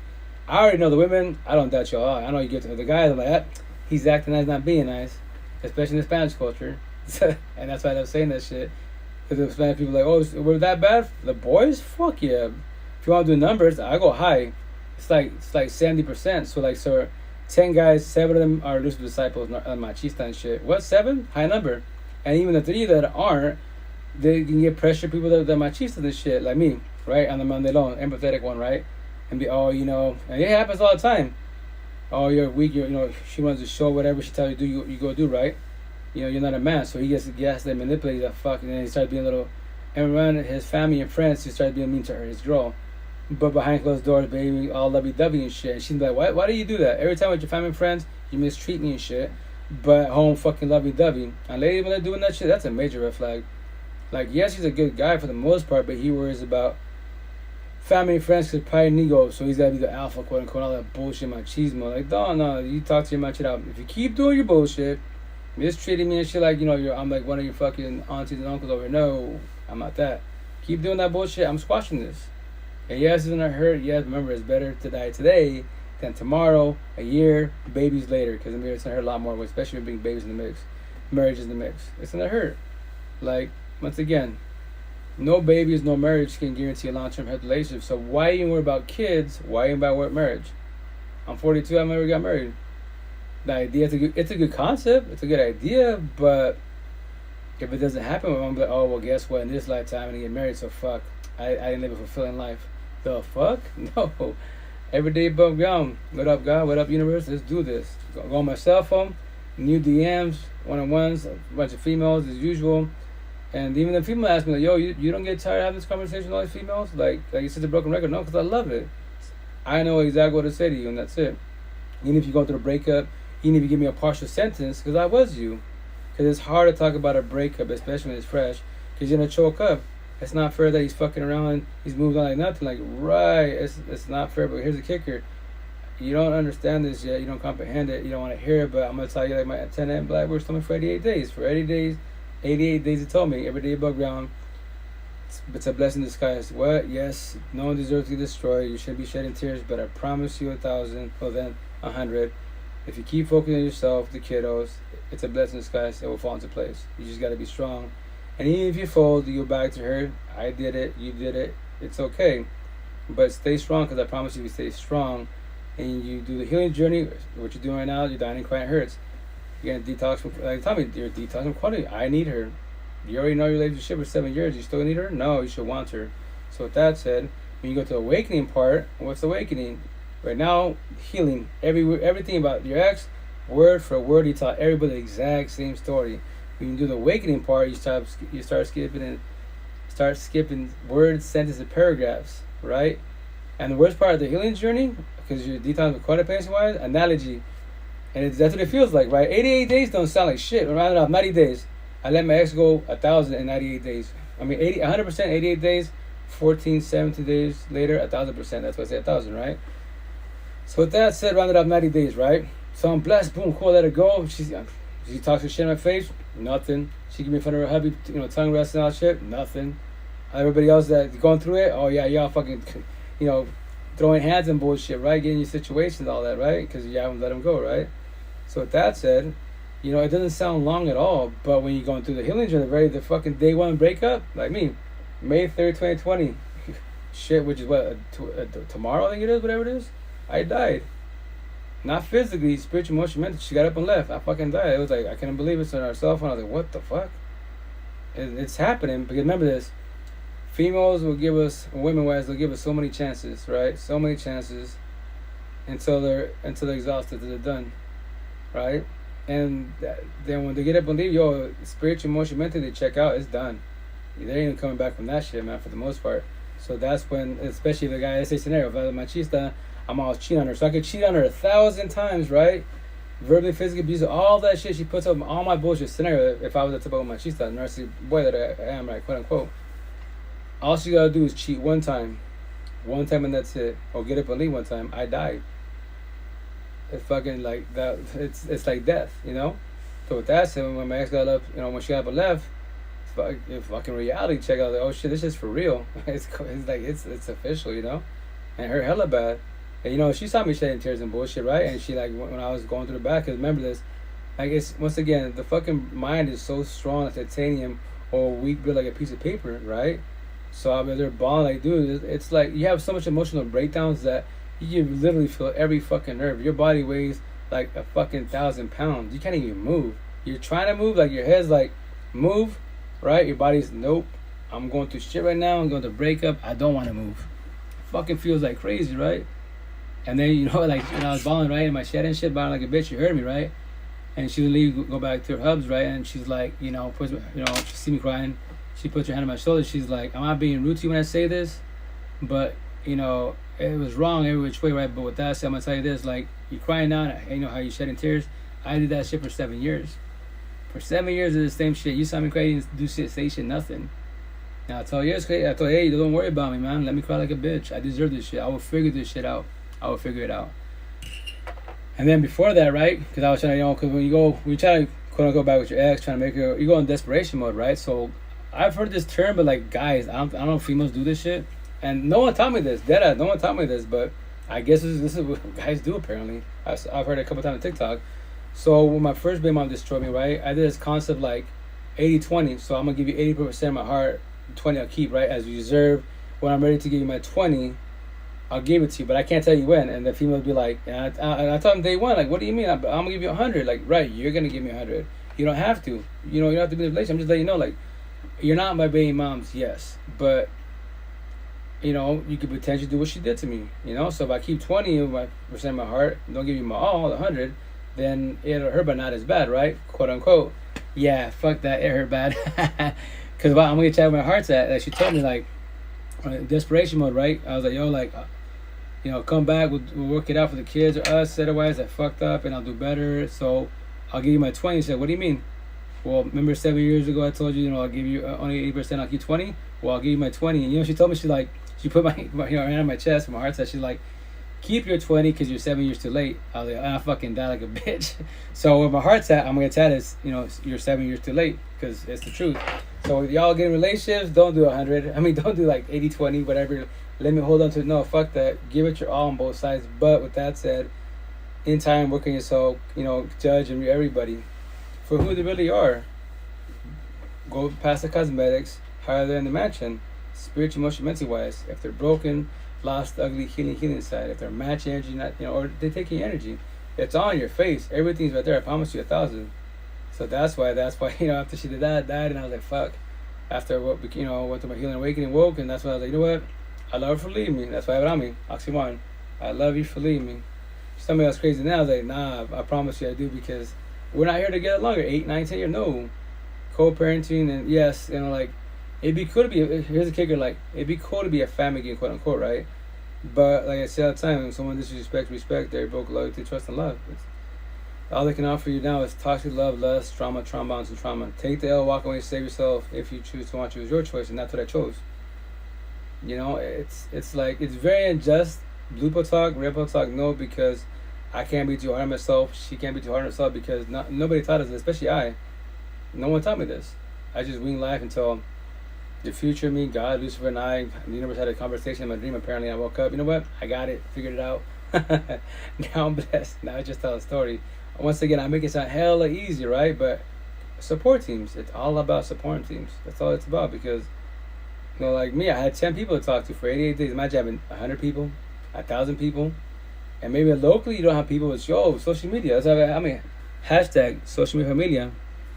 That's what it is. Like locally, I have a lot of family, blood family that I have a lot of friends that I grew up with. But once again, I'm considered crazy.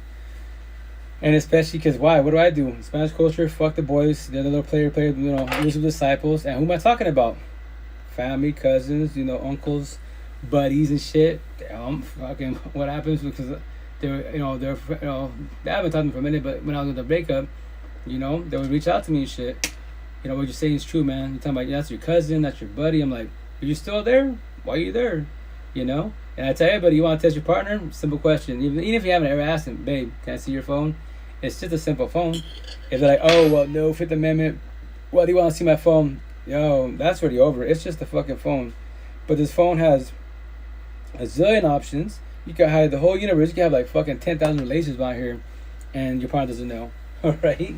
But it shouldn't have to get to that point. But that's why, if it does happen, study what's the red flags you missed that they cheaters wise. But that's once again, ladies, I don't worry about y'all. Y'all, I know you do your part, so it's them. Like, why did you let it to happen? You didn't see the signs. You got too comfortable. All that great jazz, and that's very unjust because when you cheat on people, infidelity, that destroys people, man.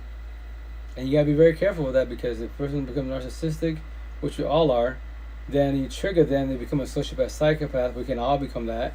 Then you actually quote unquote taking your partner out. Then what? Catching the case over feelings, emotions, and breakup. That's awesome. The intent not to get to that point, but sorry, my freaking ankle. But the intent is that you talk about situation. Holy mother, it's 10:30. I had to cook. Well, guys, I'm about to get off. I'll do another 5 minutes and I'll get off because I didn't know it was this late already. I still got to cook and then shower up. And tonight for sure, the intent is to finish a 12-minute. It's a big old Twitch live. So the intent is to work on that because I got to do editing. So I want to try to put it on this week wise, so I can start working on my stuff because I have a lot. As you look at this is like what 3.5 hour session. So that's me a lot of editing. But I love it because it's my gaming. It's a little tedious because I speak fast, I slur, I mumble. But remember, I'm very, very exhausted because every day above ground, I talk to many, many females, a lot of new ones, a lot of new one-on-ones, and I'm very, very tired. But the positive as an individual, when I sleep, I die. So I have no more dreams. When I have power naps, 5-10 minutes, I have little dreams here and there, which is crazy because everyone's like, how do you do that? You just lay that dead. I'm like, oh, well, I'm technically still awake, but I'm passed out. But it's because I have no more overthinking. What? No more insomnia? Nope. I just lay down. Time is irrelevant. That's inevitable. Love is beautiful. I love the universe. I'm cool with everybody, man. I have nothing against nobody. I'm just trying to hold the whole universe's hand so they don't feel alone. We talking and vibing if they want to. And the boys, they don't like that shit because fuck you, you're crazy. Fuck me, but I'm blessed. You're saying in your feelings, you want to work on them. You want to do deflection projection. Do what you got to do, sell dreams and body hop, destroy people. Do what you do best. That's your job. In time, maybe you want to work yourself, but as an individual, I don't chase people. I don't. Partners, no. Like if I'm doing what you call it, like my one-on-ones, or like a lot of females are going through it wise, we were talking. It was like when I do a lot of one-on-ones, they get comfortable, they work on themselves, and they have relationships, and they push away. But I tell people like that's why, you don't get offended by that. They could talk to you, not talk to you, and then they might come back a year. Hey, I know it's been a minute. Sorry, you don't gotta tell me sorry. It's all love. What's up with you? How you been? How's life? How's everything? Well, the reason why I pushed away, kind of relationship wise, and I thought it was good, but nah, I'm back in toxicity. You said I was going through a breakup, so I'm reaching out. Can we talk again? Oh yeah. I tell the whole universe, the door's always open. Don't 24/7, 365. It's talking vibe. It's your choice, not forced upon.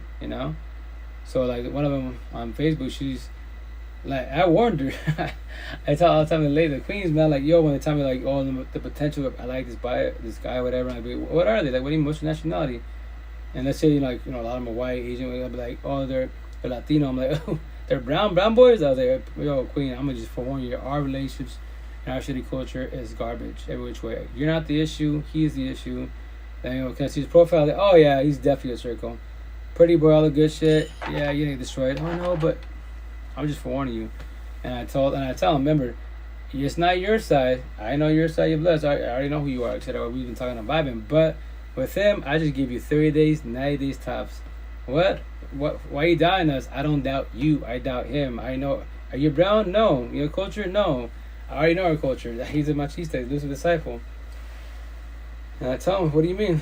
So it start with obviously lust, because you attract to each other, right? Then go to love, talk to love, then the spark's over. Y'all gonna bang like bunnies for 90 days and that's it. Get out of your system, be porn stars and bullshit. But yeah, I'm nothing in common. And him, the circle that he is, he's gonna pass boundary with your girls, home girls, and lay down with everybody wise. And if you try and bounce you, he owns you. Then what? And here we are talking about it again. And that's what I told him. Like, look at that. What was that? 90 days? 100 days? And now, you're single again. And now you're posting relationship issues again. I was like, yo, I told you. It's not about being right. I was just forewarning you. Like, our culture, the boys are shit. Dead ass. It's not the women. A lot of them, should have worked on themselves more. But, it's because they've been hurt. That's why any girls that's like, quote unquote, toxica or running wild or like kind of snap a little bit, quote unquote. Because of reactive abuse, because they've been destroyed so much, and now they, quote, be masculine, but like, nah, it's because they've been hurt. But they don't offend me none. Then sometimes be like, oh, you gotta tell me sorry. You still got your traumas you should work on. But with that said, remember, if you're snapping at people in general, I promise you 1,000, you're not ready for relationships. You want to be in one, but you're not ready for one. That's the situation. And I tell these ones, I'm just like, let's do this again. Remember, as a friend associate, give me your hand. You trip, fall, but the intent each time you get up a little bit faster, And then they'll be like, yo, will I ever be like you? It's not about being we can all become equals. You just don't know that yet. It's just focus on you. But yes, it's hard because hard feelings and emotions, you don't have to control them. If right now you go, chill out. You're emotionally down, go through a breakup, right? I just saw your post. I guarantee your fucking DMs, I see the comments from all these boys and shit. And your DMs are fucking lit. So when they pick you up when you're down, are you gonna just be friends with associate, or are you gonna catch feelings and jump into another relationship? A week, 2 weeks, a month from now, and boom, there you go, another change your relationship status to in a relationship. And for yo, that was way too fast. But hey, I'll be in your pocket. Hit me up when you're ready. And then happen again. Like, see, stop body hopping, man. Yes, they can act nice, not be nice. Now you destroy it again. And you just got destroyed 2 times, prior wise. Like, man, you're right. You forewarned me. I was like, it's not about being right. It's about being observant. The red flags are in your face. You gotta see through just the looks, man. Cosmetics, that shit's everywhere. Dime a dozen. But that's what I tell them all the time, to give everyone grief. Like, in this lifetime, how many times you want to die in relationships? Dead us. Tell me that shit feels good. Tell me when someone destroys you. You give them everything, your mind, body, heart, soul. You over love them, and that's the only reason why it hurts so bad. Because by you over loving them, you lost love for yourself. So when you're crying for them, you're crying for yourself. Why? Because you lost love for yourself, not knowing. That's why a lot of us, when you go through like relationship after relationship, you're body hopping, or you get long-term relationships, and you fall back, try to heal, right? You go healing journey wise, and I tell you all my one-on-ones, shit out. Nothing wrong being alone. Alone beats you up, codependency. But with that said, whatever you're gonna have the potential to be. Why don't you ask yourself that? What do you mean? What do you love to eat? I don't know. What do you do fun? I don't know. Yeah, I don't know. Like I said that. You know why? Because we adapt to our situation and we're people pleasers and we want to fucking satisfy our partners. So whatever they love, we love. Even though we fucking hate it, we love it for them. We adapt. We change for them. We don't do it for ourselves. We were scared to hurt people's feelings. We're scared to be ourselves in relationships. So we walk on eggshells and shit. So that's why you don't know the answer to those questions. So with that said, don't get in relationships, your choice, and date yourself. Fucking like me, I go out to eat by myself. If I get paid on Friday, go flicks, chill by myself, and be like, who you with? Me, myself, and Irene, just me. Then people look at you like, oh, we're this shit. You're like, I don't need a partner, I want a partner. Or I'm here in Mexico, yeah, that's like a miracle. It's like fucking winning the lotto over here, wise. And I'm not being disrespectful, but it's the honest truth, wise. All these young girls and women, they're women, but they're adult high schoolers because they're not ready for the situation. Too much for them. So I tell them, so fall back, work on yourself. If not, then remember, I will not give up on you. You could fucking go through 1,000 breakups. I'm just your friend associate. I would pick you 1,000 times, no problem. The rest of the universe, after like 2, 3 breakups, 5 breakups, baby girl, you know what? I'm done with you. You're fucking hard-headed as fuck. You can't see that shit. That guy is garbage. No, This is good. Yes, there's good in him. Everyone's got good in him. All that good shit. Blah blah blah. Yeah. That's like me, like my like support team, my squad wise, like they try to help me. I I'll help them with theirs, etc. Like yo, Rito, you have way too much patience. I've tried to talk to him, and I'm tired. Yes, but it's because I have. Well, why do you have so much patience? Because I was them. I was their fucking lost, praying, plan, hoping. Remember, you can't force your ways upon nobody. I can't fix and save them, but I can hold and guide them. So can you.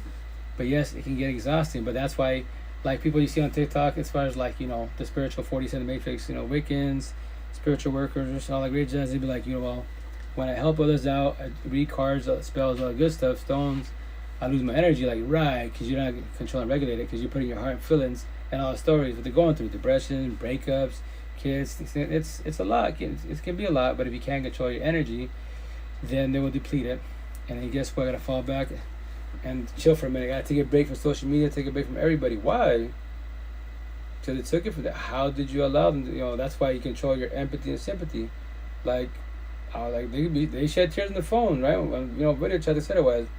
I sit there and let them bawl, and talk to me, said it was. I don't shed a tear at all. You're narcissistic. Like, no, it's called I control it. They're not gonna take. You can't control it. You ball with them and said it was, and they're gonna take your energy. So imagine doing like a lot of one-on-ones. You won't make it. You're like, what? I'm taking safe from social media. I'm not doing no more one-on-ones. I thought I could do this. This is too much overwhelming. I can't do this. Everyone takes my energy because you don't know how to control your energy. You can't fake change with nobody. Put yourself in their shoes, right? But don't sit in there for too long if you don't know how to. That's why I can't. I'll be like, cool, I get it. Let's talk about it. So on and so on. How do you do it so easily? Because I don't need nobody. I want somebody. And I know those feelings. It sucks. That's my mind on my neck. Your pain is my pain. I died like you died. No one deserves this at all. But remember, you can't be too hard on your parents, grandparents, and the environment. If they were to teach, to make life easy for the most part, if they were to teach about empath, narcissist, deflection, projection, reactive abuse, trauma bonds in middle school, high school, and college, guess what, universe? There won't be that many toxic relations because you would have middle school, high schoolers judging everybody. Oh, you're a square. You're a circle. Oh no, fuck boy. Definitely lose a disciple. What?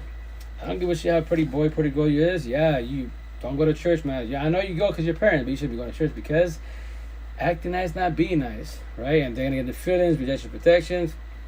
It's all right, but it's on your face because then when they get older, high school, they should potentially might work on themselves because they're tired of being called a bad guy, bad girl, instead of being narcissistic. But now they comprehend. Oh yeah, you know what? They are right because I just be lusting that more than the situation. I don't even want to be with them. There you go. Then I should not try to be in relationships. Let me just do it probably open. There you go. But the thing is, between narcissistic, it's the power, it's the greed. That's what it is. To hurt people, see them cry, it makes you feel strong, quote unquote. Your pride and ego and shit. That's why you either have to control that shit. If not, you can just a lot of people, but I'm not the one. I call it everybody, especially the boys. I love doing that because I tell people, they're just words. Like shirts, they're just words. Tattoos, they're just words. And your feelings about petty words, why? If you're struggling about words, you're struggling with, especially behind this phone. On these, my lies and bullshit, hear my pods, I tell people, if I trigger you, and you're driving, here in the pod, whatever, watch my TikTok, and I trigger you, fuck, that lets you know as an individual, I did my job, and you are struggling in life. So if I can hurt you behind the screen, through a video, audio, pod situation, imagine the people you do know. You're pretty much screwed every which way. But in time, you can work on yourself. So you don't sit on people's feelings, When people talk shit about you, remember, if there's whatever they're talking about you, if it's not you, then you're blessed. They're doing deflection, personal issues, wearing a mask mouth, they don't want to talk about it, no support team, or maybe they don't want to reach out, that's their choice. And they're doing projection, whatever words they hurt you with, and they see they hurt you, and they'll go ham on you, they'll keep hurting you, because you allow them to until you realize, yo, stop with your bullshit. Every time you come here, you outside shit, don't keep scrolling, keep pushing. There you go, rejection, protection, right? And with that said, remember, when people talk shit about you, as long as you know 1,000, whatever they're saying about you is not true, then don't worry about it. Why sit there and try to argue, bicker with people and do self-validation? Because people might think you're doing that, so why don't you just go on your day and that's it? If you want to verbalize it, like tell everybody, yo, I'm not raising no competition, but as long as my name is in your mouth, I'm winning. In your mansion, while you guys all gossiping about me, I'm little old me, nothing to brag about. All you guys have a door pane that I own. Every time you hear about me, fuck that guy. fuck me, but I'm blessed. Y'all in your feelings, and I don't even know you. Make that shit make sense. And y'all go to church and love God, right? Allah and shit. Say no, man. Just focus on you. If you have an altercation with people, instead of gossiping C through Z wise, go to the source. If someone dislikes me, I'm A, right? And they're B. B's gonna go to C through Z. I'm a hand for a reason and gossip. Do a snowball effect. Instead of coming me to the source, we don't like you. And be like, what? I know who you are. You're my coworker. I know of you, but I don't know who you are. So what I do to you to not have you like me, which you don't have to, but I'm just curious to know. And what are we doing? Having a conversation, because it's A and B. So it doesn't become a war, because C through Z, some off it becomes a war. Everyone starts gossip, my people, their people, the shit's happening, but they should have just gone to myself. I should have gone to them and figured this shit out, and that's it. It's so easy in life, man, but everything starts with you as an individual. Everything starts with you. Every day above ground. Tomorrow you wake up, what you doing? Gonna work? Are you gonna be happy going to work? You're gonna hate going to work. Traffic, you can wake up earlier, your choice, You wake up to your partner that you're miserable with, wake up tomorrow, fuck. I love God, but goddamn, I dislike dealing with them. Why are you there? The door is right. You're about to go to work, right? Especially having the kids, if you choose to go to work, right, and you have a shitty partner by your side, you're tired of it 1 year, 2 years, go to work. You don't gotta come back home. Your shit's there. In life, sometimes you gotta make sacrifices. I lost in 2 relationships. I lost a lot of shit, but it's man-made bullshit. You can buy it again, or whatever. But no, you want to go back to cause altercations and try to make babies and bullshit. No, we can't do fuck all that bullshit. So go to work and don't come back home. You don't have to. Your choice. When they call you, blow you up, be like, yeah, you know what, I'm done. I'm not coming back. What? Keep my shit. I'm not coming. I can start all over again. But do that if you have a decent job. If not, pack your shit up slowly, take your main stuff and just get out of there. That's the safest thing to do. But the intent, quote unquote, you don't go back. Easier said than done, because babe, miss you. I'm sorry. We try again. Even though I break up 1,000 times already, we can try 1,001. Try not to do that, because it's very unhealthy situation. If otherwise, you just beat yourself up. And the downfall of the situation is when you keep breaking up with the same individual, right? AKA trauma bonds. All you know is toxic love. So the day you want to get into a healthy long-term relationship, potentially wise, you might not, more likely, like high potential, you're not ready for the relationship. Thinking not knowing, and you might potentially hurt the person. Like, let's say the person pathetic, you tell me relationship, you could, there's like multiple situations that happen. So scenario, right? I go through the breakup, take time to heal. I meet a woman, whatever, Seattle, social media, etc. wise, tell her my story. She sees what I'm talking about, etc. wise, and she wants to pick my woman down. She wants to give me everything my exes didn't give me. Tell about my child trauma. So she wants to give me the world, which is an awesome concept, right?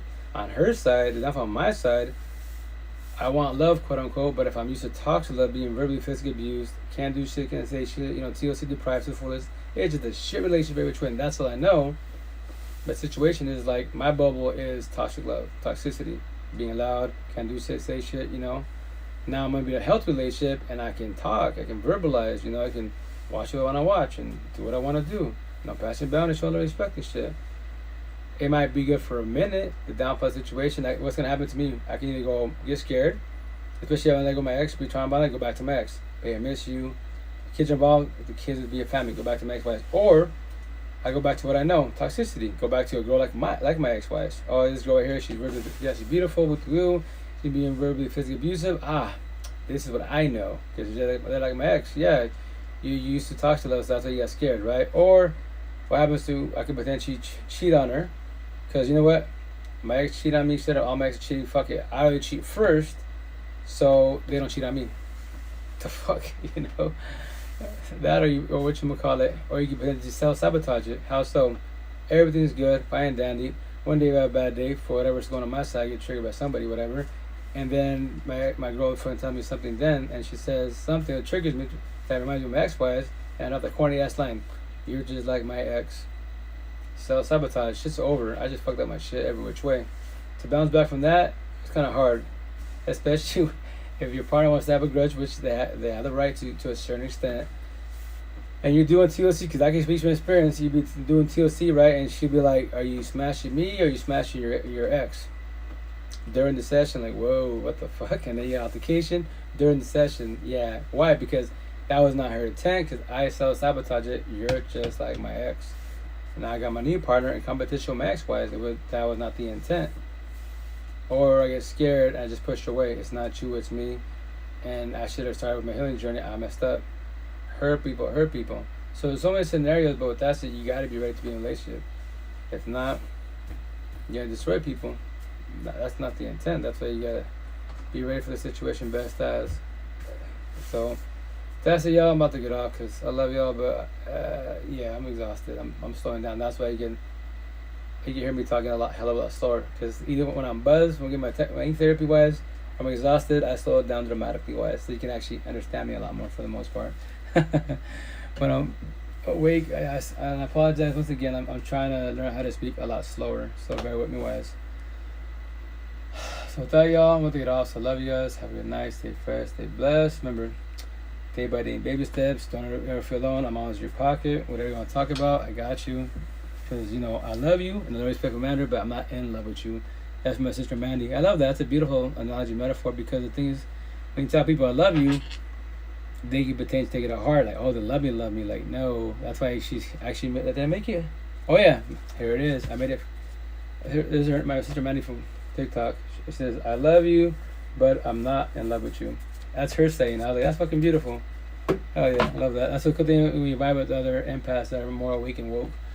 You know, everybody has their own analogies, metaphors. Like her situation, like in her like support team group wise, like she's beautiful, she's on point, tattoos, ink therapy, solid, right? And then, you know, a lot of guys go on her like, you know, group wise, because it's like a supportive group. But like I'm so observant, I'm like, yeah, these guys are they're only here because of her, because they're listening over her. But the cool thing about her, she can hold her ground. She's not scared, you know. Because she's a beast what she does, you know. Because they try to pass boundaries, you know, she puts them in place. Like, yo, like, are you here for the group? If you're here for me wise, I'm not here for nobody wise. Just love and respect, and that's it. If you can't control your lives, if you want to keep passing boundaries, and you're just being dropped from the group, and then for nothing the feelings, oh, you're a bitch, you're stupid, you're a cunt, you're too masculine. I'm like, damn, baby boy, but you go to church and you're talking all this shit, like, damn.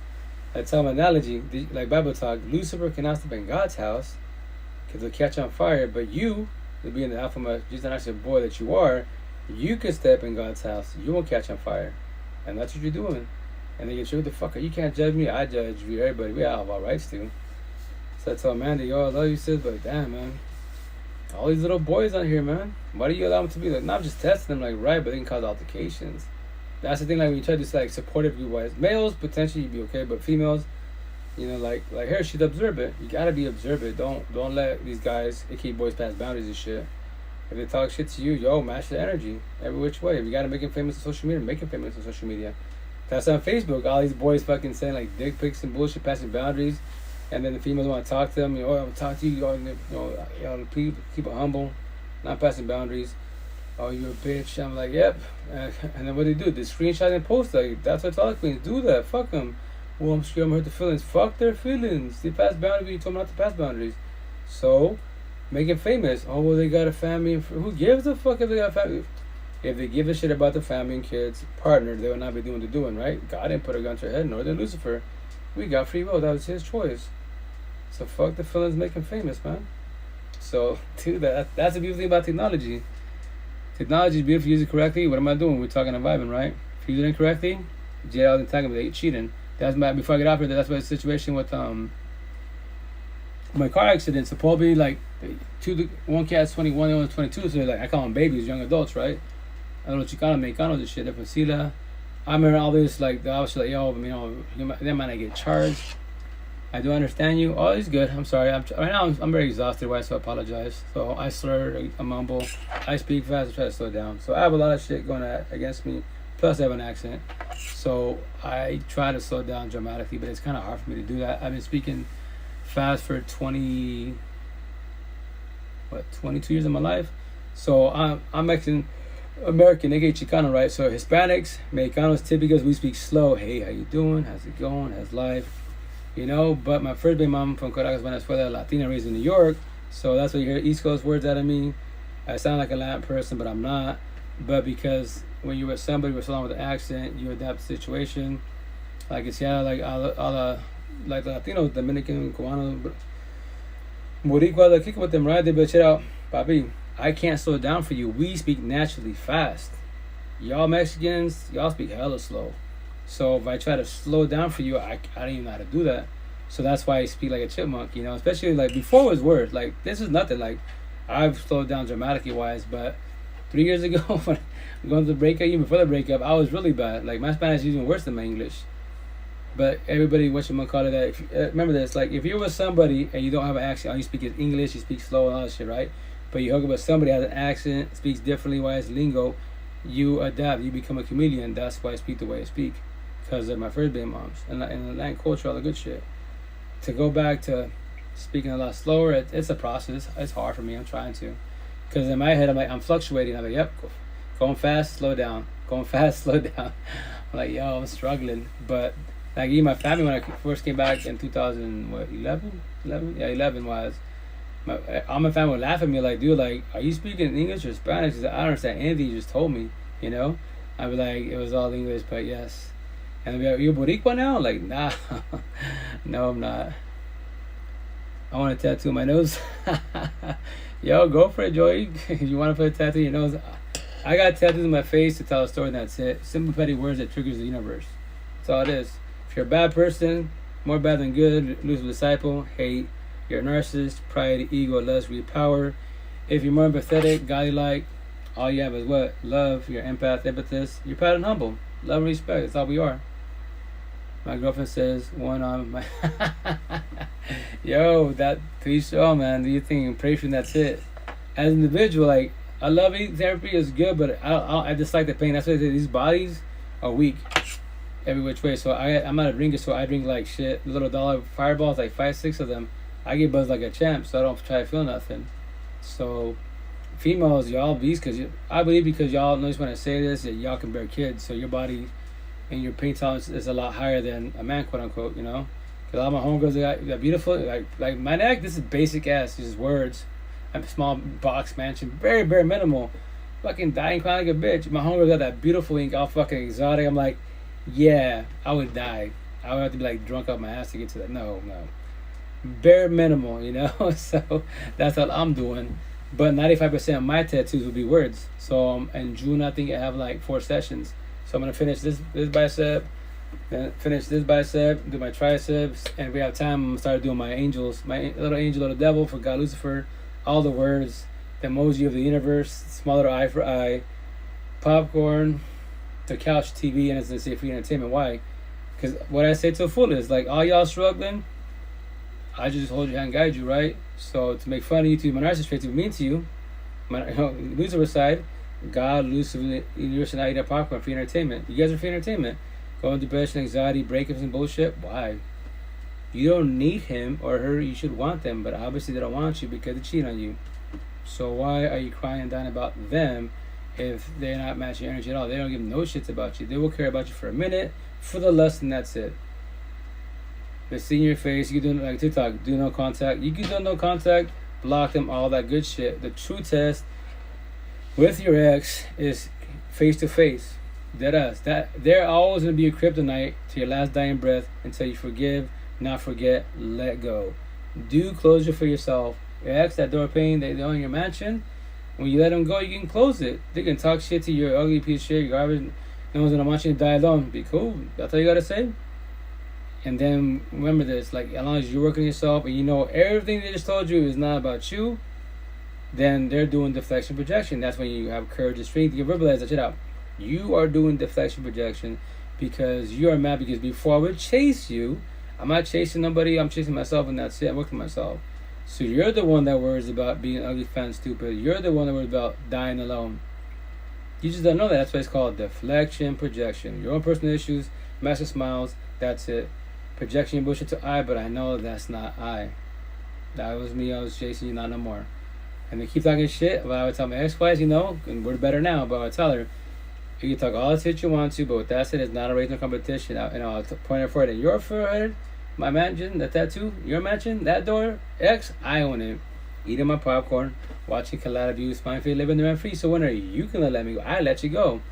I love you for leaving me. I let you go 1,000.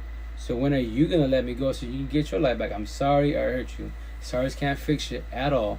But I said, I mean it 1,000. I did you along with the words. I was the verbal abuser, you're the physical abuser, but you only became physical because I pushed you with the words, ugly, fat, and stupid, you ain't shit. That's why eventually that said on me also. Before I get off, I keep saying that. The oxymoron that, then I didn't know this, it was an oxymoron. She told me this in 2000 when I first heard her. Well, shit, it started like I say 30 days, 90 days tops relationship. That was our relationship, deadass. That's why I say that what I say. But it started off really bad, really fast, right?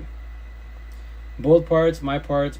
But with that said, whatchamacallit, I'm the verbal abuser, right? Because she bothered me and shit. Because I would bitch about my ex-wife, my first baby mom.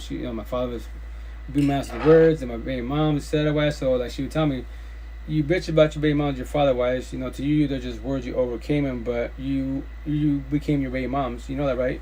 Even worse. And I'd be like, what? What do you mean by that? Because she would tell me, my exes, yes, they whooped my ass, busting me up and shit, right? But here's the kicker: they didn't ever mistreat me with their words. But you say you love me, but I'm stupid. You say you love me, but I'm fat. You say you love me, but I ain't shit. You say you love me, and I'm supposed to lay down with you. And you tell me those words. You say you love me, and you mistreat me all the time. But you say you love me. Those words in my head play 1,000 times. But you say you love me. And I'll be, they're just words, get over it. She's like, yeah, because you're strong with words. Your father, your baby mom destroyed you. Now you're over them. Not everybody is strong like you. Kids are just kids. Still growing. I'm still growing myself, etc. Wise. I'll be like, I want to tell you, man. They're just words cussing me out. I go, look at that. You cuss at me, all this shit. It don't hurt my words. It hurt my feelings. If what I do to you, I do reverse psychology. All the shit you just told me is the exact same words. Add some more of my own personal of your past, the cherry on top, and I destroy you. And you crying and dying about petty ass words. Why am I not dying crying about petty ass words? Because I already got destroyed in an over situation. Like, right, but that's you. We're not all strong like you. We're not all the same.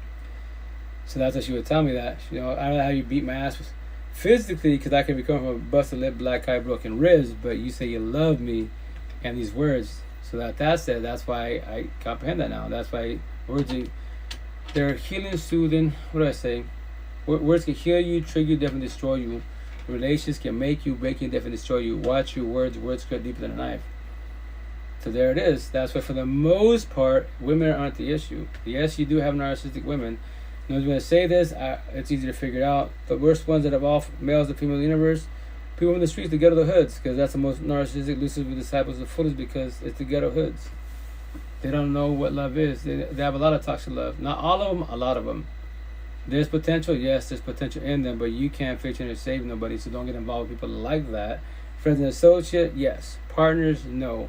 If you don't believe me, go fall on your face. Have a kid with them, I pray for you, go fall on your face, right? So with that said, that's why I say what I say to my last damn break, that I just simplify it. So that's why I tell her, like, yeah, everybody, that's why I'm going to tell me. I watch my words now. I will trigger you, but then I'll elaborate. A lot of people like to trigger, use their narcissist traits, fuck you, you're ugly, stupid, whatever you're saying is dumb, and you might get offended by that. But if you can elaborate, then it's a lot better wise. But remember, no one's got to vibe with you at all. At all. My side, every time I go live, my main therapy, my shirts, I know what I'm talking about, so I'm doing what? Communication comprehension. You guys are hearing it, it's called communication.